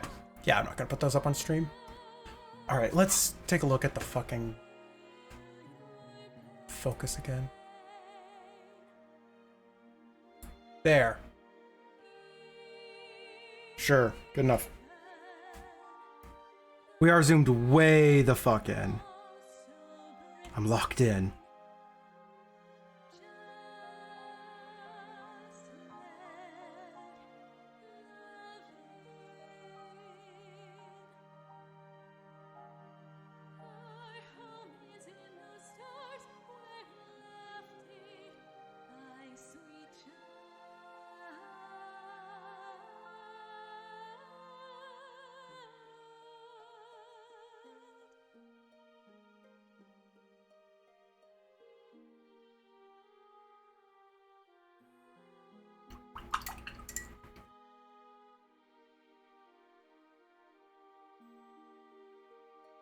It's like, I want to do this really thin, and I want to do the paint really thin and just like layer it on, but I know that's not going to work, and that's driving me insane. Like, we just tested this.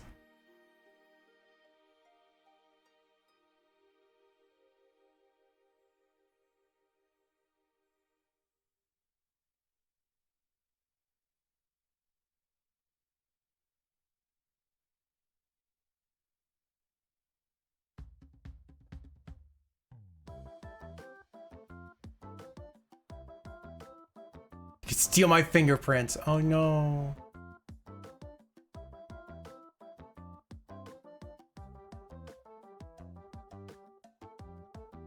I'll just go and change them or something.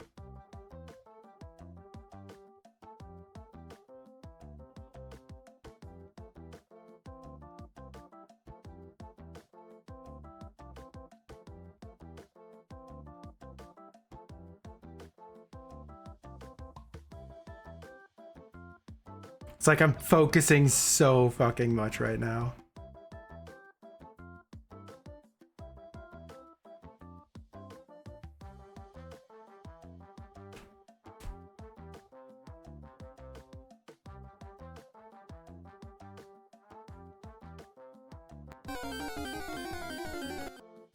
Noises. Who's that Pokemon? It's Crobat! Pikachu!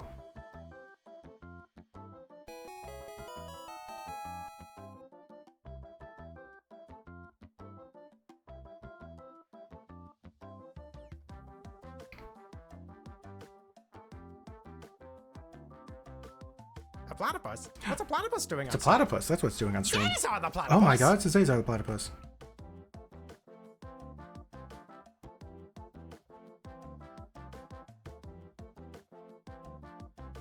This thing's gonna look like a fucking wild berry Pop-Tart by the time we're done. Maybe when we get the green involved, it'll pop different.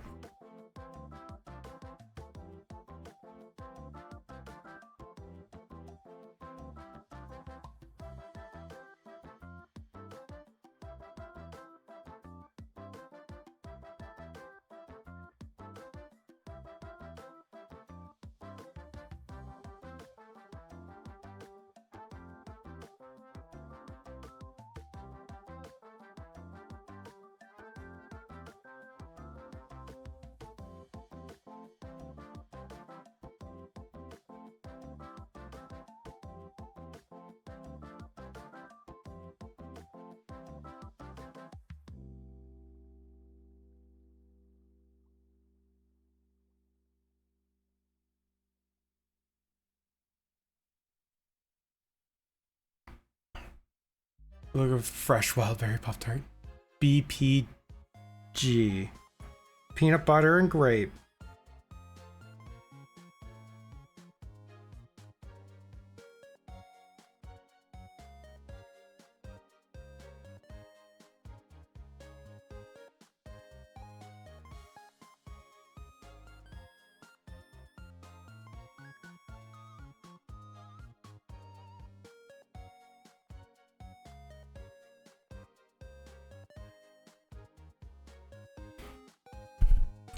Pink is just the lightest red. Good thing this is magenta and not actually a pink. There's a difference.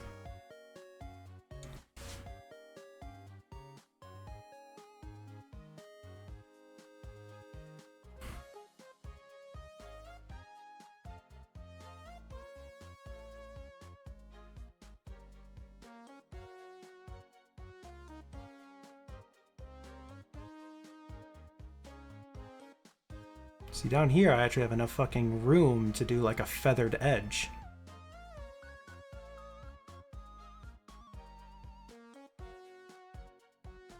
Something I couldn't do on the head.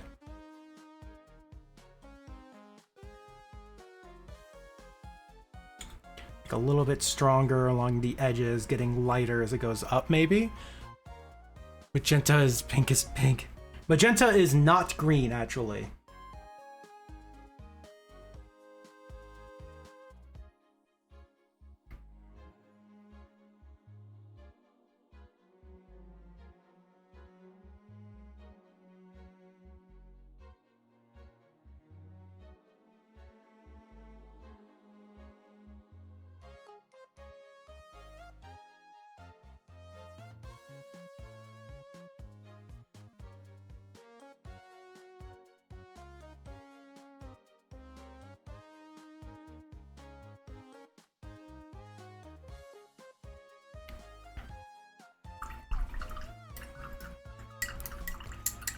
Those aren't feathers, silly. Magenta isn't real. Yeah, magenta's not real. Magenta's not real. Which is why it makes such a good army color for made up bugs. No.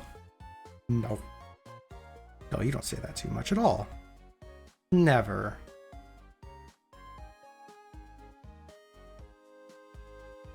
God, it's so upsetting to use a paint this thick.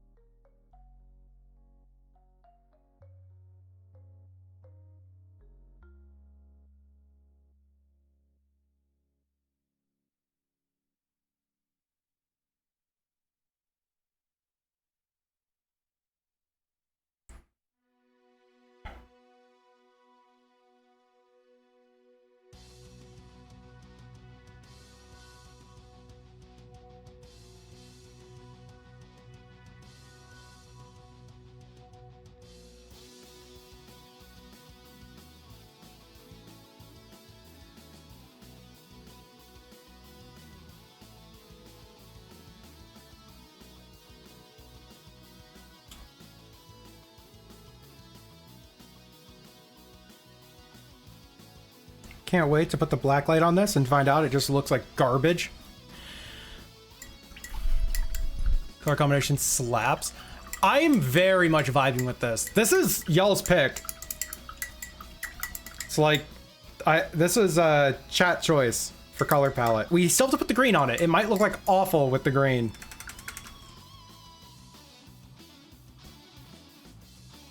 Lemon energy, I'm breaking it. Just social consciousness thinks a fish and hot dogs are foreign pizza. Thank you and good night. Correct. Cotton candy looking figure. Yeah.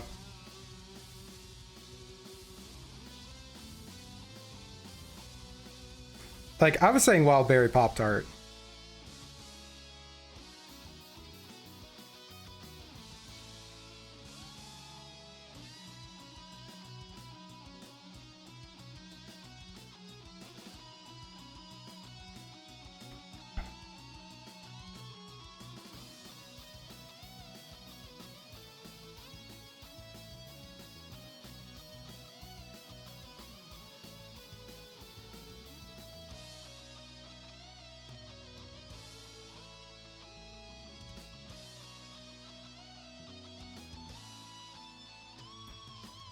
green and a flesh bit, leave the main body black. That's kind of what I was thinking as well. Like the only other thing that I would consider for the green Is we take where the limbs start and make that like a green fade going down. But no, I think like green inside the fleshy bits, probably the best call. Because the green that we're using as well is actually a airbrush color, so it's pre-thinned. So hopefully it'll fucking work well. I remember it needing multiple coats, so I'll just have to be very careful, like I have been this whole time.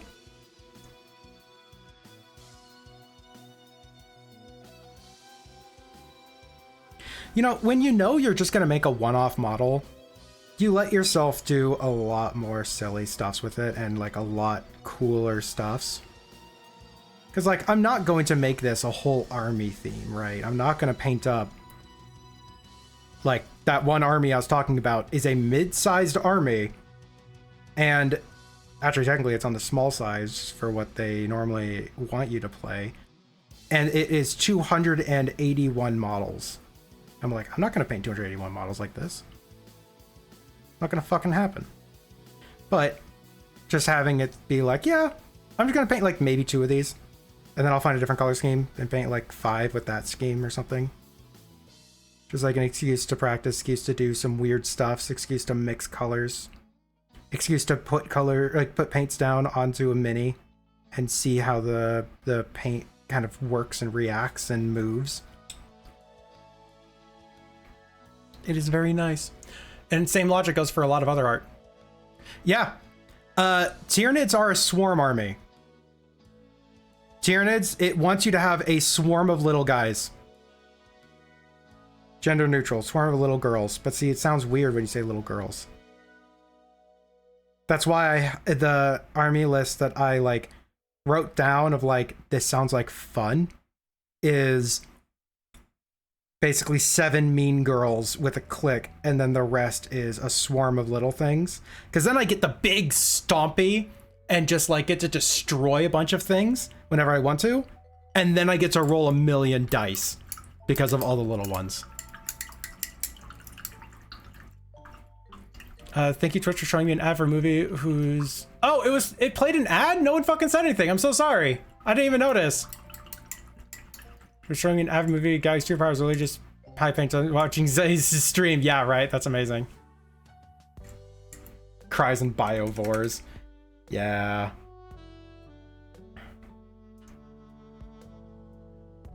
Yeah, swarm army or horde army.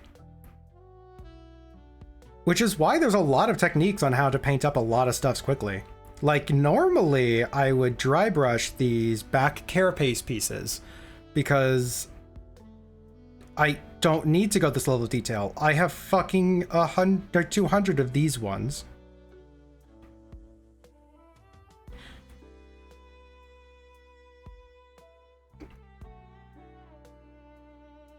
There is an army in Warhammer. Actually, there's a few armies in Warhammer, but there's one army that's very notorious for only needing like 5 models on the table. And it's a complete army. And I'm not talking the Titans. Titans are barely an army. It's their excuse to get rid of Armageddon-sized games. Or Apocalypse-sized games.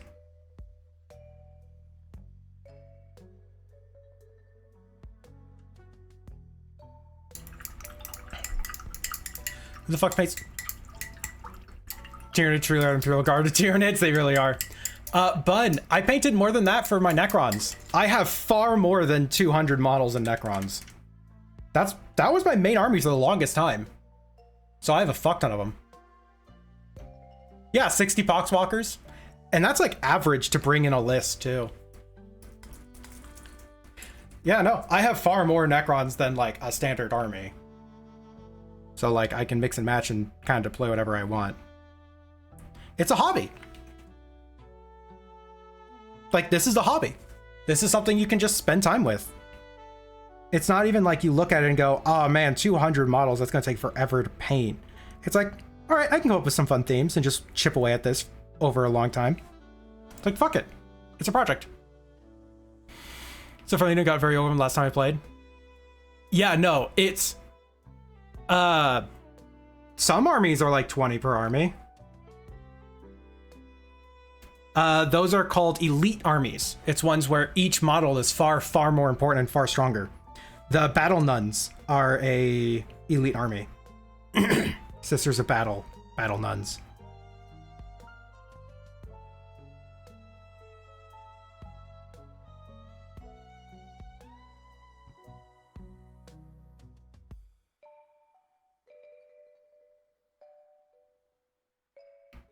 There is Kill Team, which is a skirmish-sized game set in the same universe, but that has like 12 models in Kill Team is considered a lot of fucking models. Kill Team is like, here's one unit of guys. And the rules and such are far more balanced towards one unit of guys being really important. It's not just roll dice, yep, they're dead, bye. It's like, nope, they got stunned and incapacitated. Now I'm going to go up and try and finish them off, shit like that.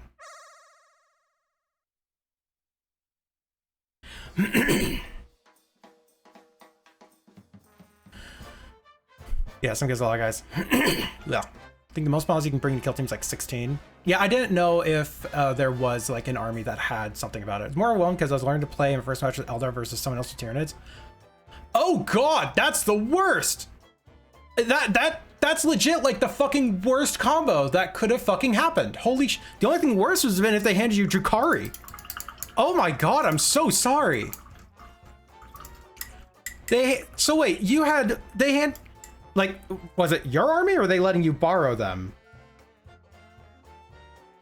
Because yeah, Eldar is one of the most rules heavy and combo heavy armies. And Tyranids are like, I'm gonna roll a bunch of dice and I'm gonna overwhelm you with numbers, and if you don't play your stuff right, you just lose. Okay, Tabletop Simulator. Oh, thank God. I was like, if that was someone in person, that must have just been the only things that had available to them. Okay, okay. Whew. Whew. I'm happy it was TTS. Helped you pick.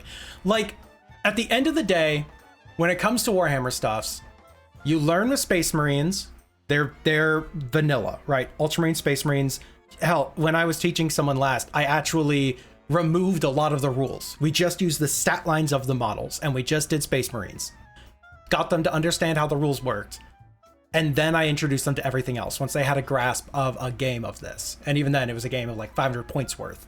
Which, by the way, fun context, 2,000 points is like the standard for size of Warhammer 40k game, 2,000 points. That's like, you know, the 280 Tyranid models. That's me really pushing for numbers, by the way. It's normally not 280 models, but it's very easily possible with a Swarm army, right? Or Horde army.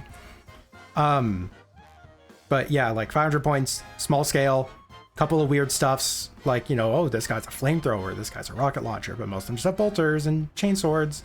It's like, just teach them the main game, and then you introduce them to the extra rules. But when it comes to, like, you know, you're playing the game yourself, right? Like, you're getting into the hobby proper. Like, the best way to pick an army is whichever ones look coolest to you. Because at the end of the day, you are going to be spending a lot of time painting them. And if they don't look cool to you, if you got them because, oh, they play really cool, well, then Games Workshop is going to change the fucking rules the next edition, and they're not going to play like that at all. It's like, it's just redundant to pick it based on like the special rules they have or whatever. You pick them because it's like, oh, that's a Horde army? Yeah, sure, I want to roll a bunch of dice. Or yeah, they're elites. I want to, you know, do stuff that's like, you know, really, really cool in that way. And even then, you can flex elite stuffs to have a lot of models, and you can flex hordes to have a lot of elite stuffs. So it's just, you know, you pick what you like the look of. And if it's like, oh, it's not very good, well, wait till the next fucking edition, because Games Workshop, they don't really make all the armies balanced against each other all the time. Arigamasa. Don't. ever make you play Warhammer. Bun, you wouldn't have the patience for it. And yeah, Neo, you were saying like 2k point armies and you didn't even get to finish. 2,000 points is, it takes so fucking long. Half our games, it feels like we don't even finish them. Do we think the claws will go from the base out or the tip in for the pink?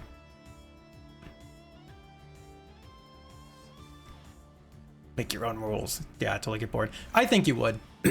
Like, there is really cool moments. What is it? My favorite players in Warhammer are orc players. Because even, like, and I picked this up as a Tyranid player.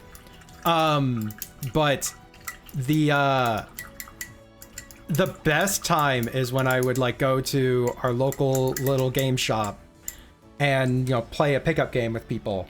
And I play against orc players. And, like, I literally have a giant tub of dice and I pour them onto the table and be like, only 6s do anything. And then, like, I somehow decimate, like, half of a whole squad of their shit. And they just look at me and go, that was the coolest shit. They're like, half my army's dead, but that was really fucking awesome. That was fucking sweet. My turn now. And they just, like, roll a bunch of dice back and it's just like, we just fucked each other up. Orc players are the fucking best.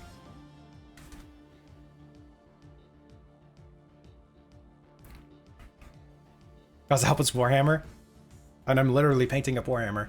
Thinking tip, and one thing I learned about orcs that I love is the thing about purple being the invisible color. Yeah, because you've never seen a purple orc. That's the logic. The purples are really sneaky because you've never seen a purple orc. All right, we're gonna try. You know, I think I'm actually gonna go base. Oh wait, no, but yeah, no, we should do tip in. Yeah, no, we should do tip in because that goes with the flow of everything else. And I'm numb to it now. Yep. Yeah, and like I will never. I never want it to seem like I am pushing anyone into this hobby. It is, at the end of the day, a very niche hobby. It's a big time investment. It's a big money investment. It's like, you get into it because it's a hobby. Every hobby is expensive, sure, and there's ways to make it much cheaper, but every hobby is expensive. And while I enjoy a thing, I don't... It's like, no one pushes me into model trains or something, right? It's like, fuck yeah, you enjoy model trains, and like, have at it. It's the same logic.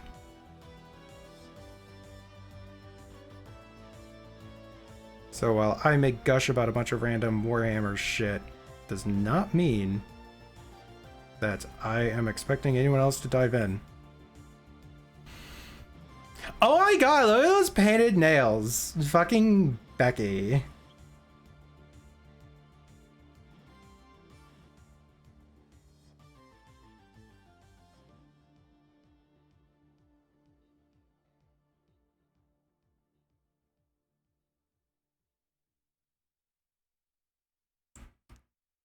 Black red blue is even better. Yep. Looks blue from one angle, red from another. Oh, that's amazing. You know, it's two-tone cards. Yes.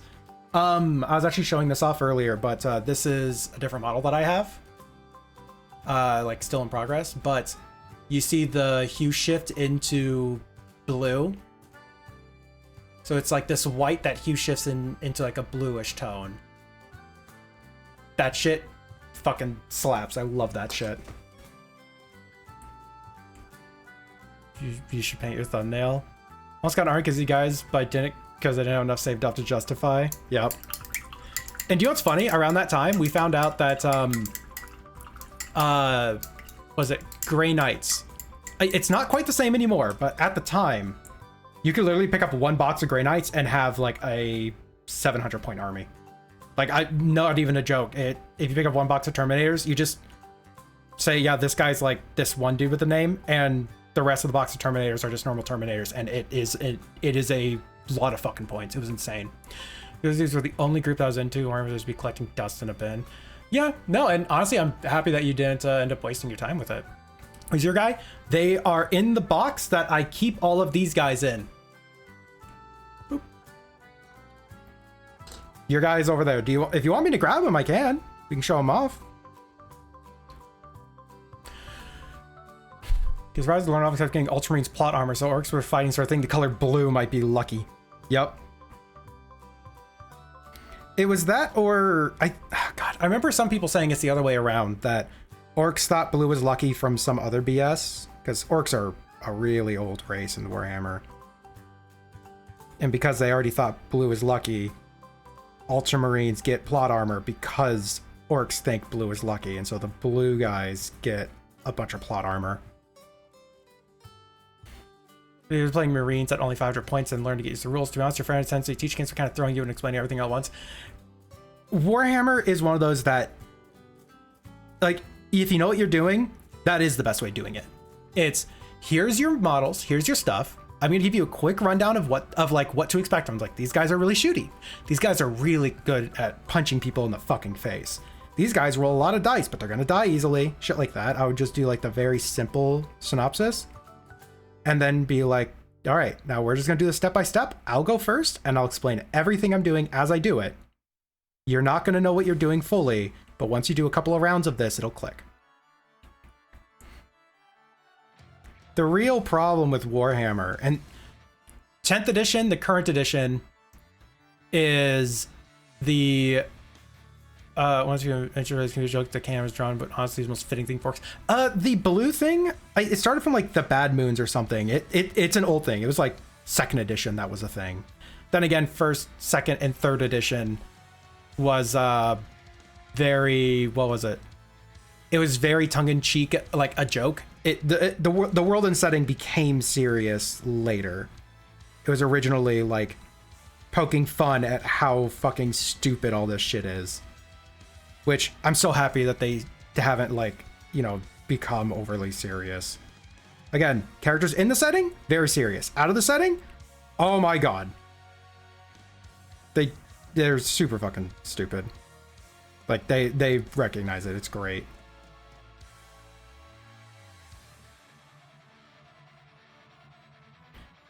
What was I saying before that? Something about, like, models, something. Catching up with stuffs. Oh yeah, 10th edition.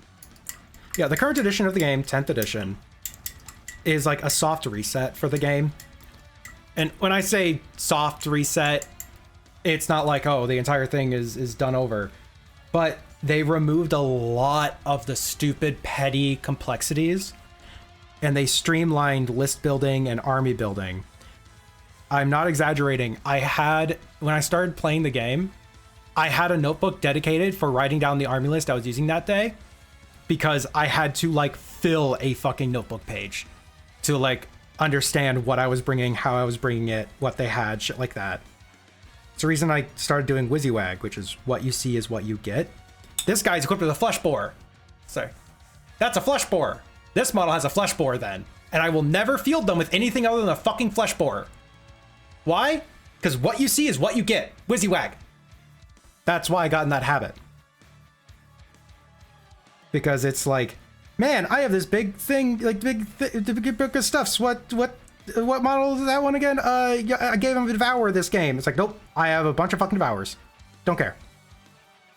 Man, those aren't competitively viable. Don't give a shit. It's what they have on them. Right? I'll do well despite it. I don't care. Wubba wubba.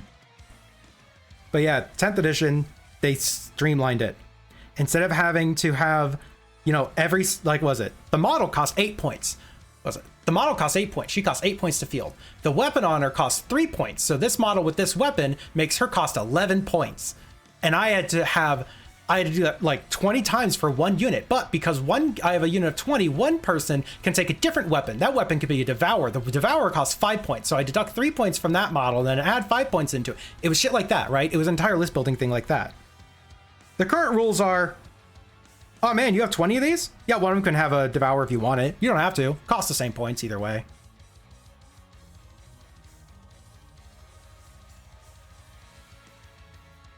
It's like, that's so fucking nice. And so it's made it really easy to get into the game.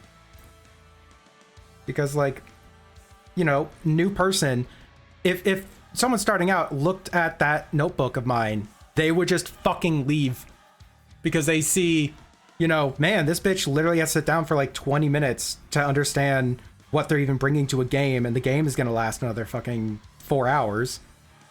Into, I can have a list done in, like, out of the box on the table, fully understand my list in 5 minutes. It's like, if Shocking Link there wanted to play a game and just say, oh yeah, you know, 2,000 point game, Platypus? What's a platypus? I would doing have that here? on the table in like 5 minutes. Caesar the platypus! It's much easier to set up an army and understand what you're doing. So you get to focus on the fucking game more. And then the rules are streamlined. Look, Games Workshop. So even that's a little dubious to say. Casual reminder, you can love the game, but hate the company. That is almost every single person who plays Warhammer. Hates Games Workshop. They're just kind of stupid. So the way you say the hobby as a counterpoint to paying $200 takes a long time, does this mean it's viable to slowly build up an army as you go? So I'm trying to put an army something to play basic game and work your way up. Yes. The game scales infinitely. If you can put together a list of like 200 points and the person you're playing against wants to play a game at 200 points, it'll be a very skewed game. It'll be a very weird game compared to what the game is expecting, but you can play a game at 200 points. If you have 20,000 points, you can play a game at 20,000 points. You can pick up a like battle force, but actually they have a game mode for that. They actually have that as a game mode now. It's called Patrol. Literally, you get the patrol box, the start collecting box, which is intended to be like a here's the first part of an army thing. They're called patrol boxes now. They went by very different names over time. But they have roughly 500 points in them. That was their goal. That was their goal with them. They didn't do that correctly on some of them. Some of the boxes have only about 200 points in them, and some of the I think one of the boxes has about 900 points. It's very... They did that wrong. They did that very wrong, but the core concept of Patrol was solid. You want to start playing the game, little Timmy? Here's a patrol box. Your friend got a patrol box too. You just got to put them together, and now you can play a game. And it's a more streamlined version that has a little bit simpler rules and objectives, and it's roughly 500 points. It's like that exists. You can just say, yeah, combat patrol. Yeah, that's it. They're balanced against each other for a specific game mode where you play them out of the box. Yep. It's kind of like, you know, you want to play, you know, any of the TCGs like Pokemon or Magic or something. And so you and your friend get a box off the shelf and go play. It's the same exact concept. But like, you want to pick up a pack of cards and expect to have a deck, you'd pick up the starter deck or one of the pre-built decks. That's basically what Combat Patrol is. You're picking up one of the pre-made boxes and saying, I'm going to put this together and I have an army. Is it going to be the best one? Probably not. But it'll be yours, and you can start getting, you know, booster packs and other things to help augment what you have and make something that's more you. Which is why I always say you get the army you like the look of the most. You can look them up a little bit, see a little bit of their lore, and be like, okay, I can get behind this. This is interesting. This resonates with me. But at the end of the day, you're going to be doing what I'm doing now for a lot of it. If you're as much a perfectionist as I am. So, you know. And then eventually, next thing you know, you have 2 giant fucking containers full of Necrons. And I held true to my promise to myself that I didn't buy any models until I finished them all. I painted every single one of those fuckers before I bought another model. And I bought that model while I was in Norway. Because they were cheaper in Norway.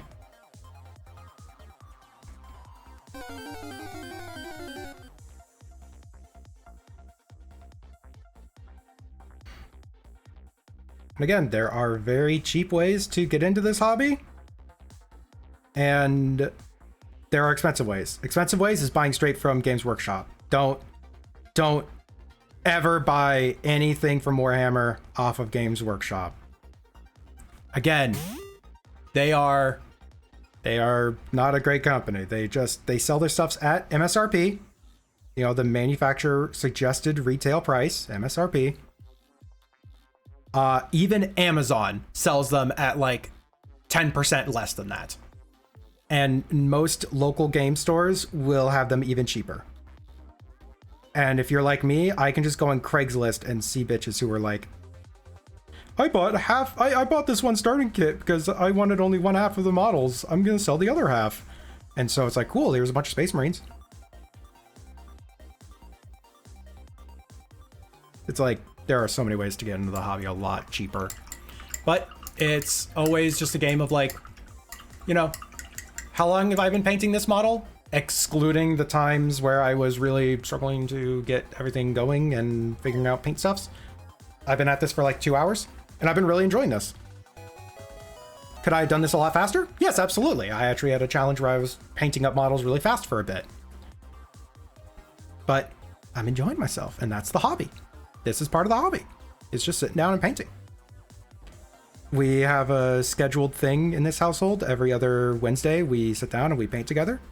We just kind of hang out. We assemble stuffs. We just, you know, figure out terrain and just like chat. It's like, yeah, it's just part of the hobby. And that's the hobby. Started the Marines because it's what my brother had, and it's all the time regretting not going Tau. Yeah. Yeah, see? You just don't want to be regretting what you have.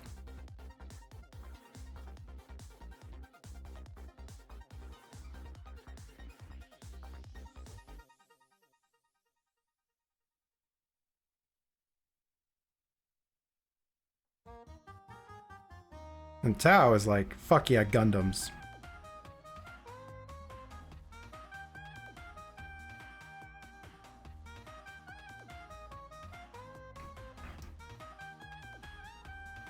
Look there.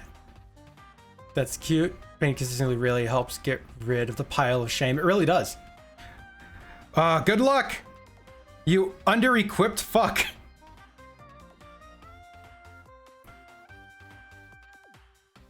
But yeah, the pile of shame is a real thing.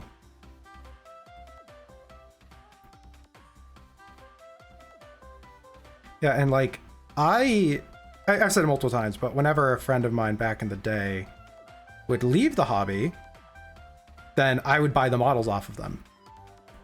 So I ended up with a fuck ton of models. Again, there's a was it Army box that had a sale on like their foam core boxes. I bought like 4. And that was like barely enough to fit all the models in them at that point. That's when I realized I'm not going to buy anything else until I painted all this. Well, painted all of my army. I didn't paint like the stuffs I bought off my friends.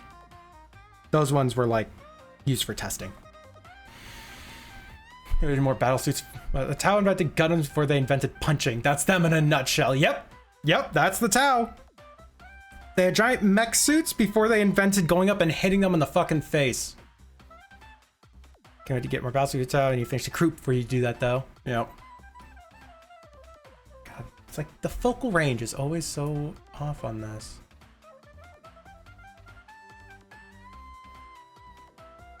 I don't know. Something about detail this model. I believe in you. You got this. Go beat up Ridley. Free the world of devastation.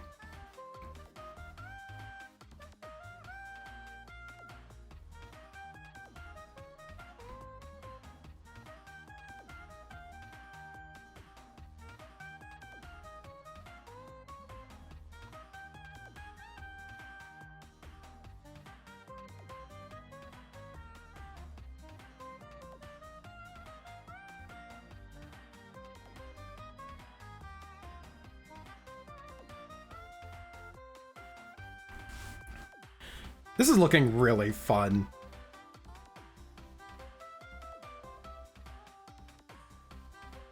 It's also a really bad representation of how long this normally takes.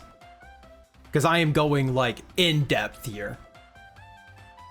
The fact that I'm even willing to have the zoom this close to the model really goes to show how much detail I'm putting into it.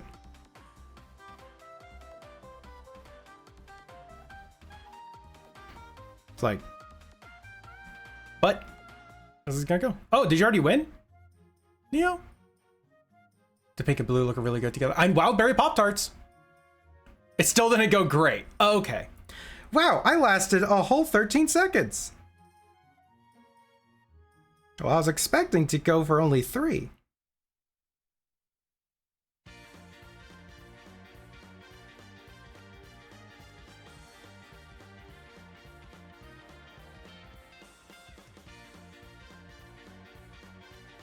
I can't wait to get the black light on this and find out that this actually just looks like trash under a glow. It looks good without the glow anyways. So like, I'm not too terribly upset. So yeah, good choice of colors, R&D department. This is why you're the R&D department. Let's try this again sometime where I just have y'all pick some colors and I just see what I can do with the Tyranid. Because again, the Tyranids are going to be Skittle Squad. And like, I am still a little bit tempted to use my bugs for the planetary campaign that we're doing, which I guess I haven't talked about. Yeah, we're planning a campaign in this house where literally we're making a map Of a planet, and we get together every week and set up and like, yeah, we get together every week and we like organize on this big board like it's a Risk game.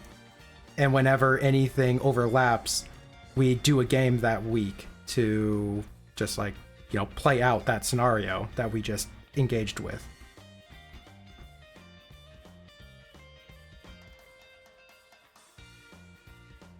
But it's like, stuff like that is a really good excuse to start up a new army and like paint up some new things. And it'd be really fun to basically make the Skittle Squad, like this High Fleet Skittles for it. And so whenever we're getting together, it's like, oh yeah, I'm going to bring in these new models. Then I have a project, right? Or it's like, man, I really want to bring in like biovores. All right, well, time to paint up some biovores. And I just get to do whatever I want with them. And it's just this laissez-faire, chill vibes with some painting the gals.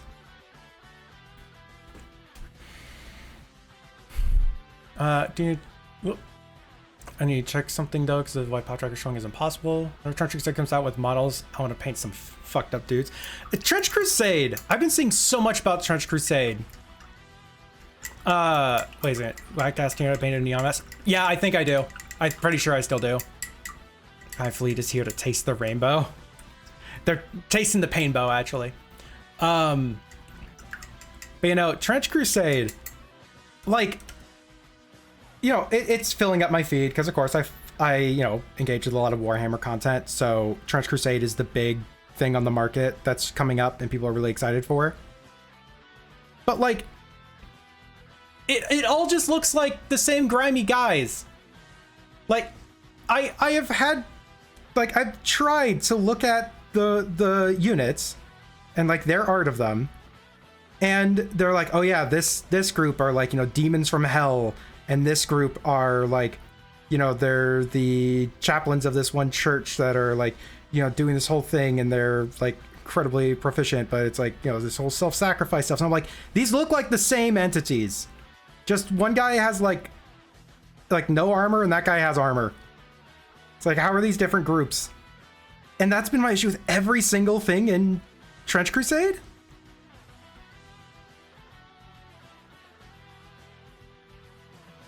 Like, I haven't seen any models. I don't know if that's just in like the art that they have so far and whatnot. But like, damn. People from LGS show off their printed models for Trench Crusade, and some of them are kind of tempting. Big bowls for the Iron Sultanate look cool. Always love the idea of wild mishmash army. Like, I feel like I need to have armies that have distinct silhouettes. What was it? I don't remember who, but one of the people I follow on YouTube, he like got promoted by or he got sponsored by a group to make some models for their mini war game, right? I don't know where the mini war game went, but one of the things that was in that game was the they had like, you know, those marble statues, like, you know, the fucking statue of David and shit like that. Well, they're entities made of a red liquid that had infested them and was reanimating them, but they can't bend marble, so the limbs were all just shattered. Like, all their limbs were just shattered wherever any joint would be, and the you know, red liquid entities inside of them were able to control them. And it was like, basically they looked like a bloody gory mess in the middle of exploding. And I'm like, that's cool as shit. That's wicked. That's so distinct, and that will stand out against other armies, unless the other armies are marble statues infected with a green liquid. It's like,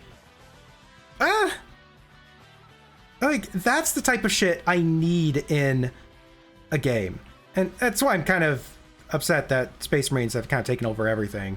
And even the other fucking Space Marine thing, you know, the Chaos Space Marines, they don't do much with, for Warhammer specifically. But it's like, you know, all the factions, very visually distinct. You take a glance at a table and you know exactly what the fuck you're looking at.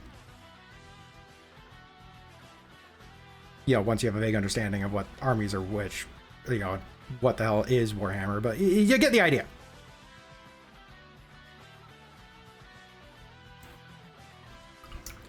We found 3D files to buy. You've done the maths. All right, let's see the maths. I want the grime. I am not going to deny anyone the visual aesthetic of anything. I am talking of it purely as a, like, world building into a tabletop game manner. Literally, my Necrons, I designed them all to look like they're broken down, rusted, and, like, they have not aged well. Like, I have no ground to stand on to complain at the particular visual styles that they do for Trench Warfare. or Trench Crusade. I am just upset at it from a gameplay perspective because silhouettes are the most important thing, and bitch, I don't see what their silhouettes are.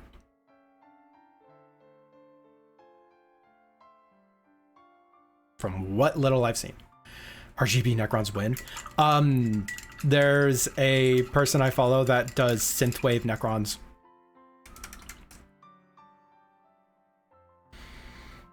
All right, I think the pink is done. I'm gonna see how this looks under black light now.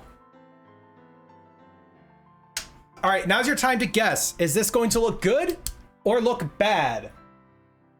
Is this going to have blended well? Or is this going to have been a massive waste of time? You have one more moment to find out. Let you think on your thoughts for that. And okay, well, turns out that doesn't work well on camera. That looks like I just fucking crashed your desktop. In person though, that's okay. In person, that's Subnautica as fuck. That is so Subnautica. Sorry, I'm getting in the way. I'm trying to get a photo. How am I gonna get this photo?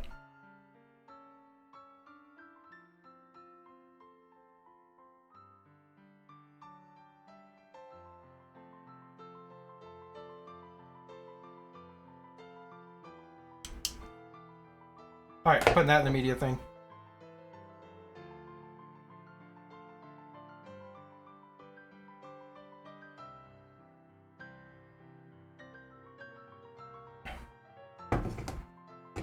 Okay.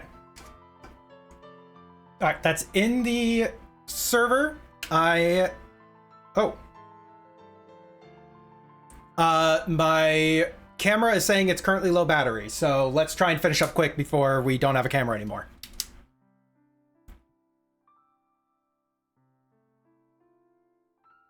Okay, really need a normal shot, and projectiles can't be shot to get any extra ammo or extra health like the other bosses, which means I can go in with what I get to fight Ridley. Normally, you'd have to either charge shot or screw attack. Ridley has 18,000 HP, all current equipment, assuming I don't miss a single shot. The most damage I can possibly do is 1650. Oh. Ooh, yeah, that's a bit rough. So yeah, that's why it's impossible. You need more numbers.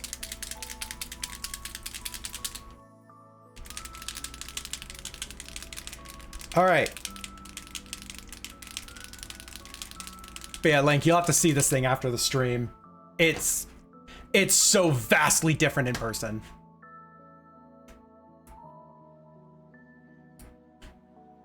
Let's actually real quick pull up that photo I just took, just so it's on in the VOD. Because this is definitely going to be a great VOD stream.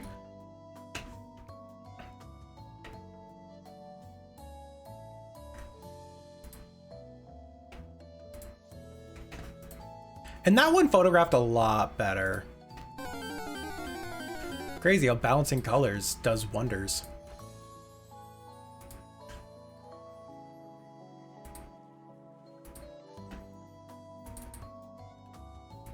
All right, there she is. So like that pink works out so well. I wish I could easily resize this, but I can't with just a mouse. So this is what you're getting, y'all. But like, yeah, her. And if you're in the server, you can like pull it up on screen and get it, make it smaller, and then look at it from a distance. It pops a lot better. But I think that the pink magenta actually balances the blue really well. So I can't wait for the can't wait to get the green involved, and it ruins it. Okay, army paints are green. This is a airbrush. This is air fluorescent. So this is already pre-diluted to go into an airbrush, which means it should not have the same problems of the really big particle size that we're having with this. It's still a little bit thicker than I would want to put into a airbrush. So what we want to do, so I can make that look good. Bisexual lightning Tyranids. Oh my god, that's fucking hilarious. That's actually hilarious. I love that. All right, we want fleshy bits to be green. So like the magazine, inside the magazine there, inside this little bit right up here. I'm like fucking up my brush by putting it too close. Why am I looking at the monitor when I'm pointing stuff out? I need to point it in person. But yeah, it's like inside the limb here, inside of the joints is like a fleshy bit. I want the tongue, maybe these dots along the head, just like all the little tiny fleshy bits in between the joints and wherever there isn't like carapace or like outer skin, right? That's the goal. Start with the tongue so that I can get an understanding of this paint compared to what we were just using. Okay, it has much better coverage on just straight black. That's absolutely doable in just 2 coats.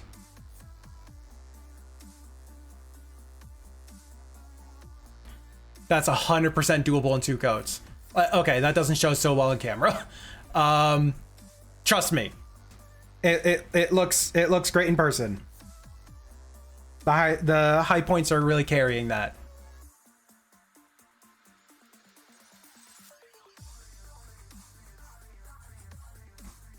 Go either extra charge shot or screw attack. Command to figure out which one to go for, because that's 1 check. We'll go into extra missiles. Not only means I have to hit every shot, which is easier said than done, but require another 3 super missiles. So yeah, hint for both of those and talk with people to see what chain is the shortest to get them.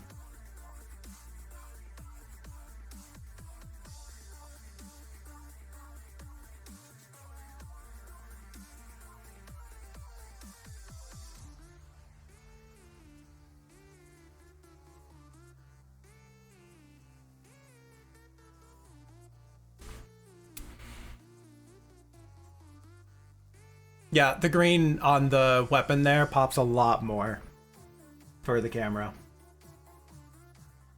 This bitch is poppin'.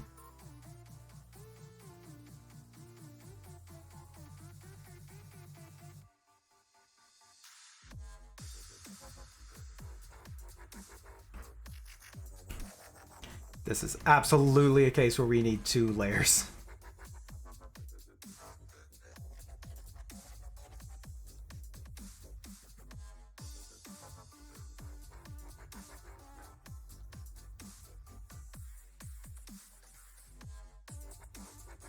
Should we do those little spots on the side of the head? Make it look like you can see inside her brain or something?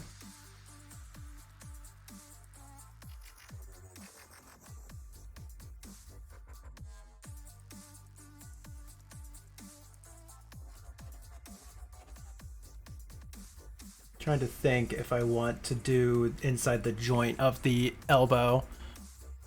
Okay, everyone's saying do it on the head.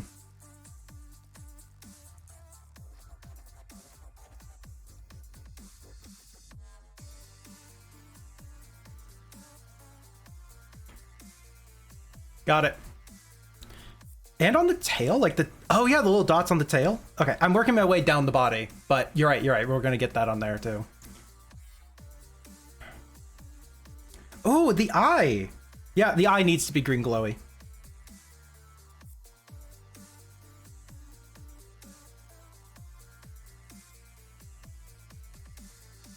Like, I'm just doing one side of the body, working our way down, and then we're gonna jump to the other side of the body, work our way down.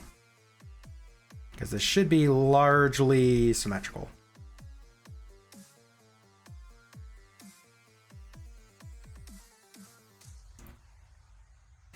Okay. This is where a lot of precision is needed.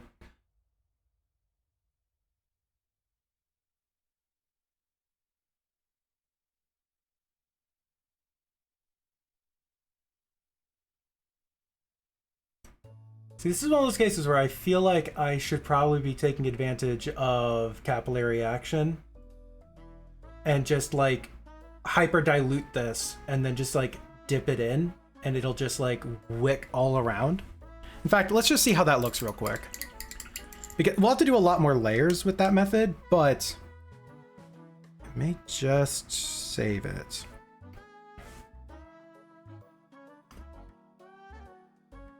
Get a little bit of water. Actually, no, I literally have flow improver right here. Reason flow improver.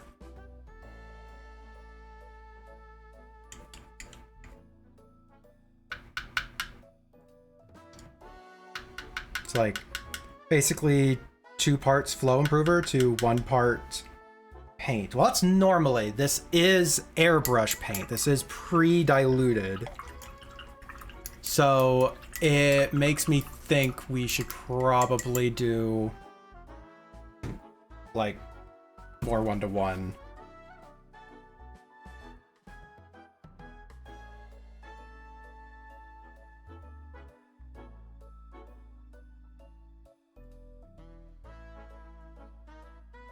It's like mixing this in the background here.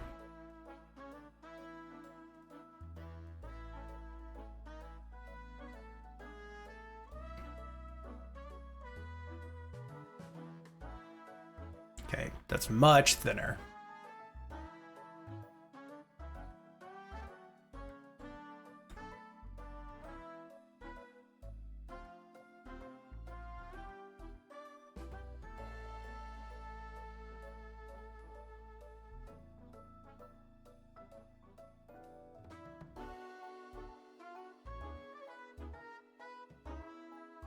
Yeah, that's kind of working.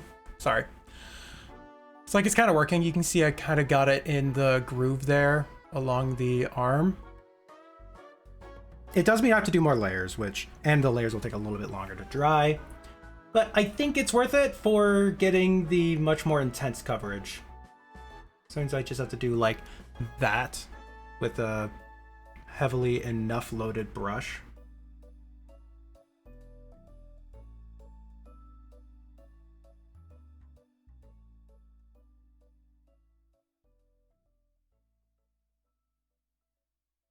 And I just have to kind of guide it around. And because I haven't painted anything inside of the legs anywhere, I don't have to wrap the green around as well. Like if the capillary action pulls something around into the inner area, sure, why not? Whatever, it doesn't harm me none. But I don't have to reach between the limbs and get really precise with my placement of this and like risk hitting other things because I don't have to reach between the limbs.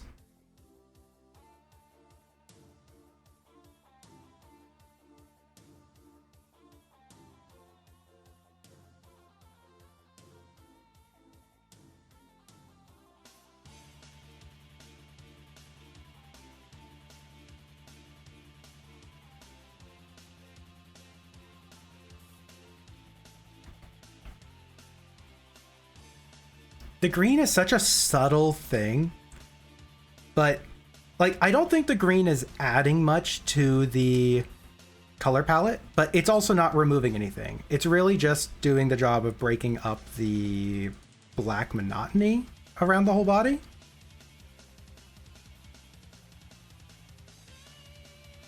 Which it's doing really well.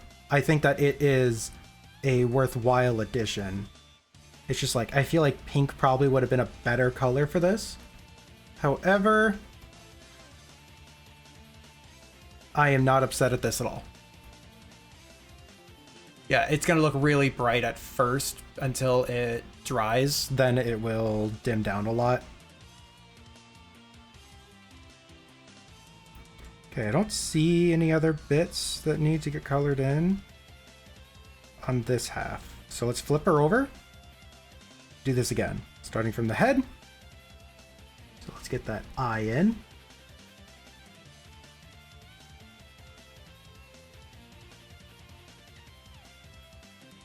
Yeah, it's gonna be really bright for right now. In fact, I am gonna pull out a little bit of that. That's gonna pull a little bit too much.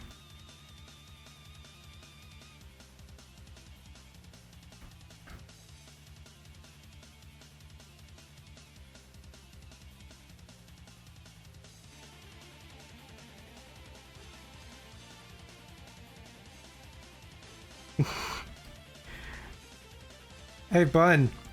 How funny would it be to send this VOD to your dad?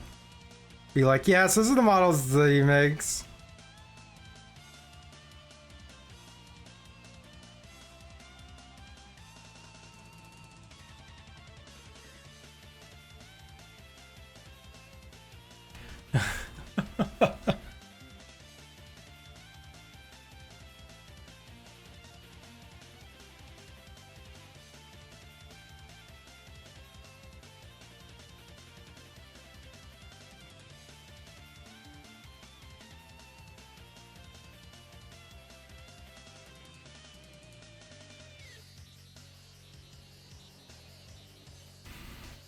If you put it on your YouTube, he's probably gonna watch it. Hi, Dad! Yep. Hi, Dad! I mean, is he? That's the real thing. It's like, I presume he mostly does YouTube stuffs while he's actually working on his own mini things. I guess this would be like one of the first things I've put on the YouTube channel in a bit, so on the VOD channel in a bit. So if he's gonna end up watching anything, it's gonna end up being this one, huh?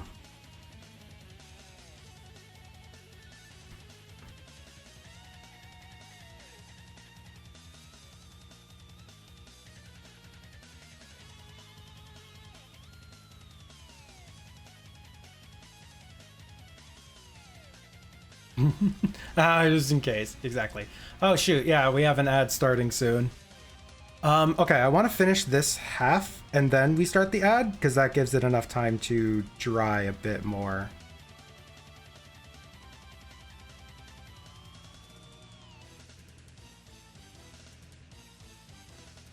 Again, we only are running the ads because Twitch is kind of rude about it. And if we don't run mid-roll ads during the stream, then it will run then it'll basically play an ad for people as they join the stream for the first time. And that's kind of rude. I don't want people to feel like they have to pay for a bit of media before they even know what the media is. So, be able to determine if they like my stream enough by watching it, if they want to stick around through a pre-roll. And of course, because this is the case, and I don't even want to have any ads on the channel, I actively encourage that you have a ad blocker that is able to block the ads on Twitch. It's like, I don't care. I'm just using it as an excuse to like step away for a moment. Drink some Wawa, you know?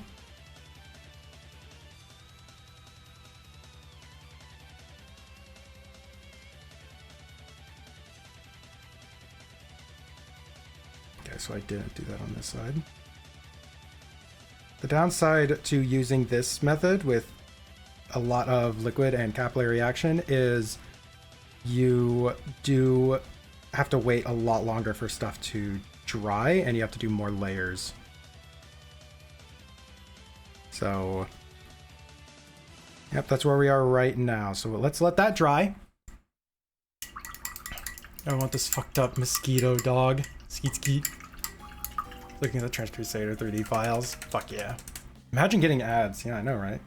All right. So, yep, I'm going to run the ad break and grab a drink of water. I will see you all in about 3 minutes. And for anyone who does not have ads, you get to stare at this lovely gal. See you soon.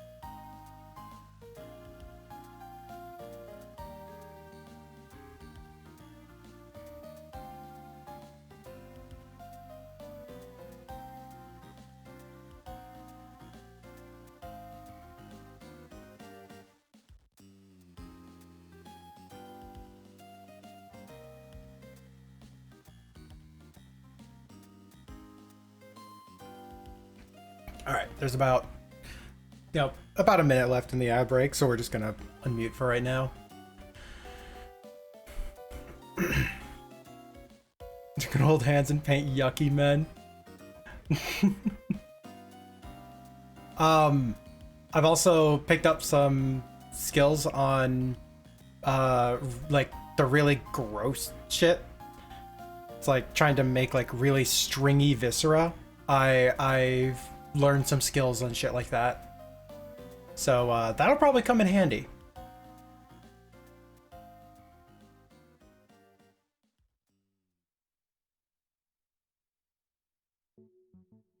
So, ad break is almost done. I don't want to like continue working on stuff until... There you go. Okay. So how are we looking? You can still see a little bit of the Shine back here. That's still drying. but I guess all the stuff on the head on this side, I painted all of this without the diluted material. Scorn book reference. Oh yeah, no, your Scorn book. Yeah, that'll do fantastic for a reference material.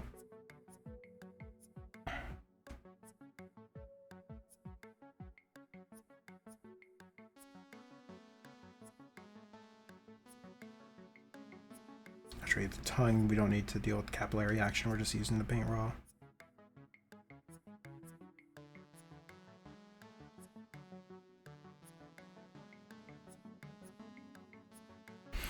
Yeah, and there's even Technical paints from the Citadel line designed to work well as like viscera. They have like, it's called Blood for the Blood God, but it's literally meant to look like still wet blood. Like it is in the middle of being removed from someone blood. And it does a pretty damn good job of that.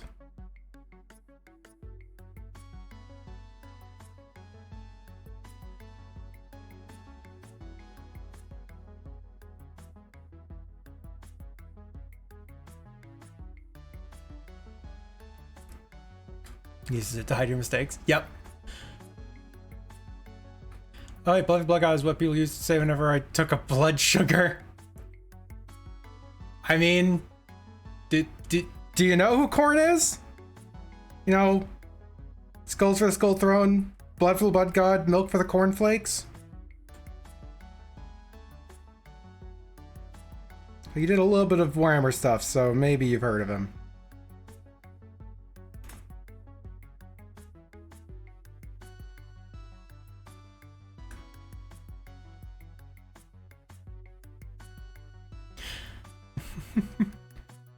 prick the finger, blood to sacrifice. Do I know the sugar number? Korn cares not from where the blood flows.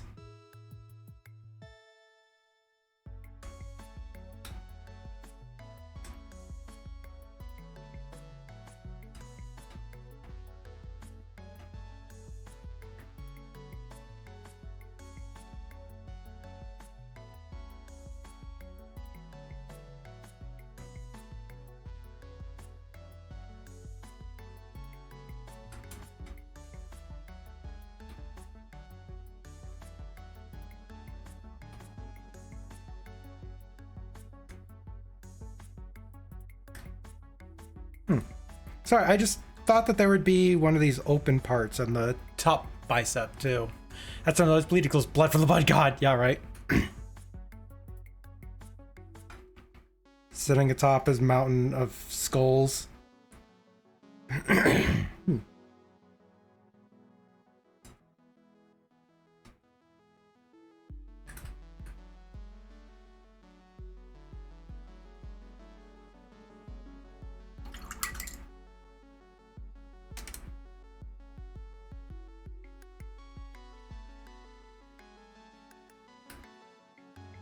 It's really hard to hide your crimes with fluorescent paints.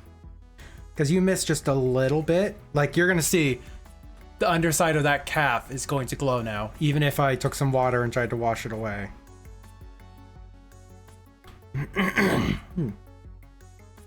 Sorry, I didn't just grab a water. I grabbed a Topo Chico. And apparently it's making me phlegmy. And that's annoying.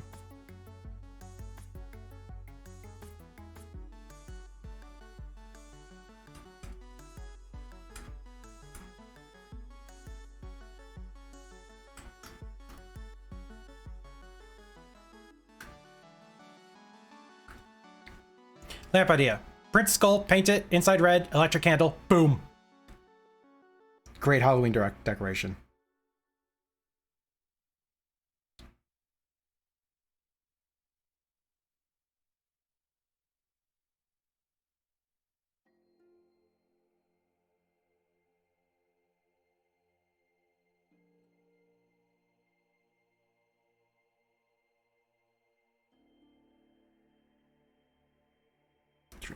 Do the back of the foot yet because we go front to back. So we want to give the foot more time.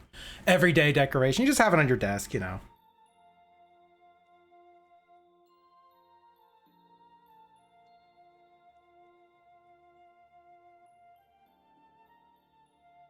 Got the eye on this side.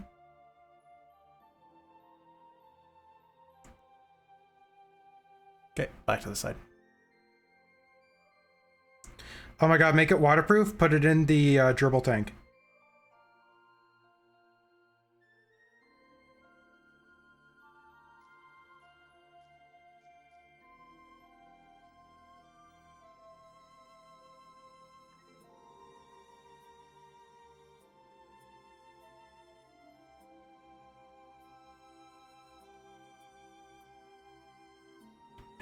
She's gorgeous, darling.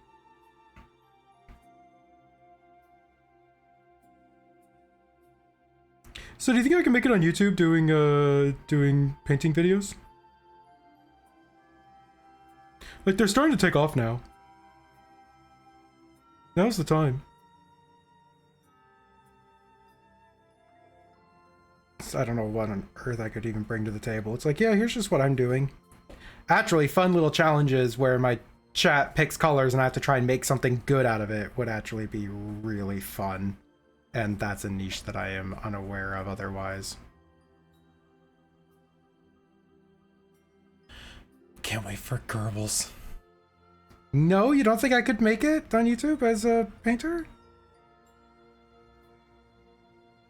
Yeah, because I don't think I can do a fucking daily up.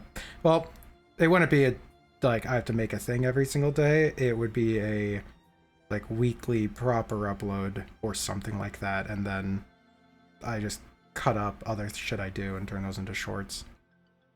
It's the issue with YouTube. You now have to play the shorts game. If you... Well, I guess you don't have to. You can just make good content. That's been shown. You get what I mean, though. You're highly incentivized, too. And I'm like, ugh, you have to do that every day, then. Pain in the ass.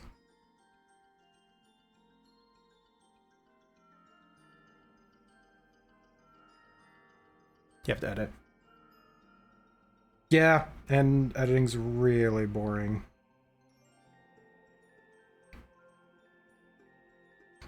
At least this would be easy to edit. It's like, here's the colors that my chat forced me to pick. And then it's just, I just jump cut ahead to all the different times where I'm just talking about the project. Aim it to be like, you know, 20 minutes long or something. Try to make it as entertaining as possible with whatever the fuck I'm jumping to. And then, sign, seal, deliver.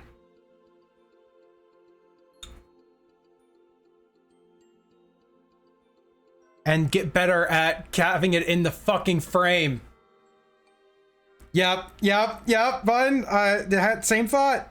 Same brain cell.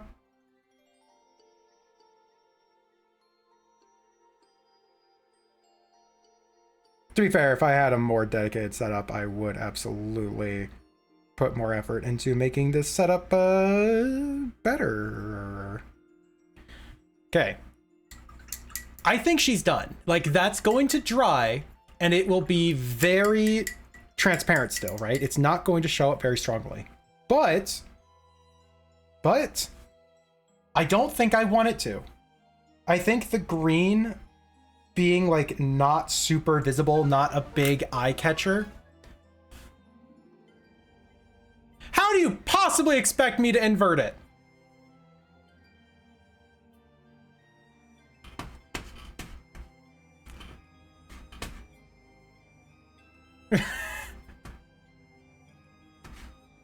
One second.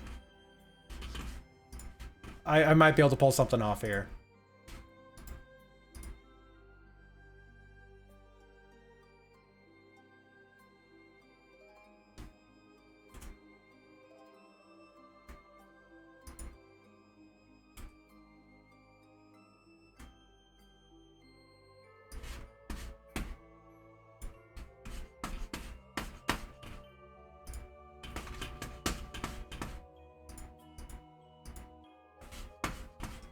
God, I have so many lights, I can't see shit.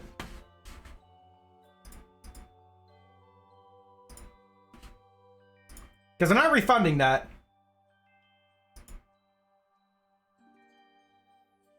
Oh god, what was it? Shift I? Was it I click, shift I? I'm trying to remember how the fuck to invert. I just keyboard. Fuck it.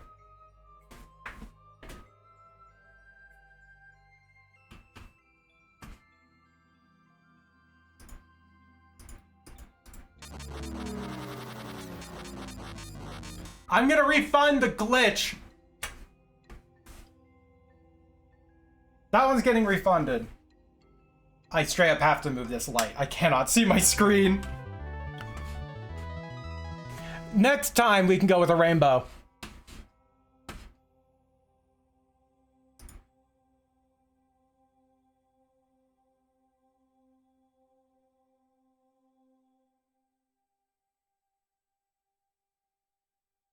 I straight up forgot how to invert.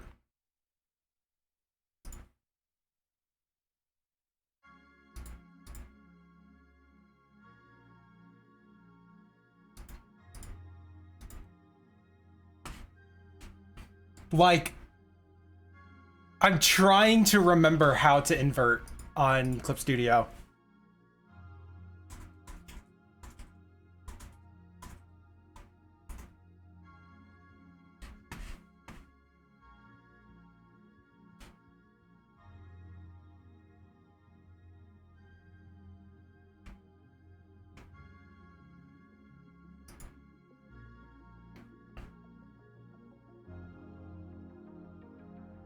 Well, it's such a smooth transition.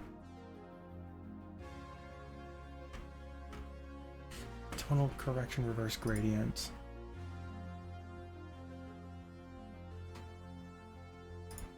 There it is.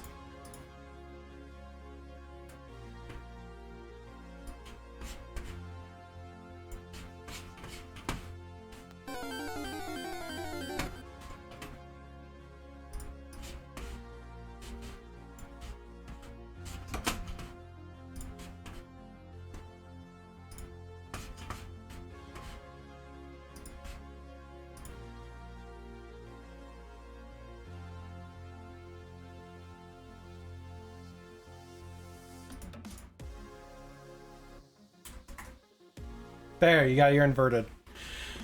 It's on the server. I already figured out how to do the thing. But yeah, what? Trust a smooth transition? Paint it reversed. I am going to be refunding people. All right, this is currently drying. She is drying. I'm gonna go grab one of my very first ones, and we are going to do a side-by-side once we have this thing fully finished.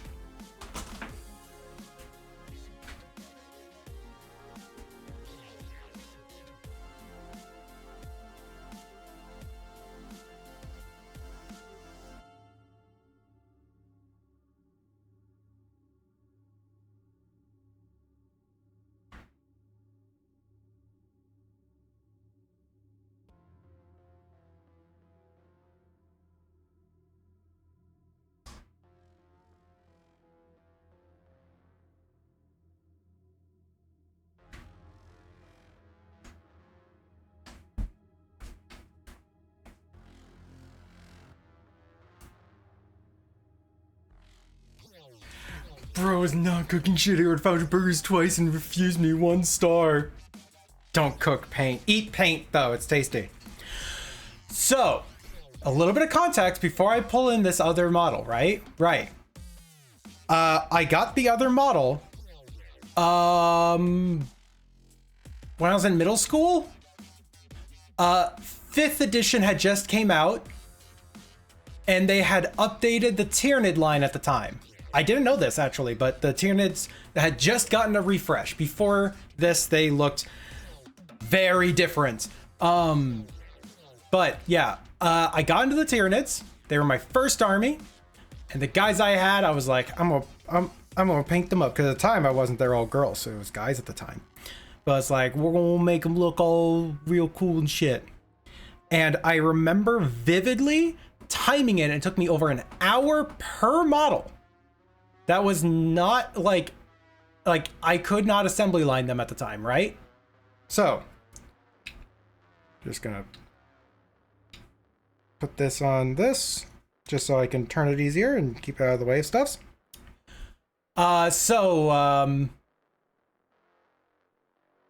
You know, it's held up better than I thought.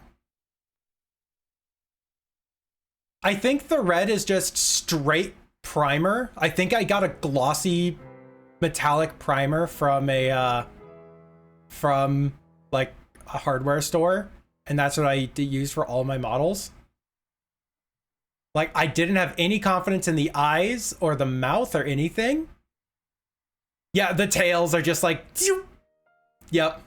It made them really easy to point the model in the game. Reason, what's a thing called that you use when you glitch stuffs? Is it a color mask? When I glitch stuffs? Oh, may I have to take a quick look at what my... The effect is called chromatic aberration. What it is that you... So, well, the whole effect is called chromatic aberration. Oops, sorry. Whole effect is called chromatic aberration. And it's a lot of steps, so I can answer that later. But yeah, Jesus. And the back looks dirty intentionally. Here, I'm gonna catch this fucking Spiro. Get this off the screen.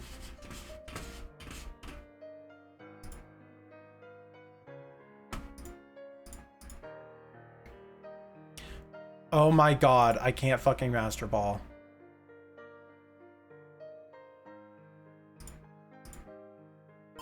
Get this thing out of here.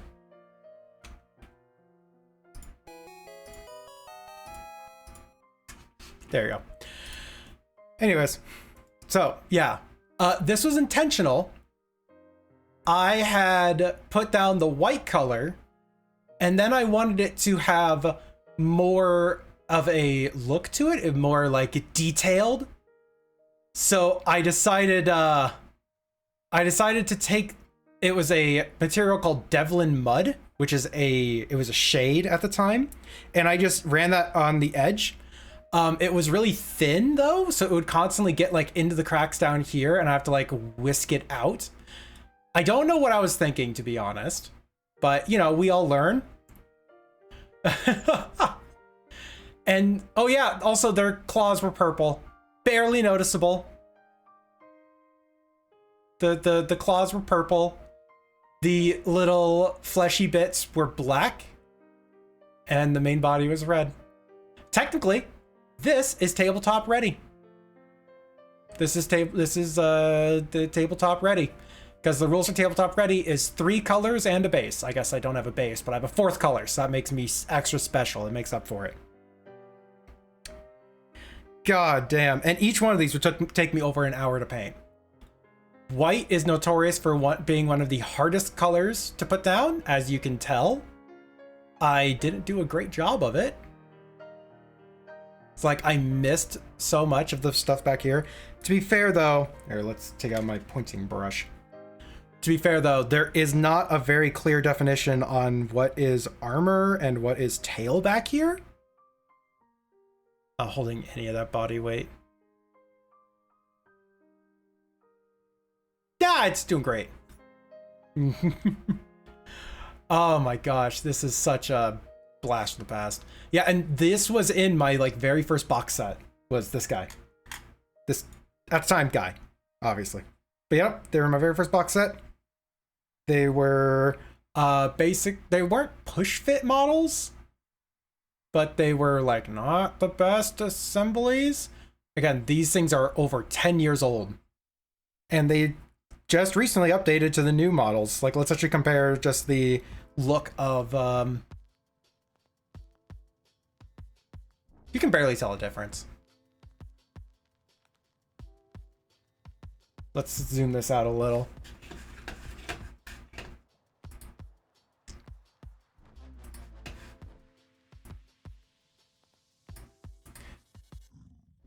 All of them are trans? Yep, absolutely.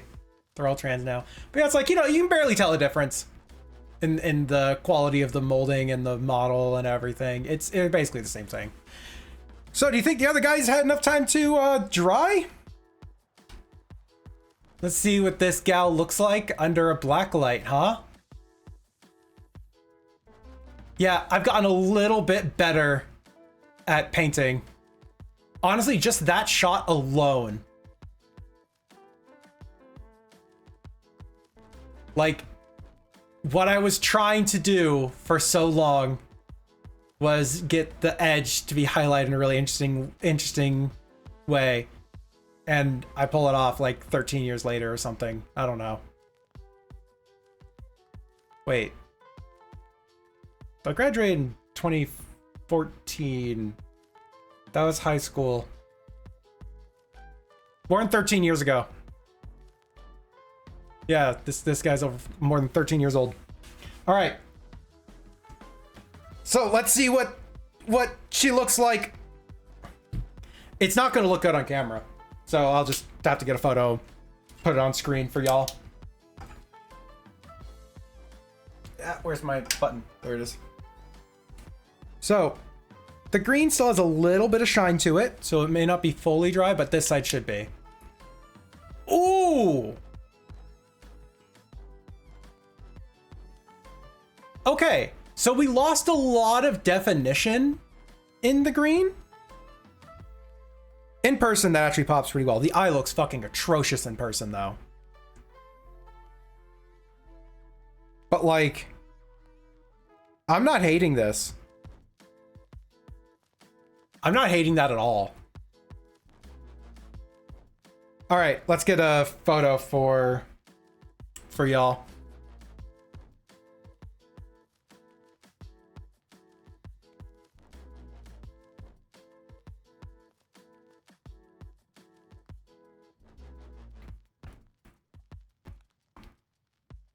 Trying to get a good photo with the light on it.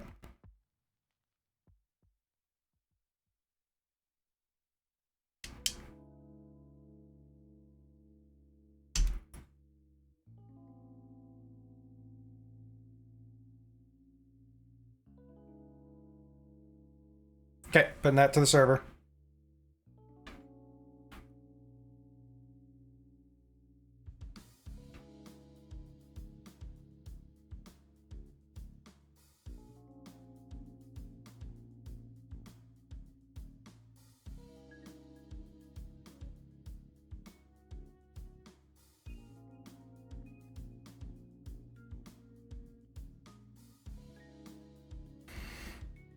All right, now I can take the effort to put it on screen for y'all.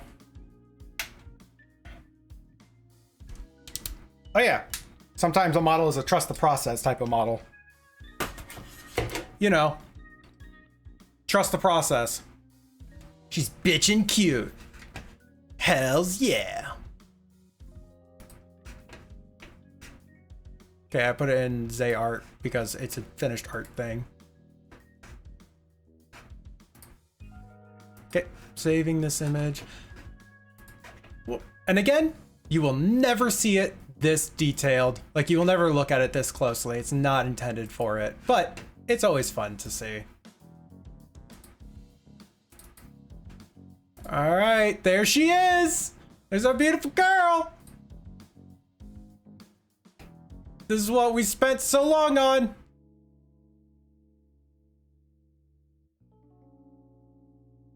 Honestly, looks fucking sick. Laser tag looking, oh hell yeah.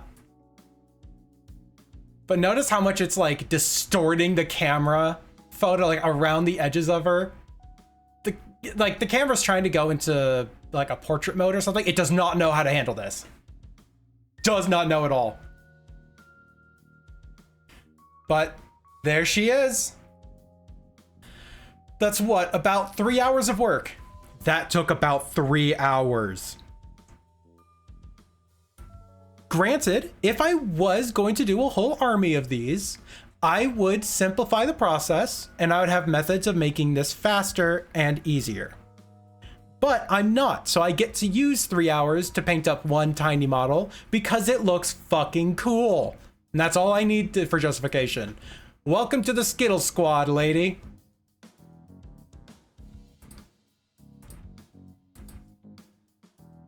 Welcome to the Skittle Squad. Taste the pain, Bo. And we even have a blue that is started for a future project because I don't have that patience on me right now. There's one waiting for frozen to dry. I'm assuming, yep, things like that. There's also something called factory line or just like factory mode, where, for example, I have 5 of these, right? So I have her and then 4 more. Move you off to the side. So what you can do is, so like, you know, you pick up this one and you paint just the front armor plate on the gun. You put it down, just the front armor plate, just the front armor plate, just the back armor plate, just that back armor plate, just that back armor plate. And basically by doing it like that, by basically making it like a big assembly line, you actually make each step really fucking fast.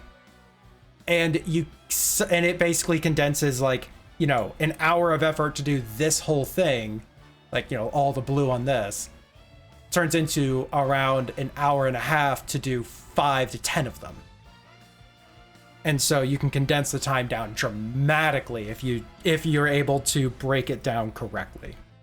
Of course, when you get some stuffs that have a lot of really distinct looks to them, it doesn't quite work, but oh well.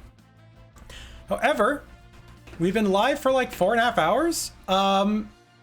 I think we should probably call that a stream. I need to clean up my desk. It is a massive fucking mess. Useful for Tyranid, useful for orcs as well. Yep, I was about to say, let's go raid kit.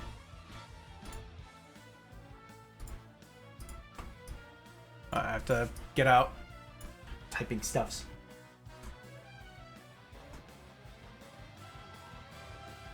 Yep, they're still alive. Okay.